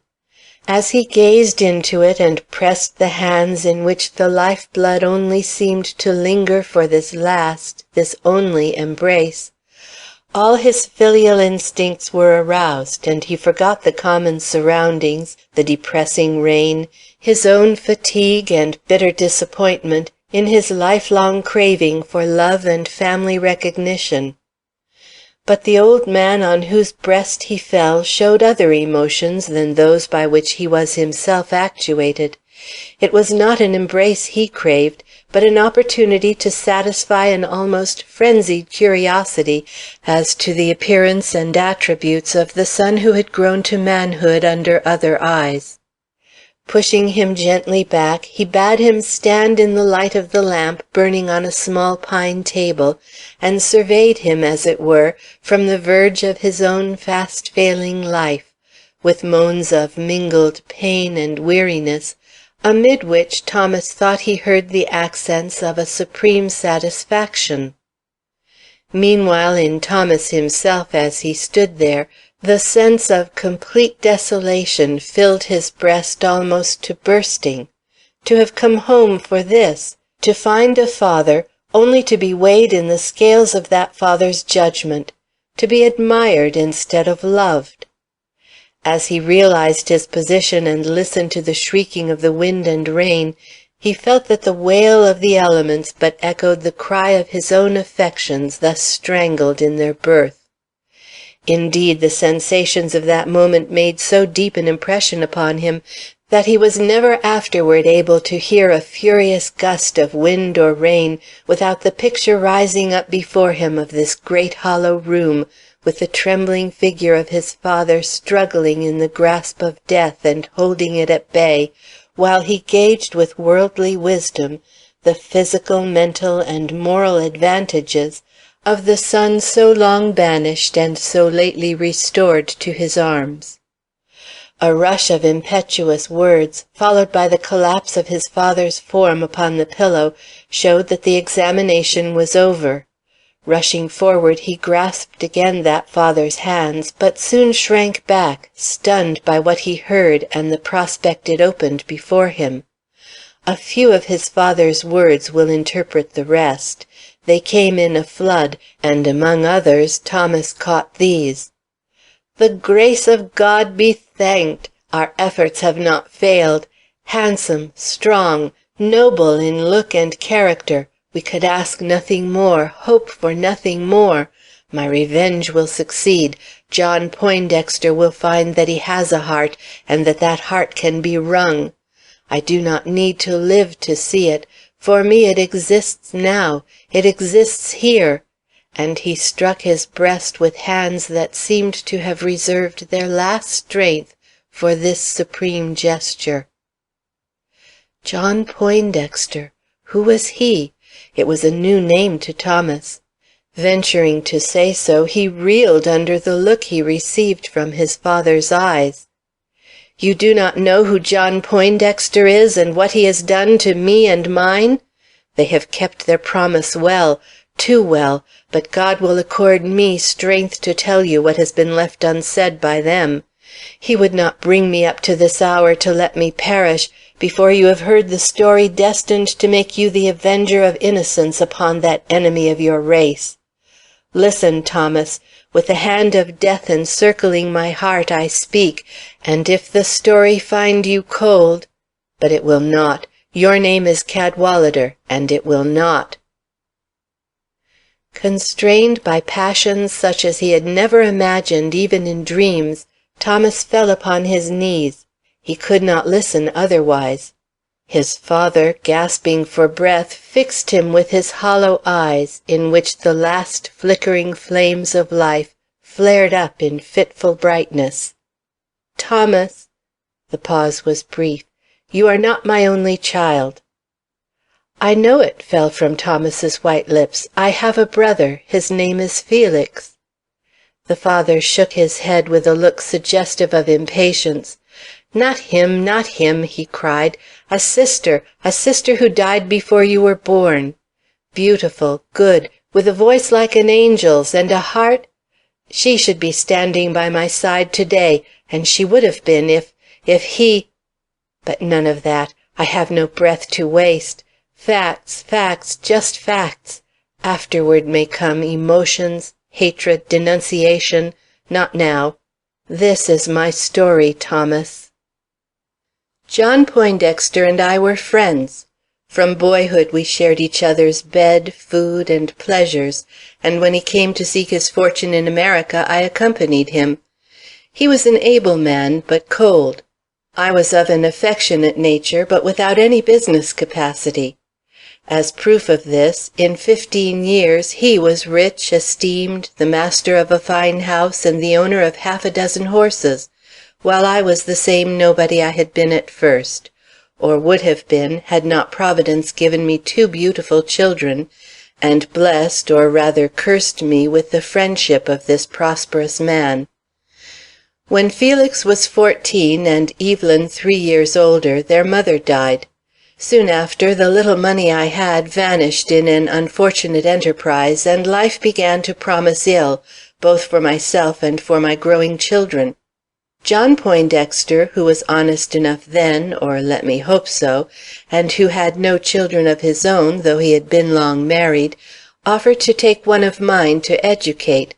But I did not consent to this till the War of the Rebellion broke out. Then I sent him both son and daughter, and went into the army. For 4 years I fought for the flag, suffering all that a man can suffer and live, and being at last released from Libby prison, came home with a heart full of gratitude and with every affection keyed up by a long series of unspeakable experiences, to greet my son and clasp once more within my wasted arms the idolized form of my deeply loved daughter. What did I find? A funeral in the street, hers, and Felix, your brother, walking like a guard between her speechless corpse and the man under whose protection I had placed her youth and innocence. "Betrayed!" shrieked the now frenzied parent, rising on his pillow. "Her innocence, her sweetness!" And he, cold as the stone we laid upon her grave, had seen her perish with the anguish and shame of it, without a sign of grief or a word of contrition. "O God!" burst from the lips the old man was watching with frenzied cunning. "Ay, God!" repeated the father, shaking his head as if in defiance before he fell back on his pillow. "He allowed it, and I—" But this does not tell the story. I must keep to facts as Felix did. Felix, who was but 15 years old, and yet found himself the only confidant and solace of this young girl betrayed by her protector. It was after her burial— "Cease!" cried a voice, smooth, fresh, and yet strangely commanding, from over Thomas's shoulder. "Let me tell the rest. No man can tell the rest as I can." "Felix!" ejaculated Amos Cadwallader below his breath. "Felix!" repeated Thomas, shaken to his very heart by this new presence. But when he sought to rise, to turn, he felt the pressure of a hand on his shoulder, and heard that voice again, saying softly but peremptorily, "Wait. Wait till you hear what I have to say. Think not of me, think only of her. It is she you are called upon to avenge, your sister Evelyn." Thomas yielded to him as he had to his father. He sank down beneath that insistent hand, and his brother took up the tale. Evelyn had a voice like a bird. In those days before father's return, she used to fill old John Poindexter's house with melody. I, who as a boy was studious rather than artistic, thought she sang too much for a girl whose father was rotting away in a Southern prison. But when about to rebuke her, I remembered Edward Kissam, and was silent, for it was his love which made her glad, and to him I wished every happiness, for he was good and honest and kind to me. She was 18 then, and beautiful, or so I was bound to believe, since every man looked at her, even old John Poindexter, though he never looked at any other woman, not even his own wife. And she was good, too, and pure, I swear, for her blue eyes never faltered in looking into mine, until one day when—my God, how well I remember it!—they not only faltered, but shrank before me in such terror that, boy though I was, I knew that something terrible, something unprecedented, had happened. And thinking my one thought, I asked if she had received bad news from father. Her answer was a horrified moan, but it might have been a shriek. "Our father! Pray God we may never see him or hear from him again. If you love him, if you love me, pray he may die in prison rather than return here to see me as I am now." I thought she had gone mad, and perhaps she had for a moment, for at my look of startled distress a change took place in her. She remembered my youth, and laughing or trying to laugh away her frenzy, uttered some hurried words I failed to understand, and then, sinking at my knee, laid her head against my side, crying that she was not well, that she had experienced for a long time secret pains and great inward distress, and that she sometimes feared she was not going to live long, for all her songs and merry ways and seeming health and spirits. Not live, Evelyn? It was an inconceivable thought to me, a boy. I looked at her, and seeing how pale, how incomprehensibly pale she was, my heart failed me, for nothing but mortal sickness could make such a change in any one in a week, in a day. Yet how could death reach her, loved as she was by Edward, by her father, and by me? Thinking to rouse her, I spoke the former's name, but it was the last word I should have uttered. Crouching as if I had given her a blow, she put her 2 hands out, shrieking faintly, "Not that! Never that! Do not speak his name! Let me never hear of him or see him again! I am dead, do you not understand me? Dead to all the world from this day, except to you," she suddenly sobbed, "except to you." And still I did not comprehend her. But when I understood, as I soon did, that no mention was to be made of her illness, that her door was to be shut and no one allowed to enter, not even Mrs. Poindexter or her guardian, least of all her guardian, I began to catch the first intimation of that horror which was to end my youth and fill my whole after life with but one thought, revenge. But I said nothing, only watched and waited. Seeing that she was really ill, I constituted myself her nurse, and sat by her night and day till her symptoms became so alarming that the whole household was aroused, and we could no longer keep the doctor from her. Then I sat at her door, and with one ear turned to catch her lightest moan, listened for the step she most dreaded, but which, though it sometimes approached, never passed the opening of the hall leading to her chamber. For one whole week I sat there, watching her life go slowly out like a flame, with nothing to feed it. Then, as the great shadow fell, and life seemed breaking up within me, I dashed from the place, and confronting him where I found him walking, pale and disturbed, in his own hall, told him that my father was coming, that I had had a dream, and in that dream I had seen my father with his face turned toward this place. Was he prepared to meet him? Had he an answer ready when Amos Cadwallader should ask him what had become of his child? I had meant to shock the truth from this man, and I did so. As I mentioned my father's name, Poindexter blanched, and my fears became certainty. Dropping my youthful manner, for I was a boy no longer, I flung his crime in his face, and begged him to deny it if he could. He could not.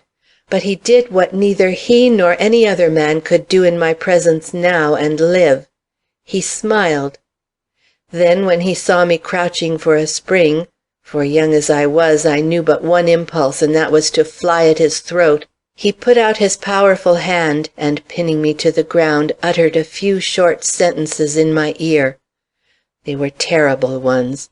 They made me see that nothing I might then do could obliterate the fact that she was lost if the world knew what I knew, or even so much as suspected it; that any betrayal on my part, or act of contrition on his, would only pile the earth on her innocent breast, and sink her deeper and deeper into the grave she was then digging for herself; that all dreams were falsities, that Southern prisons seldom gave up their victims alive, and that if my father should escape the jaws of Libby and return, it was for me to be glad if he found a quiet grave instead of a dishonored daughter. Further, that if I crossed him who was power itself, by any boyish exhibition of hate, I would find that any odium I might invoke would fall on her and not on him, making me an abhorrence, not only to the world at large, but to the very father in whose interest I might pretend to act. I was young and without worldly experience. I yielded to these arguments, but I cursed him where he stood. With his hand pressing heavily upon me, I cursed him to his face. Then I went back to my sister. Had she, by some supernatural power, listened to our talk? Or had she really been visited by some dream, that she looked so changed? There was a feverish light in her eye, and something like the shadow of a smile on her lips. Mrs. Poindexter was with her. Mrs. Poindexter, whose face was a mask we never tried to penetrate. But when she had left us alone again, then Evelyn spoke, and I saw what her dream had been. "Felix," she cried as I approached her, trembling with my own emotions and half afraid of hers, "there is still one hope for me. It has come to me while you have been away. Edward, he loves me, did. Perhaps he would forgive.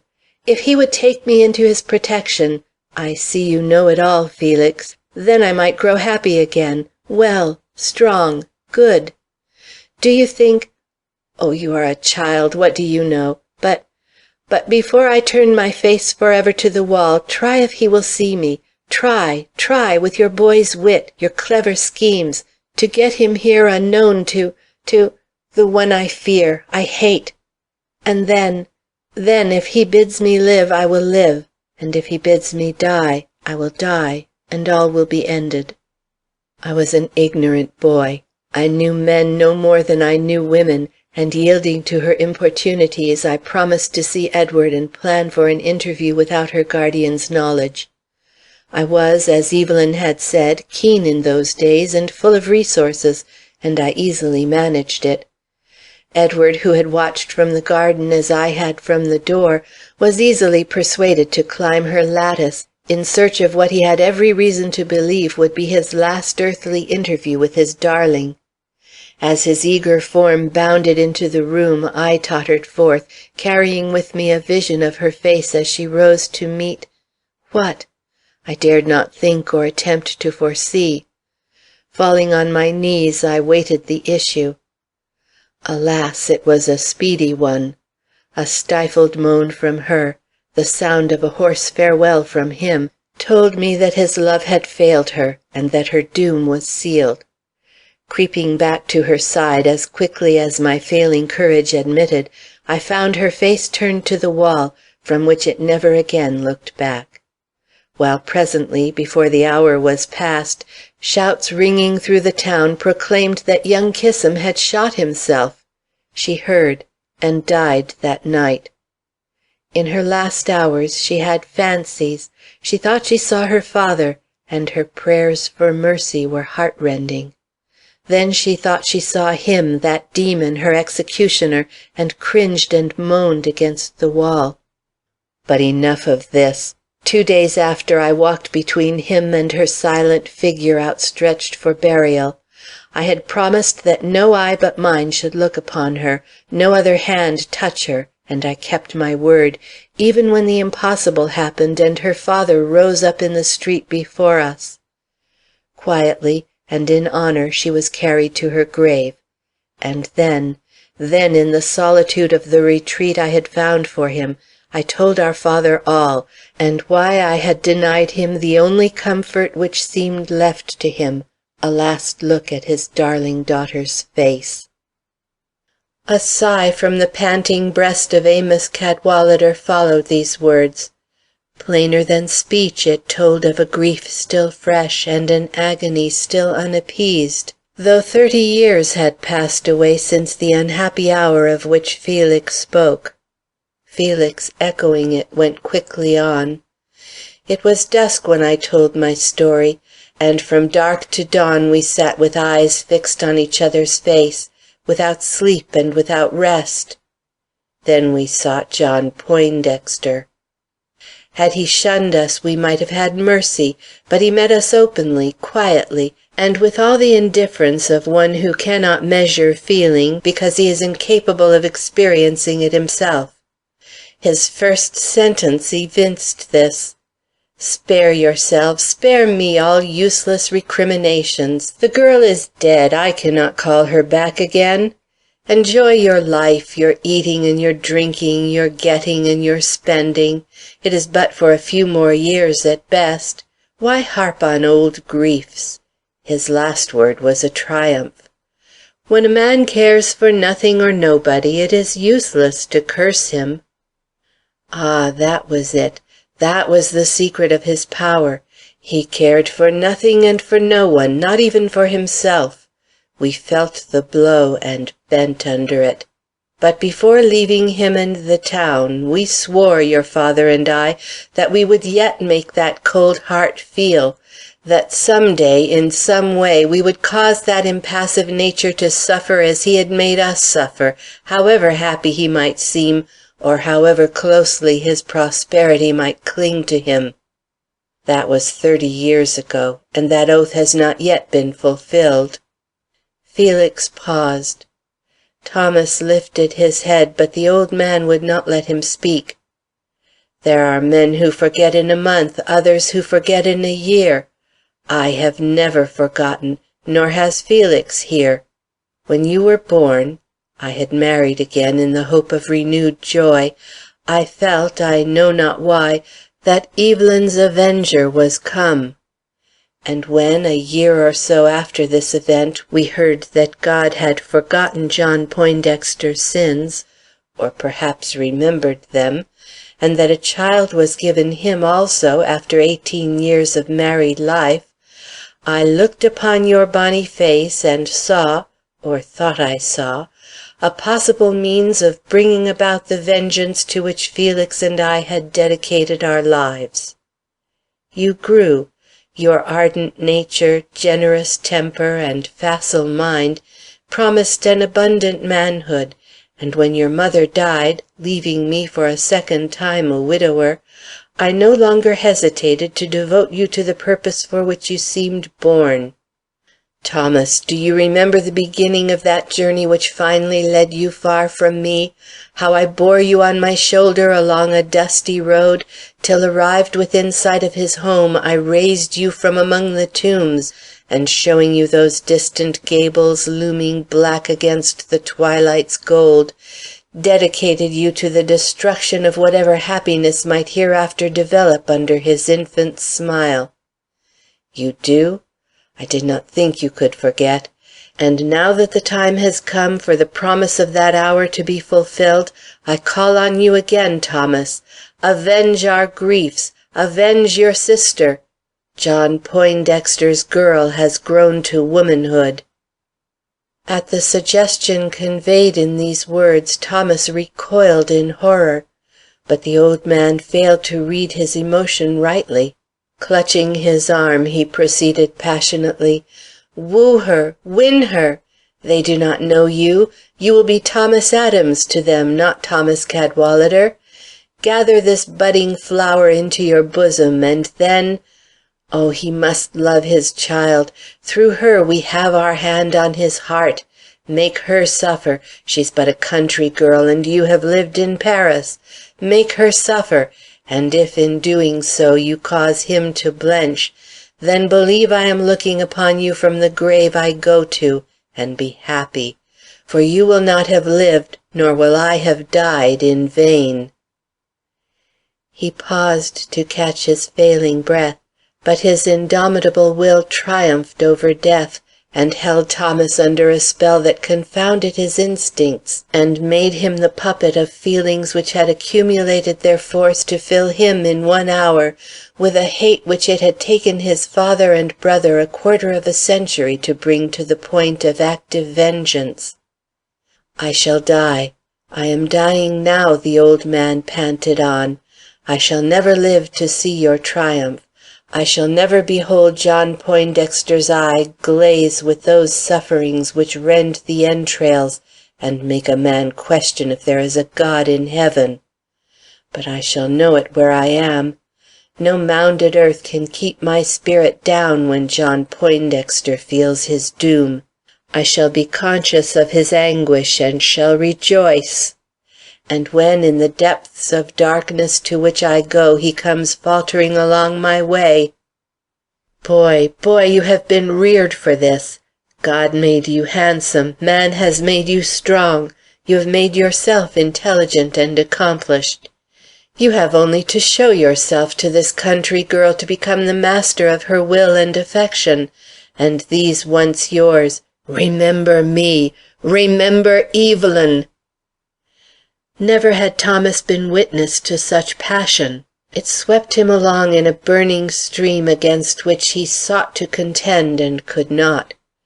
Raising his hand in what he meant as a response to that appeal, he endeavored to speak, but failed.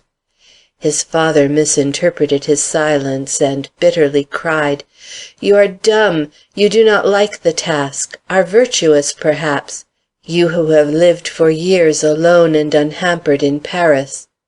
Or you have instincts of honor, habits of generosity that blind you to wrongs that for a longer space than your lifetime have cried aloud to heaven for vengeance. Thomas, Thomas, if you should fail me now—" "He will not fail you," broke in the voice of Felix, calm, suave, and insinuating. "I have watched him. I know him. He will not fail you." Thomas shuddered.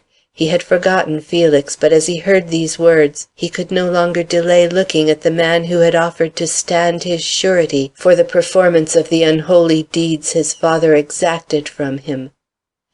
Turning, he saw a man who in any place and under any roof would attract attention, awake admiration, and, yes, fear. He was not a large man, not so large as himself, but the will that expressed itself in frenzy on his father's lips showed quiet and inflexible in the gray eye resting upon his own with a power he could never hope to evade. As he looked and comprehended, a steel band seemed to compress his heart, yet he was conscious at the same time that the personality before which he thus succumbed was as elegant as his own, and as perfectly trained in all the ways of men and of life. Even the air of poverty which had shocked him in his father's person and surroundings was not visible here. Felix was both well and handsomely clad, and could hold his own as the elder brother in every respect most insisted upon by the Parisian gentleman. The long and, to Thomas, mysterious curtain of dark green serge which stretched behind him from floor to ceiling threw out his pale features with a remarkable distinctness, and for an instant Thomas wondered if it had been hung there for the purpose of producing this effect. But the demand in his brother's face drew his attention, and bowing his head, he stammered, "I am at your command, Felix. I am at your command, father. I cannot say more.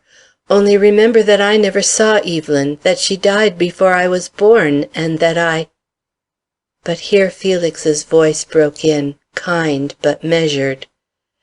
"Perhaps there is some obstacle we have not reckoned upon. You may already love some woman and desire to marry her. If so, it need be no impediment." But here Thomas's indignation found voice. "No," said he, "I am heart whole save for a few lingering fancies which are fast becoming vanishing dreams." He seemed to have lived years since entering this room. "Your heart will not be disturbed now," commented Felix. "I have seen the girl. I went there on purpose a year ago. She's as pale as a snowdrop and as listless. You will not be obliged to recall to mind the gay smiles of Parisian ladies to be proof against her charms." Thomas shrugged his shoulders. "She must be made to know the full intoxication of hope," Felix proceeded in his clear and cutting voice. "To realize despair, she must first experience every delight that comes with satisfied love. Have you the skill as well as heart to play to the end a rôle which will take patience as well as dissimulation, courage as well as subtlety, and that union of will and implacability which finds its food in tears and is strengthened rather than lessened by the suffering of its victim?" "I have the skill," murmured Thomas, "but—" "You lack the incentive," finished Felix. "Well, well, we must have patience with your doubts and hesitations. Our hate has been fostered by memories of her whom, as you say, you have never seen. Look, then, Thomas. Look at your sister as she was, as she is for us. Look at her, and think of her as despoiled, killed, forgotten by Poindexter. Have you ever gazed upon a more moving countenance, or one in which beauty contends with a keener prophecy of woe?" Not knowing what to expect, anticipating almost to be met by her shade, Thomas followed the direction of his brother's lifted hand, and beheld, where but a minute before that dismal curtain had hung, a blaze of light, in the midst of which he saw a charming but tragic figure, such as no gallery in all Europe had ever shown him, possibly because no other limbed face or form had ever appealed to his heart. It did not seem a picture, it seemed her very self, a gentle, loving self that breathed forth all the tenderness he had vainly sought for in his living relatives. And falling at her feet, he cried out, "Do not look at me so reproachfully, sweet Evelyn. I was born to avenge you, and I will. John Poindexter shall never go down in peace to his tomb." A sigh of utter contentment came from the direction of the bed. "Swear it!" cried his father, holding out his arms before him in the form of a cross. "Yes, swear it," repeated Felix, laying his own hand on those crossed arms. Thomas drew near, and laid his hand beside that of Felix. "I swear," he began, raising his voice above the tempest which poured gust after gust against the house, "I swear to win the affections of Eva Poindexter, and then, when her heart is all mine, to cast her back in anguish and contumely on the breast of John Poindexter." "Good," came from what seemed to him an immeasurable distance. Then the darkness, which since the taking of this oath had settled over his senses, fell, and he sank insensible at the feet of his dying father. Amos Cadwallader died that night, but not without one awful scene more. About midnight he roused from the sleep which had followed the exciting incidents I have just related, and glancing from Thomas to Felix, sitting on either side of the bed, fixed his eyes with a strange gleam upon the door. "Ah!" he ejaculated, "a visitor! John Poindexter! He comes to ask my forgiveness before I set out on my dismal journey." The sarcasm of his tone, the courtesy of his manner, caused the hair to stir on the heads of his two sons. That he saw his enemy as plainly as he saw them, neither could doubt. "Does he dread my meeting with Evelyn? Does he wish to placate me before I am joined to that pathetic shade? He shall not be disappointed. I forgive you, John Poindexter. I forgive you my daughter's shame, my blighted life. I am dying, but I leave one behind who will not forgive you. I have a son, an avenger of the dead, who yet lives to—" He fell back. With these words, which seemed to seal Thomas to his task, Amos Cadwallader died. Felix had not inherited his father's incapacity for making money. In the 20 years that had passed since Thomas had been abroad he had built up a fortune, which he could not induce his father to share, but which that father was perfectly willing to see devoted to their mutual revenge. There was meaning, therefore, in the injunction Felix gave his brother on his departure for Montgomery. "I have money. Spend it. Spend what you will. And when your task is completed, there will still be some left for your amusement." Thomas bowed. The laborer is worthy of his hire, was his thought. "And you?" he asked, looking about at the scanty walls, which seemed to have lost their very excuse for being now that his father had died. "Will you remain here?" Felix's answer was abrupt but positive. "No, I go to New York to-morrow. I have rented a house there, which you may one day wish to share. The name under which I have leased it is Adams, Felix Adams. As such you will address me. Cadwallader is a name that must not leave your lips in Montgomery, nor must you forget that my person is known there. Otherwise we might not have been dependent on you for the success of our revenge."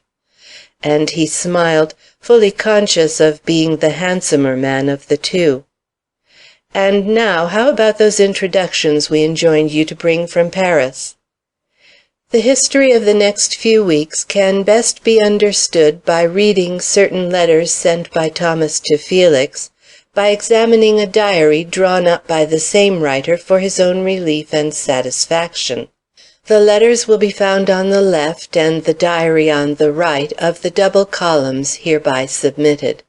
The former are a summary of facts. The latter is a summary of feelings. Both are necessary to a right comprehension of the situation. First letter. Dear Felix, I am here. I have seen her. She is, as you have said, a pale blonde. Tomorrow I present my credentials to John Poindexter.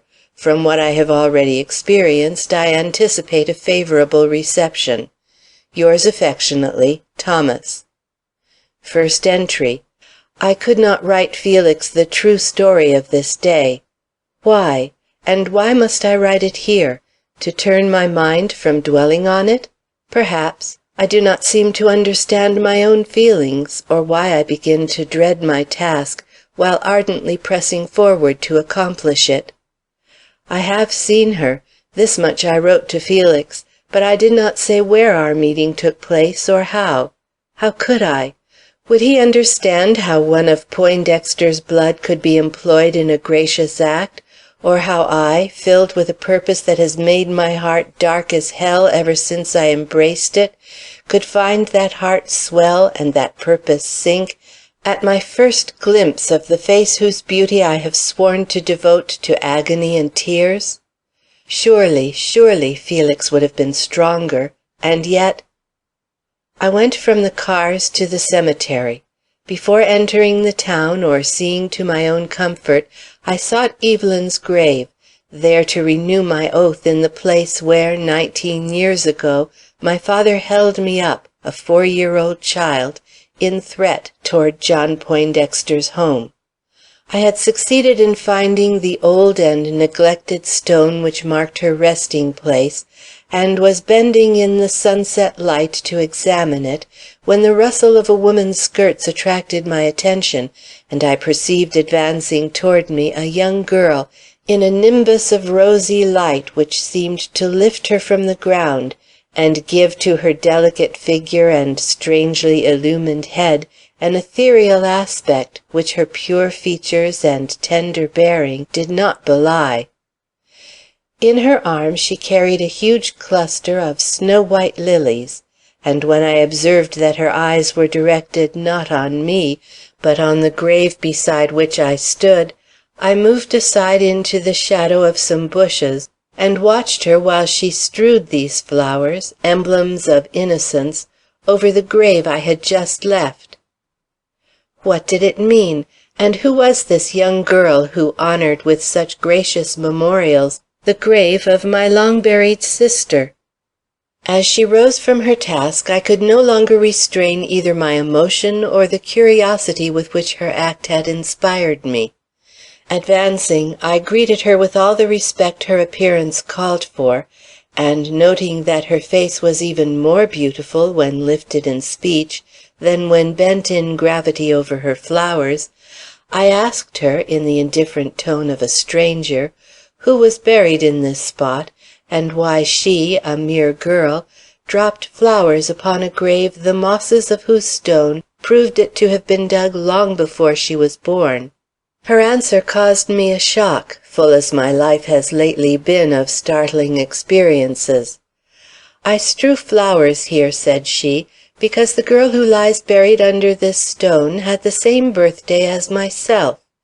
I never saw her, it's true, but she died in my father's house when she was no older than I am to-day, and since I have become a woman and realize what loss there is in dying young, I have made it a custom to share with her my birthday flowers. She was a lily, they say, in appearance and character, and so I bring her lilies." It was Eva Poindexter, the girl and she was strewing flowers on Evelyn's grave. Letter 2. Dear Felix, I have touched the hand of John Poindexter. In order to win a place in the good graces of the daughter, I must please the father, or at least attract his favorable notice. I have reason to think I have done this. Very truly, Thomas. Entry 2. I no longer feel myself a true man. John Poindexter is cold in appearance, hard in manner, and inflexible in opinion, but he does not inspire the abhorrence I anticipated, nor awaken in me the one thought due to the memory of my sister. Is it because he is Eva's father? Has the loveliness of the daughter cast a halo about the parent? If so, Felix has a right to execrate me, and my father to... Letter 3. Dear Felix, the introductions furnished me have made me received everywhere. There is considerable wealth here, and many fine houses. Consequently, I find myself in congenial society, of which she is the star. Did I say that he was, as of old, the chief man of the town? Yours truly, Thomas. Entry 3. She is beautiful. She has the daintiness of the lily and the flush of the rose. But it is not her beauty that moves me. It is the strange sweetness of her nature, which nevertheless has no weakness in it. On the contrary, it possesses peculiar strength, which becomes instantly apparent at the call of duty. Could Felix have imagined such a Poindexter? I cannot contemplate such loveliness and associate it with the execrable sin which calls down vengeance upon this house. I cannot even dwell upon my past life. All that is dark, threatening, secret, and revengeful slips from me under her eye, and I dream of what is pure, true, satisfying, and ennobling. And this by the influence of her smile rather than of her words. Have I been given an angel to degrade? Or am I so blind as to behold a saint where others, Felix, let us say, would see only a pretty woman with unexpected attractions? Letter 4. Dear Felix, rides, dances, games, nonsense generally. My interest in this young girl is beginning to be publicly recognized. She alone seems ignorant of it. I wonder if our scheme will fail through her impassibility and more than conventional innocence. I am sometimes afraid she will never love me, yet I have exerted myself to please her. Indeed, I could not have exerted myself more. To-day I went 25 miles on horseback to procure her a trifle she fancied. Yours affectionately, Thomas. Entry 4. All will not go as easily as Felix imagines. Eva Poindexter may be a country girl, but she has her standards, too, and mere grace and attainment are not sufficient to win her. Have I the other qualities she demands? That remains to be seen. I have one she never dreams of. Will its shadow so overwhelm the rest that her naturally pure spirit will shrink from me just at the moment when I think her mine? I cannot tell, and the doubt creates a hell within me. Something deeper, stronger, more imperious than my revenge makes the winning of this girl's heart a necessity to me. I have forgotten my purpose in this desire. I have forgotten everything except that she is the one woman of my life, and that I can never rest till her heart is wholly mine. Good God, have I become a slave where I hoped to be master? Have I, Thomas Cadwallader, given my soul into the keeping of this innocent girl? I do not even stop to inquire. To win her, that is all for which I now live. Letter 5. Dear Felix, she may not care for me, but she is interested in no one else. Of this I am assured by John Poindexter, who seems very desirous of aiding me in my attempt to win his daughter's heart. Hard won, close bound. If she ever comes to love me, it will be with the force of a very strong nature. The pale blonde has a heart. Yours affectionately, Thomas. Entry 5. If it were passion only that I feel, I might have some hope of restraining it, but it is something more, something deeper, something which constrains me to look with her eyes, hear with her ears, and throb with her heart. My soul rather than my senses is enthralled. I want to win her, not for my own satisfaction, but to make her happy. I want to prove to her that goodness exists in this world. I, who came here to corrode and destroy, I, who am still pledged to do so. Ah, Felix, Felix, you should have chosen an older man for your purpose, or remembered that he who could be influenced as I was by family affections possesses a heart too soft for such infamy. Entry 6. The name of Evelyn is never mentioned in this house. Sometimes I think that he has forgotten her, and find in this thought the one remaining spur to my revenge. Forgotten her! Strange that his child, born long after his victim's death, should remember this poor girl, and he forget. Yet on the daughter the blow is planned to fall, if it does fall. Should I not pray that it never may, that she should loathe instead of love me, distrust instead of confide in my honor and affection? But who can pray against himself? Eva Poindexter must love me, even if I am driven to self-destruction by my own remorse after she has confided her heart to my keeping. Letter 6. Dear Felix, will you send me a few exquisite articles from Tiffany's? I see that her father expects me to give her presents. I think she will accept them. If she does, we may both rest easy as to the state of her affections. Very truly, Thomas. Entry 7. I cannot bring myself to pass a whole day away from her side.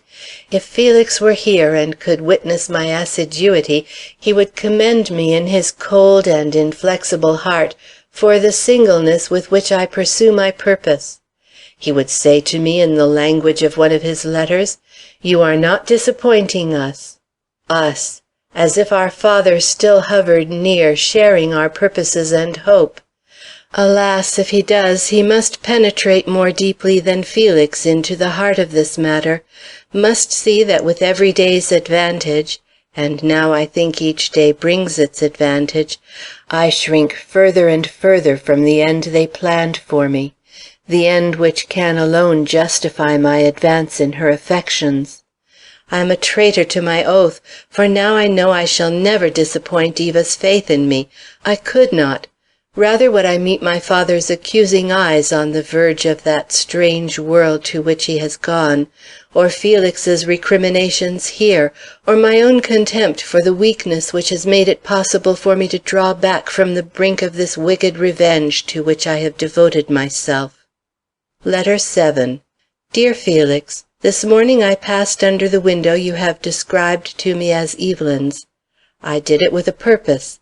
I wanted to test my own emotions and to see how much feeling it would arouse in me.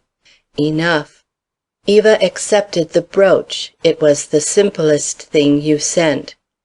Affectionately, Thomas. Entry 8.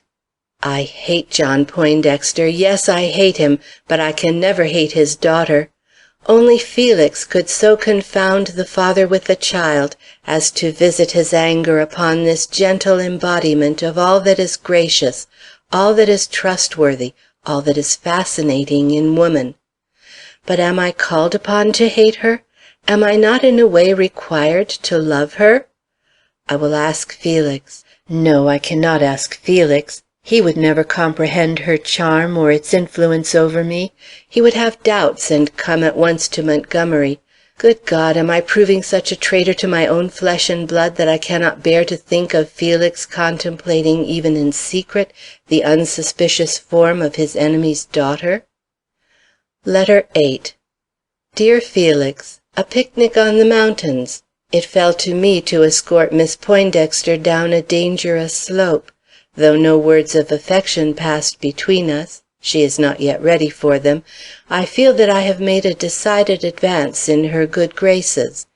Yours, Thomas. Entry 9. I have touched her hand.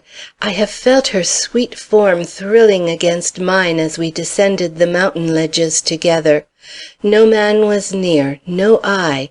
There were moments in which we were as much alone in the wide paradise of these wooded slopes as if the world held no other breathing soul. Yet I no more dared to press her hand, or pour forth the mad worship of my heart into her innocent ears, than if the eyes of all Paris had been upon us. How I love her! How far off and faint seem the years of that dead crime my brother would invoke for the punishment of this sweet soul! Yes, and how remote that awful hour in which I knelt beneath the hand of my dying father and swore, ah, that oath, that oath! Entry 10. The thing I dreaded, the thing I might have foreseen, has occurred. Felix has made his appearance in Montgomery. I received a communication to that effect from him to-day, a communication in which he commands me to meet him to-night at Evelyn's grave at the witching hour of 12. I do not enjoy the summons. I have a dread of Felix, and begin to think he calculates upon stage devices to control me. But the day is past for that. I will show him that I can be no more influenced in that place and at that hour than I could be in this hotel room, with a sight of her little glove (is there sin in such thefts?) lying on the table before us. Evelyn, she is a sacred memory, but the dead must not interfere with the living. Eva shall never be sacrificed to Evelyn's manes, not if John Poindexter lives out his life to his last hour in peace, not if Felix— Well, I need to play the man. Felix is a formidable antagonist to meet alone, in a spot of such rancorous memories, at an hour when spirits, if there be spirits, haunt the precincts of the tomb. Entry 11. I should not have known Felix had I met him in the street. How much of a stranger he appeared then in the faint moonlight which poured upon that shaded spot! His very voice seemed altered, and in his manner I remarked a hesitation I had not supposed him capable of showing under any circumstances. Nor were his words such as I expected. The questions I dreaded most he did not ask. The recriminations I looked for he did not utter. He only told me coldly that my courtship must be shortened, that the end for which we were both prepared must be hastened, and gave me 2 weeks in which to bring matters to a climax. Then he turned to Evelyn's grave, and bending down, tried to read her name on the mossy stone. He was so long in doing this that I leaned down beside him and laid my hand on his shoulder. He was trembling, and his body was as cold as the stone he threw himself against. Was it the memory of her whom that stone covered which had aroused this emotion? If so, it was but natural. To all appearance he has never in all his life loved any one as he did this unhappy sister, and struck with a respect for the grief which has outlived many a man's lifetime, I was shrinking back, when he caught my hand, and with a convulsive strain contrasting strongly with his tone, which was strangely measured, he cried, "Do not forget the end! Do not forget John Poindexter, his sin, his indifference to my father's grief, the accumulated sufferings of years which made Amos Cadwallader a hermit amongst men. I have seen the girl. She has changed. Women do change at her age. And some men, I do not say you, but some men might think her beautiful. But beauty, if she has it, must not blind your eyes, which are fixed upon another goal. Overlook it. Overlook her. You have done so, have you not? Pale beauties cannot move one who has sat at the feet of the most dazzling of Parisian women. Keep your eyes on John Poindexter, the debt he owes us, and the suffering we have promised him. That she is sweet, gentle, different from all we have thought her, only makes the chances of reaching his heart the greater. The worthier she may be of affections not indigenous to that hard soul, the surer will be our grip upon his nature, and the heavier his downfall." The old spell was upon me. I could neither answer nor assert myself. Letting go my hand, he rose, and with his back to the village, I noticed he had not turned his face to it since coming to this spot, he said, "I shall return to New York to-morrow. In 2 weeks you will telegraph your readiness to take up your abode with me. I have a home that will satisfy you, and it will soon be all your own." Here he gripped his heart, and dark as it was, I detected a strange convulsion cross his features as he turned into the moonlight, but it was gone before we could descend. "You may hear from me again," he remarked somewhat faintly as he grasped my hand and turned away in his own direction. I had not spoken a word during the whole interview. Letter 9. Dear Felix, I do not hear from you. Are you well, or did your journey affect your health? I have no especial advance to report. John Poindexter seems greatly interested in my courtship. Sometimes he gives me very good advice. How does that strike you, Felix? Affectionately, Thomas. Entry 12. I shall never understand Felix. He has not left the town, but is staying here in hiding, watching me, no doubt, to see if the signs of weakening he doubtless suspects in me have a significance deep enough to overthrow his planned revenge. I know this because I have seen him more than once during the last week when he thought himself completely invisible. I have caught sight of him in Mr. Poindexter's grounds when Eva and I stood talking together in the window. I even saw him once in church, in a dark corner to be sure, but where he could keep his eye upon us, sitting together in Mr. Poindexter's pew.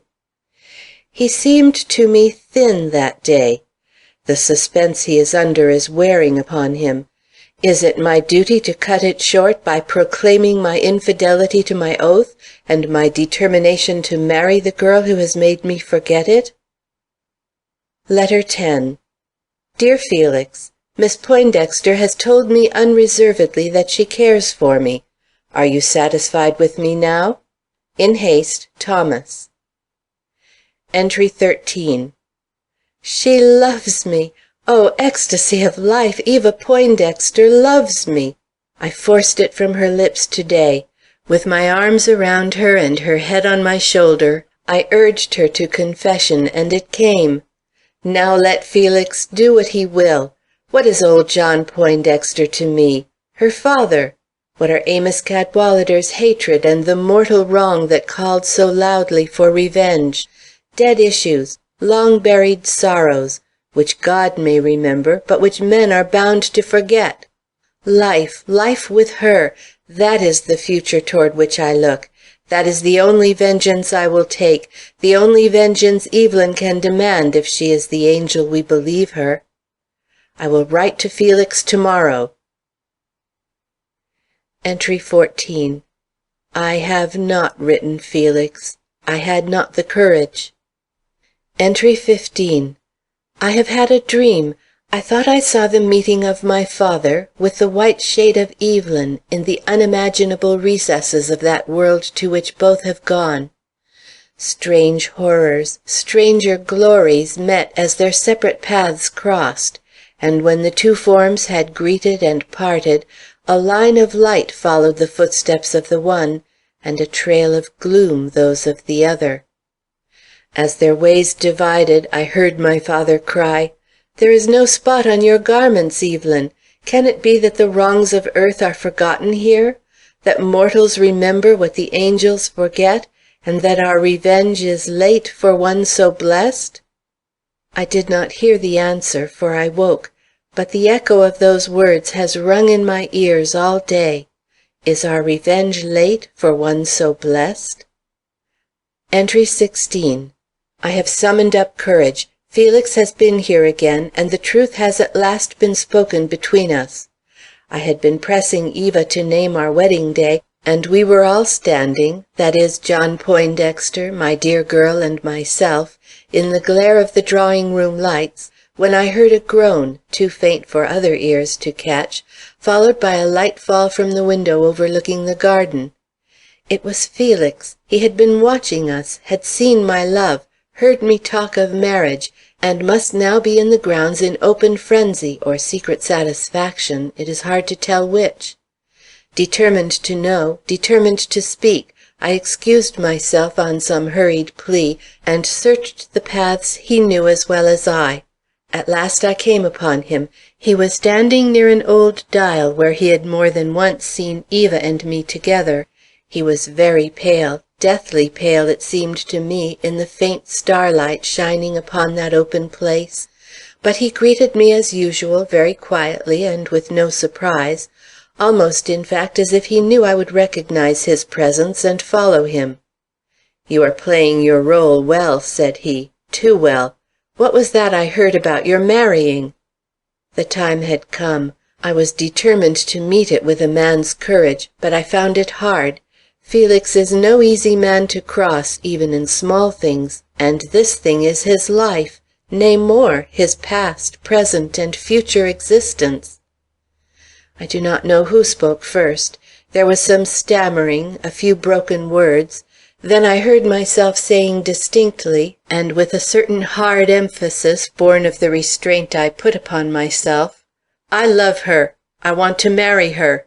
You must allow this. Then—" I could not proceed. I felt the shock he had received almost as if it had been communicated to me by contact. Something that was not of the earth seemed to pass between us, and I remember raising my hand as if to shield my face.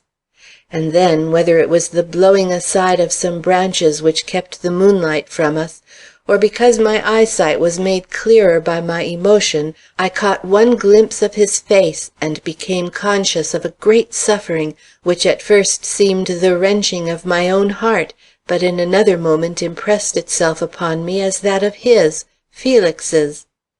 I stood appalled.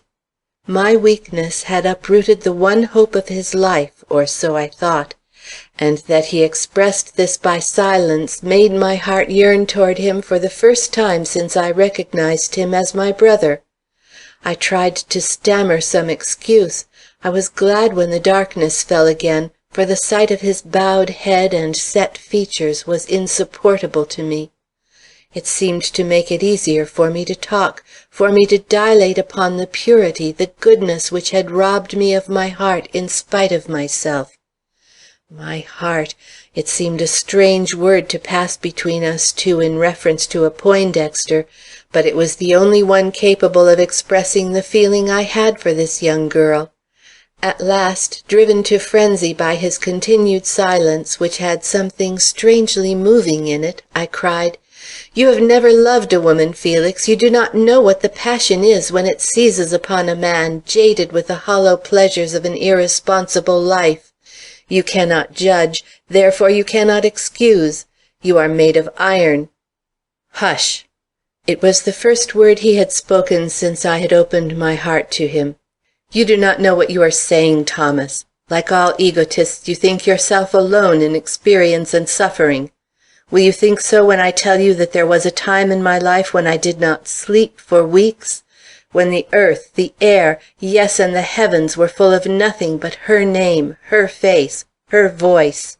When to have held her in my arms, to have breathed into her ear one word of love, to have felt her cheek fall against mine in confidence, in passion, in hope, would have been to me the heaven which would have driven the devils from my soul forever?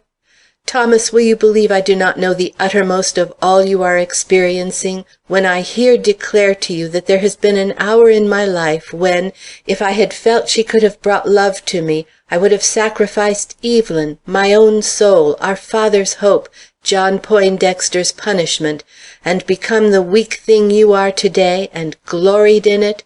I, Felix Cadwallader, the man of iron, who has never been known to falter? But, Thomas, I overcame that feeling. I crushed down that love, and I call upon you to do the same. You may marry her, but—" What stopped him? His own heart, or my own impetuosity? Both, perhaps, for at that moment I fell at his feet, and seizing his hand, kissed it as I might a woman's. He seemed to grow cold and stiff under this embrace, which showed both the delirium I was laboring under and the relief I had gotten from his words. When he withdrew his hand, I felt that my doom was about to be spoken, and I was not wrong. It came in these words: "Thomas, I have yielded to your importunity and granted you the satisfaction which under the same circumstances I would have denied myself. But it has not made me less hard toward you. Indeed, the steel with which you say my heart is bound seems tightening about it, as if the momentary weakness in which I have indulged called for revenge. Thomas, go on your way. Make the girl your wife. I had rather you would, since she is what she is. But after she has taken your name, after she believes herself secure in her honorable position and your love, then you are to remember our compact and your oath. Back upon John Poindexter's care she is to be thrown, shortly, curtly, without explanation or excuse. And if it costs you your life, you are to stand firm in this attitude, using but one weapon in the struggle which may open between you and her father, and that is your name of Cadwallader. You will not need any other. Thomas, do you swear to this? Or must I direct my own power against Eva Poindexter, and by telling her your motive in courting her, make her hate you forever? I will swear, I cried, overpowered by the alternative with which he threatened me. Give me the bliss of calling her mine, and I will follow your wishes in all that concerns us thereafter. You will? There was a sinister tone in this ejaculation that gave a shock to my momentary complacency. But we are so made that an anticipated evil affects us less than an immediate one, and remembering that weeks must yet elapse, during which he or John Poindexter or even myself might die, I said nothing, and he went icily on. I give you 2 months, alone and untrammeled. Then you are to bring your bride to my house, there to hear my final decision. There is to be no departure from this course. I shall expect you, Thomas, you and her. You can say that you are going to make her acquainted with your brother. I will be there, I murmured, feeling a greater oppression than when I took the oath at my father's deathbed. I will be there. There was no answer. While I was repeating those 4 words, Felix vanished. Letter 11. Dear Felix, have a fresh draft made. I need cigars, clothes, and a wedding ring. But no, let me stop short there. We will be married without one, unless you force it upon us. Eva's color is blue. Very truly, Thomas. Entry 17. Today I wrote again to Felix. He is at home, must be, for I have neither seen nor felt his presence since that fateful night. What did I write? I don't remember. I seem to be living in a dream. Everything is confused about me but Eva's face, Eva's smile. They are blissfully clear. Sometimes I wish they were not. Were they confused amid these shadows, I might have stronger hope of keeping my word to Felix. Now I shall never keep it. Eva once my wife, separation between us will become impossible. John Poindexter is ill. Letter 12. Dear Felix, congratulations, visits from my neighbors, all the éclat we could wish or a true lover hate. The ring you sent fits as if made for her. I am called in all directions by 1,000 duties. I am on exhibition, and everyone's curiosity must be satisfied. In haste, Thomas. Entry 18. The wedding is postponed. John Poindexter is very ill. Pray God Felix hears nothing of this. He would come here. He would confront his enemy on his bed of sickness. He would denounce him, and Eva would be lost to me. Letter 13. Dear Felix, Eva is not pleased with the arrangements which have been made for our wedding. John Poindexter likes show. She does not. Which will carry the day? Yours affectionately, Thomas. Entry 19. Mr. Poindexter is better, but our plans will have to be altered. We now think we will be married quietly, possibly in New York. Letter 14. Dear Felix, a compromise has been effected. The wedding will be a quiet one, but not celebrated here. As you cannot wish to attend it, I will not mention the place or hour of my marriage, only say that on September 27th at 4 p.m. you may expect my wife and myself at your house. Affectionately, Thomas. Entry 20. We have decided to be married in New York. Mr. Poindexter needs the change, and Eva and I are delighted at the prospect of a private wedding. Then we will be near Felix, but not to subject ourselves to his will. Oh, no. Entry 21. Married! She is mine! And now to confront Felix with my determination to hold on to my happiness. How I love her, and how I pity him! John Poindexter's wickedness is forgotten, Evelyn but a fading memory. The whole world seems to hold but three persons, Eva, Felix, and myself. How will it end? We meet at his home to-morrow.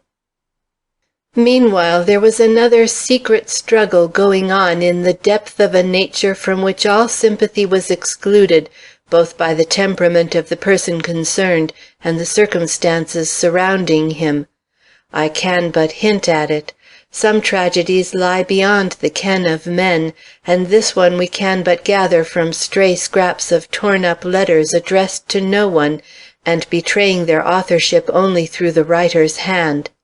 They were found long after the mystery of Felix Cadwallader's death had been fully accounted for, tucked away under the flooring of Bartow's room. Where or how procured by him, who can tell? Madness! I have seen Eva Poindexter again, and heaven and hell have contended for me ever since. Eva, Eva, the girl I thought of only as our prey, the girl I have given to my brother. She is too lovely for him. She is too lovely for any man, unless it be one who has never before thrilled to any woman's voice, or seen a face that could move his passions or awaken his affection. Is it love I feel? Can I, Felix, who have had but one thought, known but one enthusiasm, retain in this breast of iron a spot, however secret, however small, which any woman, least of all his daughter, could reach? Never! I am the prey of frenzy or the butt of devils, yet only the inhabitants of a more celestial sphere brighten around me when I think of those half-raised eyes, those delicately parted lips, so devoid of guile, that innocent bearing, and the divine tenderness, mingled with strength, by which she commands admiration and awakens love. I must fly. I must never see her again. Thomas's purpose is steady. He must never see that mine rocks like an idol smitten by a thunderbolt. If Thomas had not been reared in Paris, he too— But I am the only weak one. Curses on my— Did I say I would fly? I cannot, not yet. One more glimpse of her face, if only to satisfy myself that I have reason for this madness. Perhaps I was but startled yesterday to find a celestial loveliness where I expected to encounter pallid inanity. If my emotion is due to my own weakness rather than to her superiority, I had better recognize my folly before it proves my destruction. I will stay, and— Thomas will not, shall not— Dexter's daughter— Hate, hate for Tom— My self-esteem is restored. I have seen her again. Him, they were together. There was true love in his eye. How could I expect him not to love her? And I was able to hide my anguish and impose his duty on him. She loves him, or he thinks so, and the work goes on. But I will not stay to watch its accomplishment. No, no. I told him my story to-night under the guise of a past experience. Oh, the devils must laugh at us men. They have reason to. Sometimes I wonder if my father in the clearness of his new vision does not join them in their mirth. Home with my unhappy secret, home where nothing comes to distract me from my gnawing griefs and almost intolerable thoughts. I walk the floors. I cry aloud her name. I cry it even under the portrait of Evelyn. There are moments when I am tempted to write to Thomas, to forbid him— Eva, Eva, Eva! Every fibre in my miserable body utters the one word. But no man shall ever know. Thomas shall never know how the thought of her fills my days and nights, making my life a torment, and the future— I wait for his letters. Scanty they are and cold, as the doomed criminal awaits his executioner. Does she really love him? Or will that exquisite, that soulful nature call for a stronger mate, a more concentrated temperament, I thought I saw in one of my dark hours my father rising up from his grave to curse me. Oh, he might curse on if— What have I said about no man knowing? Bartow knows. In his dumbness, his deafness, he has surprised my secret, and shows that he has done so by his peering looks, his dissatisfied ways, and a jealousy at which I could shout aloud in mirth if I were not more tempted to shriek aloud in torment. A dumb serving man, picked up I have almost forgotten where, jealous of my weakness for John Poindexter's daughter. He was never jealous of my feeling for Evelyn, yet till the day I dared fate by seeking out and looking for the second time upon the woman whose charms I had scorned, her name often resounded through these rooms, and my eyes dwelt upon but one spot, and that was where her picture hangs in the woeful beauty which has become my reproach.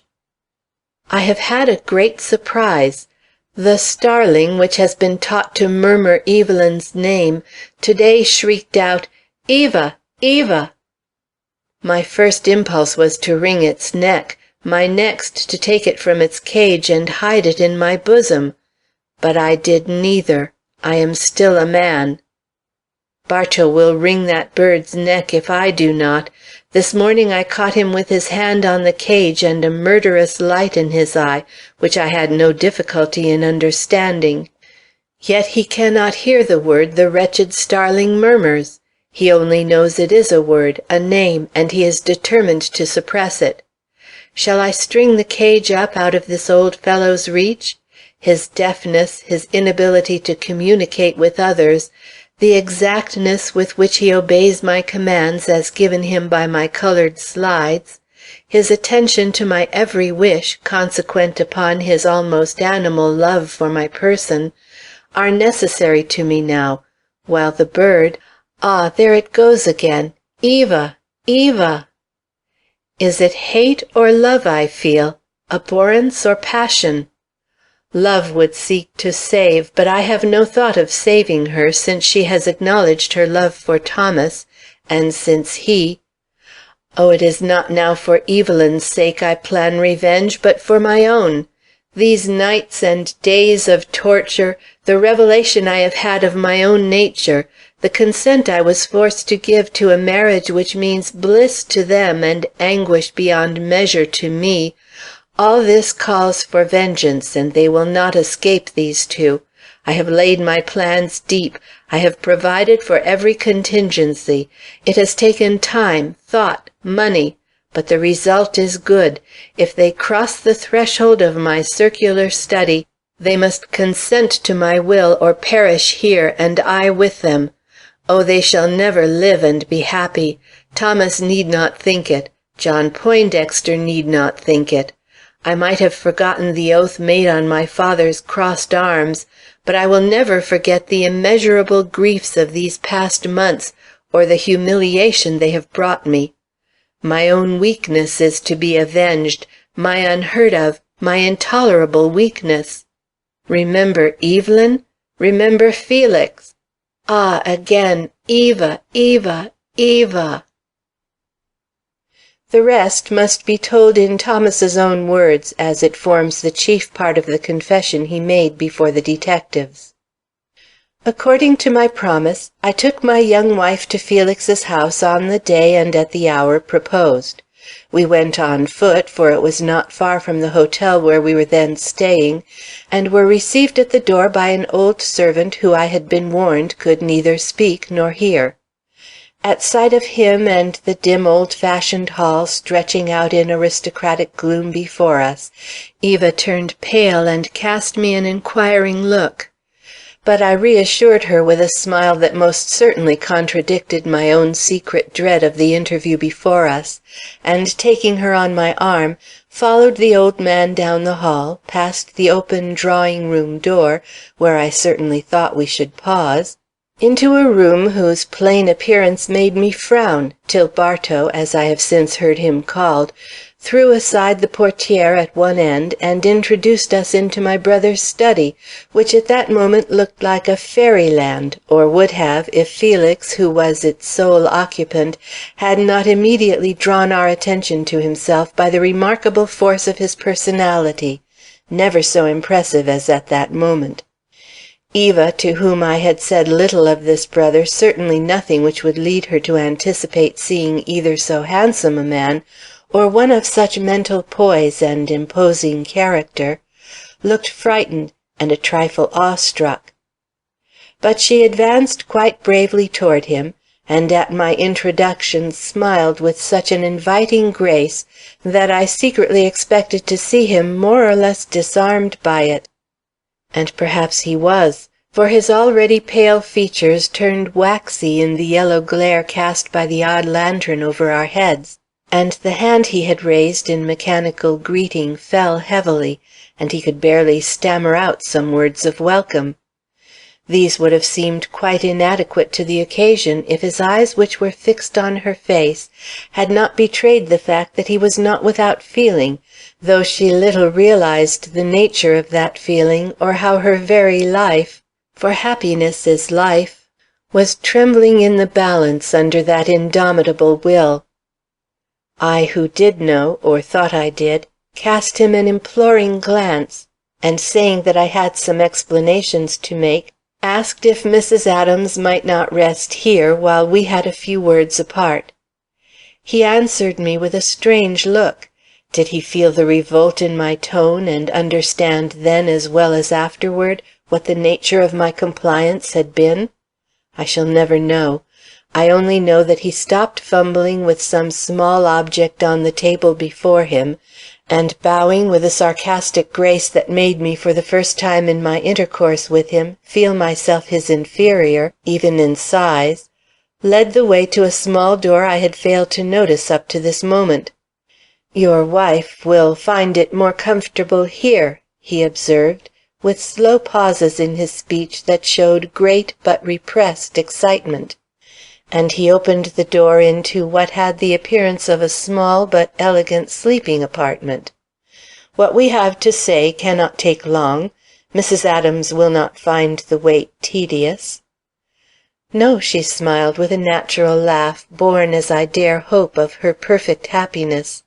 Yet she could not but have considered the proceeding strange, and my manner, as well as his, scarcely what might be expected from a bridegroom introducing his bride to his only relative. "I will call you," I began, but the vision of her dimpled face above the great cluster of roses she carried made me forget to complete my sentence, and the door closed, and I found myself face to face with Felix. He was breathing easier, and his manner seemed more natural now that we were alone, yet he did not speak, but cast a strange, if not inquiring glance about the room, the weirdest of apartments, as you all well know, and seeming satisfied with what he saw, why I could not tell, led the way up to the large table which from the first had appeared to exert a sort of uncanny magnetism upon him, saying, "Come further away. I need air, breathing place in this close room, and so must you. Besides, why should she hear what we have to say? She will know the worst soon enough. She seems a gentle-hearted woman." "An angel," I began, but he stopped me with an imperious gesture. "We will not discuss your Mrs. Adams," he protested. "Where is John Poindexter?" "At the hotel," I rejoined, "or possibly he has returned home. I no longer take account of his existence. Felix, I shall never leave my wife. I had rather prove recreant to the oath I took before I realized the worth of the woman whose happiness I vowed to destroy. This is what I have come to tell you. Make it easy for me, Felix. You are a man who has loved and suffered. Let us bury the past. Let us—" Had I hoped I could move him? Perhaps some such child's notion had influenced me up to this moment. But as these words left my lips, nay, before I had stumbled through them, I perceived by the set look of his features, which were as if cast in bronze, that I might falter, but that he was as firm as ever, firmer, it seemed to me, and less easy to be entreated. Yet what of that? At the worst, what had I to fear? A struggle which might involve Eva in bitter unpleasantness, and me in the loss of a fortune I had come to regard almost as my own. But these were petty considerations. Eva must know sooner or later my real name and the story of her father's guilt. Why not now? And if we must start life poor, it was yet life, while a separation from her. Meanwhile Felix had spoken, and in language I was least prepared to hear. "I anticipated this. From the moment you pleaded with me for the privilege of marrying her, I have looked forward to this outcome and provided against it. Weakness on the part of her bridegroom was to be expected. I have therefore steeled myself to meet the emergency, for your oath must be kept." Crushed by the tone in which these words were uttered, a tone that evinced power against which any ordinary struggle would end in failure, I cast my eyes about the room in imitation of what I had seen him do a few minutes before. There was nothing within sight calculated to awaken distrust, and yet a feeling of distrust, the first I had really felt, had come with the look he had thrown above and around the mosque-like interior of the room he called his study. Was it the calm confidence he showed, or the weirdness of finding myself amid Oriental splendors, and under the influence of night effects in high day and within sound of the clanging street-cars and all the accompanying bustle of everyday traffic? It is hard to say, but from this moment on I found myself affected by a vague affright, not on my own account, but on hers whose voice we could plainly hear humming a gay tune in the adjoining apartment.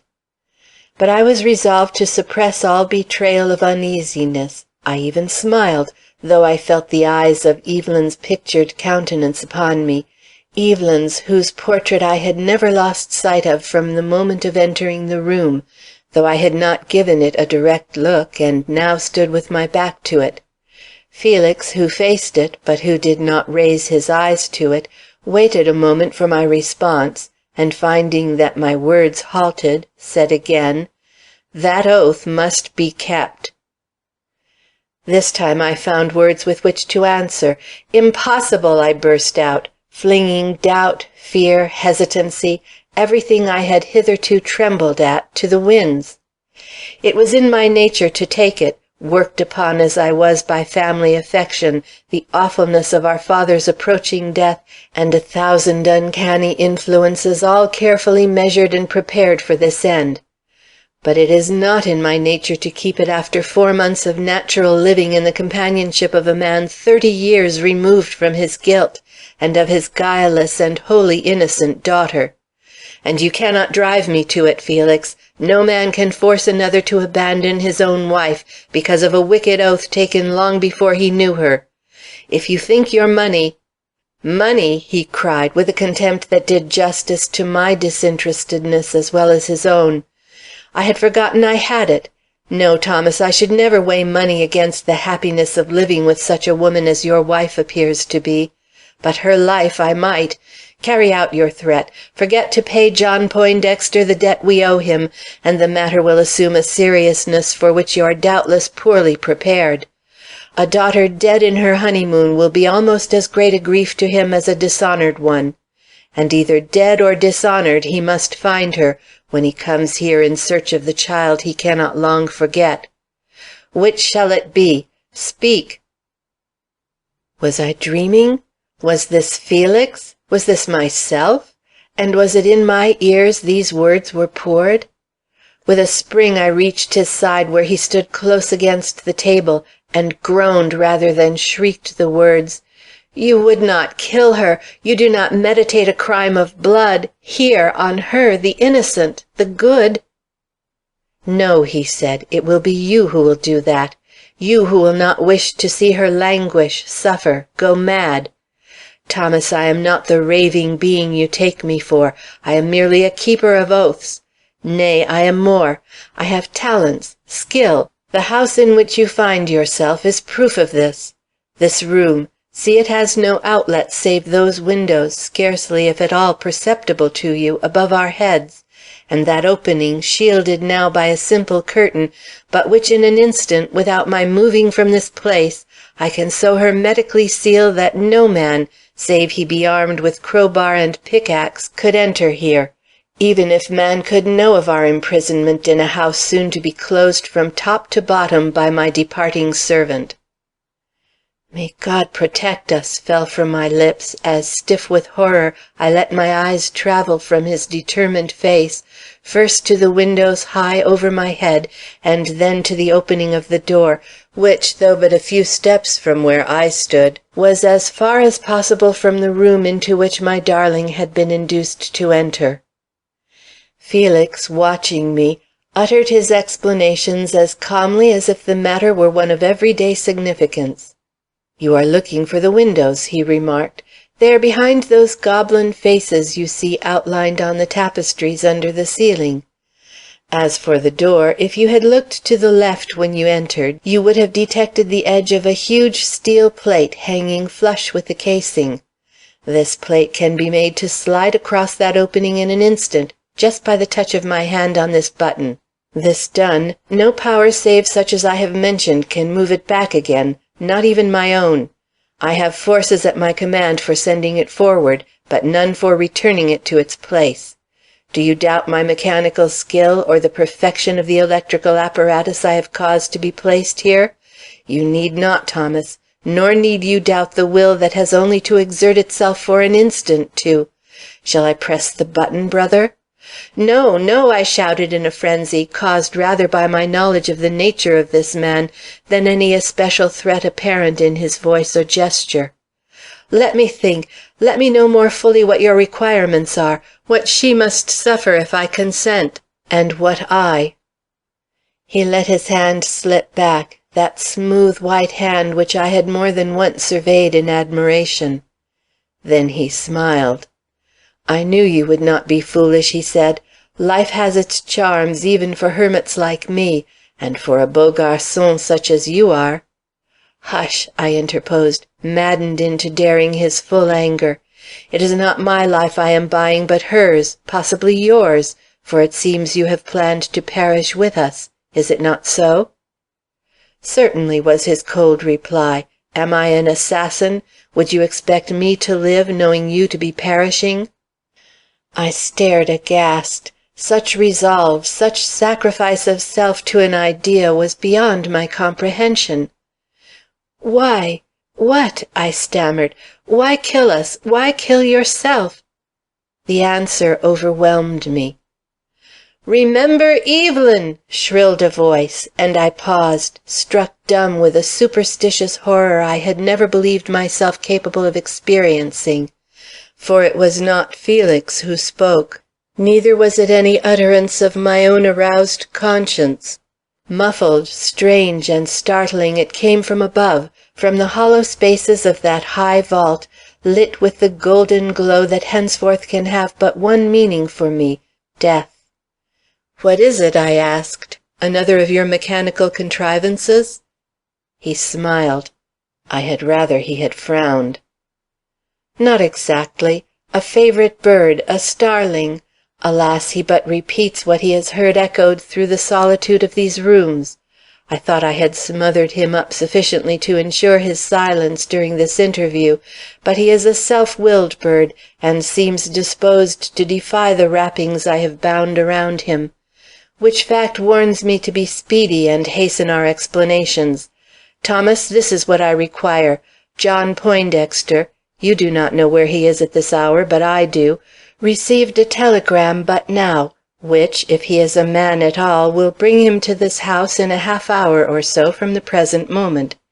It was sent in your name, and in it you informed him that matters had arisen which demanded his immediate attention, that you were on your way to your brother's, giving him this address, where, if you found entrance, you would await his presence in a room called the study, but that— and here you will see how his coming will not aid us if that steel plate is once started on its course.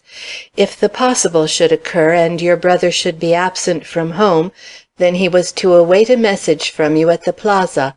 The appearance of the house would inform him whether he would find you and Eva within, or so I telegraphed him in your name.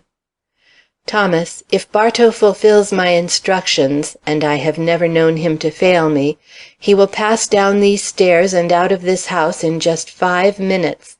As he is bound on a long-promised journey, and as he expects me to leave the house immediately after him, he has drawn every shade and fastened every lock.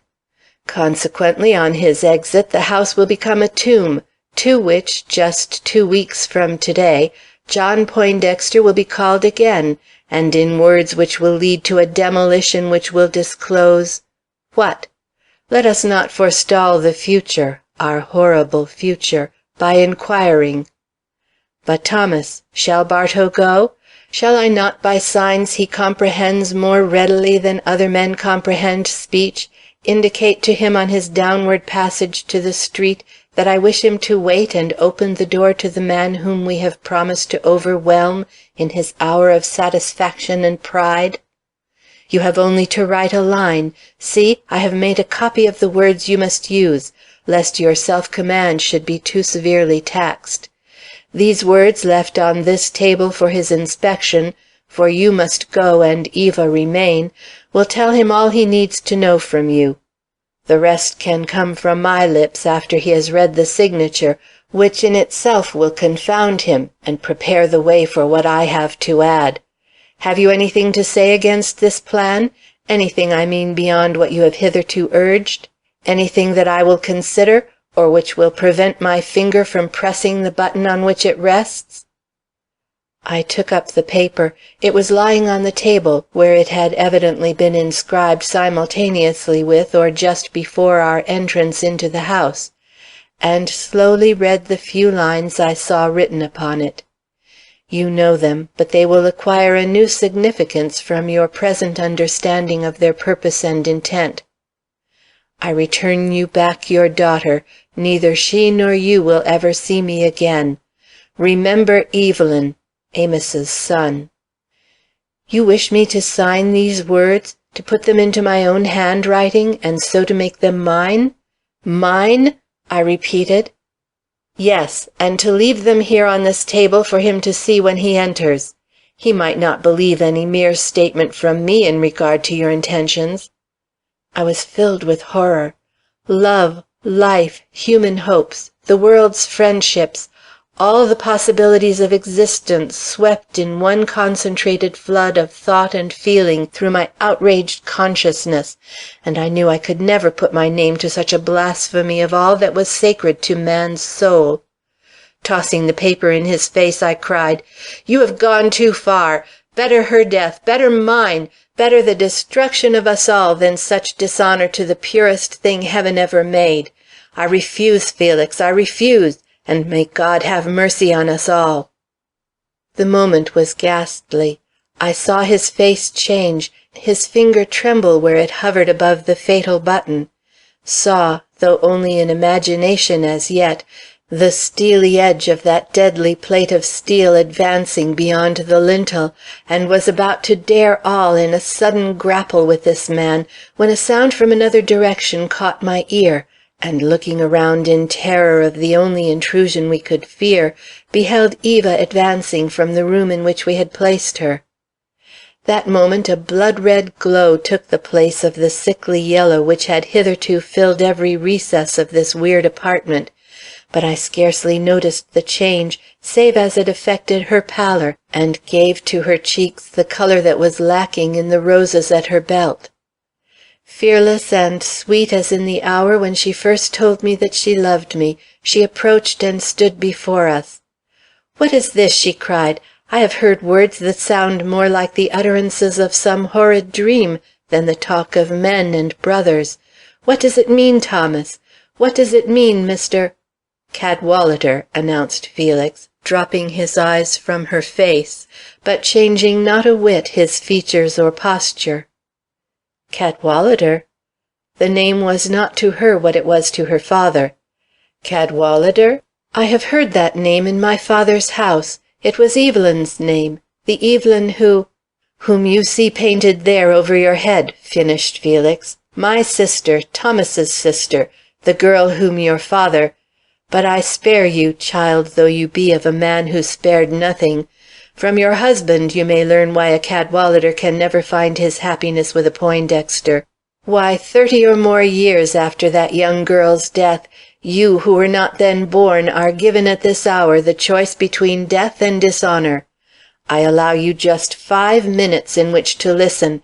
After that you will let me know your joint decision. Only you must take your talk where you stand, a step taken by either of you to right or left, and Thomas knows what will follow. 5 minutes with such a justification to make and such a decision to arrive at. I felt my head swim, my tongue refuse its office, and stood dumb and helpless before her, till the sight of her dear eyes, raised in speechless trust to mine, flooded me with a sense of triumph amid all the ghastly terrors of the moment, and I broke out in a tumult of speech, in excuses, explanations, all that comes to one in a more than mortal crisis. She listened, catching my meaning rather from my looks than my words. Then, as the minutes fled and my brother raised a warning hand, she turned toward him and said, "You are in earnest? We must separate in shame or perish in this prison-house with you?" His answer was mere repetition, mechanical but firm. "You have said it. You have but 1 minute more, madam." She shrank, and all her powers seemed leaving her. Then a reaction came, and a flaming angel stood where but a moment before the most delicate of women weakly faltered. And giving me a look to see if I had the courage or the will to lift my hand against my own flesh and blood, alas for us both, I did not understand her, caught up an old Turkish dagger lying only too ready to her hand, and plunged it with one sideways thrust into his side, crying, "We cannot part, we cannot die, we are too young, too happy." It was sudden, the birth of purpose in her so unexpected and so rapid that Felix, the ready, who was prepared for all contingencies, for the least movement or suggestion of escape, faltered and pressed, not the fatal button, but his heart. One impulsive act on the part of a woman had overthrown all the fine-spun plans of the subtlest spirit that had ever attempted to work its will in the face of God and man. But I did not think of this then. I did not even bestow a thought upon the narrowness of our escape, or the price which the darling of my heart might be called upon to pay for this supreme act of self-defense. My mind, my heart, my interest were with Felix, in whom the nearness of death had called up all that was strongest and most commanding in his strong and commanding spirit. Though struck to the heart, he had not fallen. It was as if the will which had sustained him through 30 years of mental torture held him erect still, that he might give her, Eva, one look, the like of which I had never seen on mortal face, and which will never leave my heart or hers until we die. Then, as he saw her sink shudderingly down, and the delicate woman reappear in her pallid and shrunken figure, he turned his eyes on me, and I saw, good God, a tear well up from those orbs of stone, and fall slowly down his cheek, fast growing hollow under the stroke of death. "Eva! Eva! I love Eva!" shrilled the voice which once before had startled me from the hollow vault above.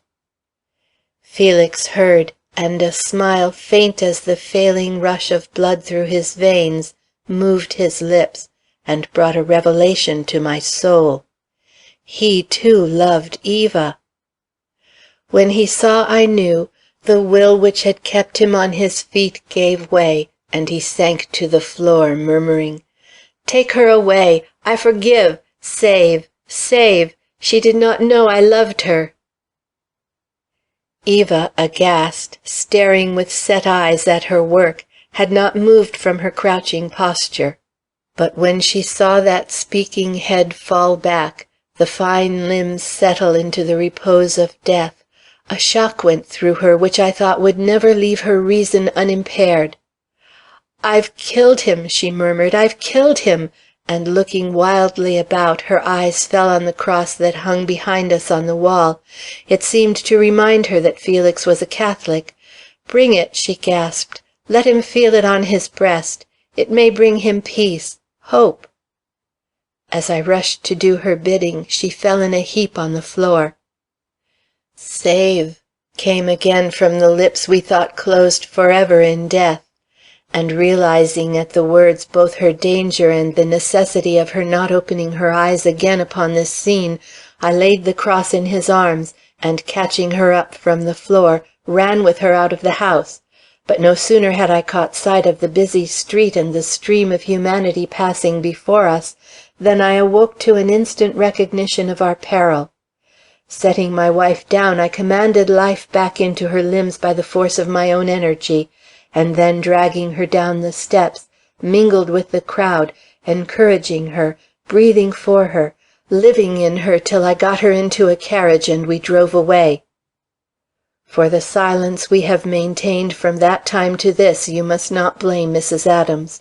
When she came to herself, which was not for days, she manifested the greatest desire to proclaim her act and assume its responsibility. But I would not have it. I loved her too dearly to see her name bandied about in the papers. And when her father was taken into our confidence, he was equally peremptory in enjoining silence, and shared with me the watch I now felt bound to keep over her movements. But alas, his was the peremptoriness of pride rather than love. John Poindexter has no more heart for his daughter than he had for his wife or that long-forgotten child, from whose grave this tragedy has sprung. Had Felix triumphed, he would never have wrung the heart of this man. As he once said, when a man cares for nothing and nobody, not even for himself, it is useless to curse him. As for Felix, judge him not when you realize, as you now must, that his last conscious act was to reach for and put in his mouth the paper which connected Eva with his death. At the moment of death his thought was to save, not to avenge. And this, after her hand had struck him. A silence more or less surcharged with emotion followed this final appeal. Then, while the various auditors of this remarkable history whispered together, and Thomas Adams turned in love and anxiety toward his wife, the inspector handed back to Mr. Gryce the memorandum he had received from him. It presented the following appearance: Answered. 1. Why a woman who was calm enough to stop and arrange her hair during the beginning of an interview should be wrought up to such a pitch of frenzy and exasperation before it was over as to kill with her own hand a man she evidently had no previous grudge against. Remember the comb found on the floor of Mr. Adams's bedroom. Answered. 2. What was the meaning of the following words, written just previous to this interview by the man thus killed? I return you your daughter. Neither you nor she shall ever see me again. Remember Evelyn. Answered. 3. Why was the pronoun I used in this communication? What position did Mr. Felix Adams hold toward this young girl, qualifying him to make use of such language after her marriage to his brother? Answered. 4. And having used it, why did he, upon being attacked by her, attempt to swallow the paper upon which he had written these words, actually dying with it clinched between his teeth? Answered. 5. If he was killed in anger and died as monsters do, her own word, why did his face show sorrow rather than hate, and a determination as far as possible removed from the rush of overwhelming emotions likely to follow the reception of a mortal blow from the hand of an unexpected antagonist? Answered. 6.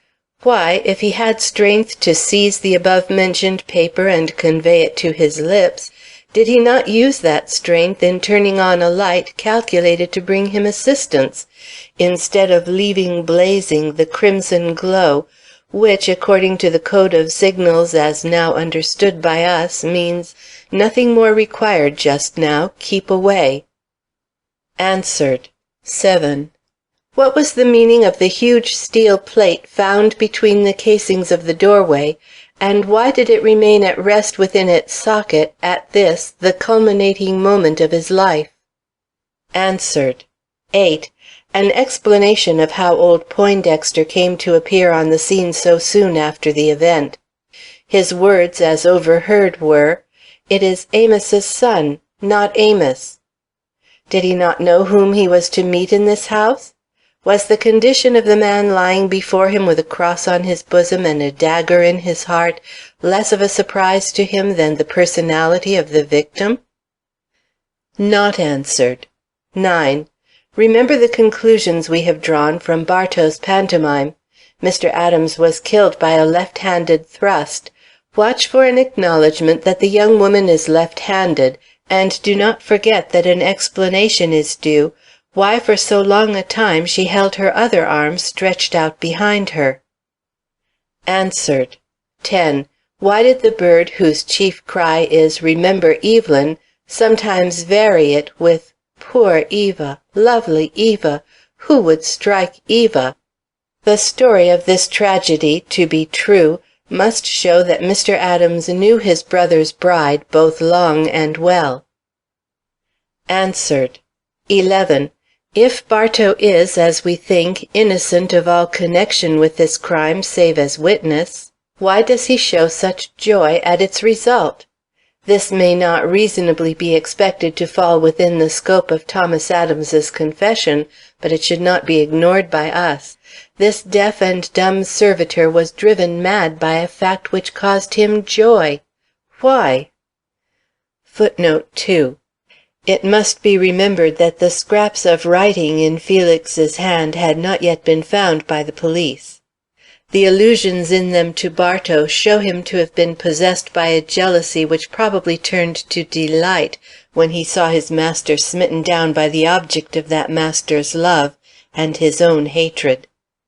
How he came to recognize in the bride of another man the owner of the name he so often saw hovering on the lips of his master is a question to be answered by more astute students of the laws of perception than myself. Probably he spent much of his time at the loophole on the stairway, studying his master till he understood his every gesture and expression. Answered. 12. Notice the following schedule. It has been drawn up after repeated experiments with Bartow and the various slides of the strange lamp, which caused so many different lights to shine out in Mr. Adams's study. White light, water wanted. Green light, overcoat and hat to be brought. Blue light, put back books on shelves. Violet light, arrange study for the night. Yellow light, watch for next light. Red light, nothing wanted, stay away. The last was on at the final scene. Note if this fact can be explained by Mr. Adams's account of the same. 2 paragraphs alone lacked complete explanation. The first, number 9, was important. The description of the stroke dealt by Mr. Adams's wife did not account for this peculiar feature in Bartow's pantomime. Consulting with the inspector, Mr. Gryce finally approached Mr. Adams and inquired if he had strength to enact before them the blow as he had seen it dealt by his wife. The startled young man looked the question he dared not ask. In common with others, he knew that Bartow had made some characteristic gestures in endeavoring to describe this crime, but he did not know what they were, as this especial bit of information had been carefully held back by the police. He therefore did not respond hastily to the suggestion made him, but thought intently for a moment before he thrust out his left hand and caught up some article or other from the inspector's table and made a lunge with it across his body into an imaginary victim at his right. Then he consulted the faces about him with inexpressible anxiety. He found little encouragement in their aspect. "You would make your wife out left-handed," suggested Mr. Gryce. "Now I have been watching her ever since she came into this place, and I have seen no evidence of this." "She is not left-handed, but she thrust with her left hand, Because her right was held fast in mine. I had seized her instinctively as she bounded forward for the weapon, and the convulsive clutch of our two hands was not loosed till the horror of her act made her faint, and she fell away from me to the floor, crying, "Tear down the cross and lay it on your brother's breast. I would at least see him die the death of a Christian." Mr. Gryce glanced at the inspector with an air of great relief. The mystery of the constrained attitude of the right hand, which made Bartow's pantomime so remarkable, was now naturally explained, and taking up the blue pencil which the inspector had laid down, he wrote with a smile a very decided "Answered" across paragraph number 9. A few minutes later Mr. Gryce was to be seen in the outer room gazing curiously at the various persons there collected. He was seeking an answer to a question that was still disturbing his mind, and hoped to find it there. He was not disappointed, for in a quiet corner he encountered the amiable form of Miss Butterworth, calmly awaiting the result of an interference which she in all probability had been an active agent in bringing about. He approached and smilingly accused her of this, but she disclaimed the fact with some heat. "I was simply there," she explained. "When the crisis came, when this young creature learned that her husband had left suddenly for New York in the company of two men, then it became apparent to every one that a woman should be at her side who understood her case and the extremity in which she found herself. And I was that woman." "You are always that woman," he gallantly replied, "if by the phrase you mean being in the right place at the right time. So you are already acquainted with Mrs. Adams's story?" "Yes, the ravings of a moment told me she was the one who had handled the dagger that slew Mr. Adams. Afterward she was able to explain the cause of what has seemed to us such a horrible crime. When I heard her story, Mr. Gryce, I no longer hesitated either as to her duty or mine. Do you think she will be called upon to answer for this blow? Will she be tried, convicted?" "Madam, there are not 12 men in the city so devoid of intelligence as to apply the name of crime to an act which was so evidently one of self-defense. No true bill will be found against young Mrs. Adams. Rest easy." The look of gloom disappeared from Miss Butterworth's eyes. "Then I may return home in peace," she cried. "It has been a desperate 5 hours for me, and I feel well shaken up. Will you escort me to my carriage?" Miss Butterworth did not look shaken up. Indeed, in Mr. Gryce's judgment, she had never appeared more serene or more comfortable. But she was certainly the best judge of her own condition, and after satisfying herself that the object of her care was reviving under the solicitous ministrations of her husband, she took the arm which Mr. Gryce held out to her, and proceeded to her carriage. As he assisted her in, he asked a few questions about Mr. Poindexter. "Why is not Mrs. Adams's father here? Did he allow his daughter to leave him on such an errand as this without offering to accompany her?" The answer was curtness itself. "Mr. Poindexter is a man without heart. He came with us to New York, but refused to follow us to police headquarters. Sir, you will find that the united passions of 3 burning souls, and a revenge the most deeply cherished of any I ever knew or heard of, have been thrown away on a man who is positively unable to suffer. Do not mention old John Poindexter to me. And now, if you will be so good, tell the coachman to drive me to my home in Gramercy Park. I have put my finger in the police pie for the last time, Mr. Gryce, positively for the last time."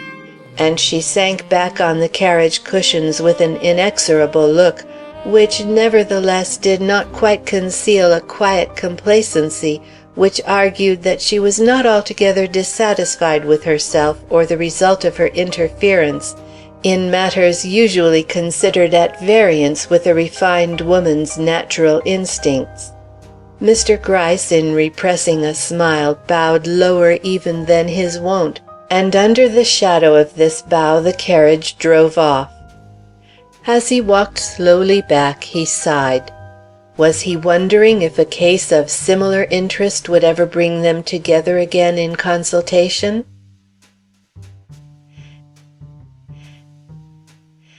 End of The Circular Study by Anna Katharine Green.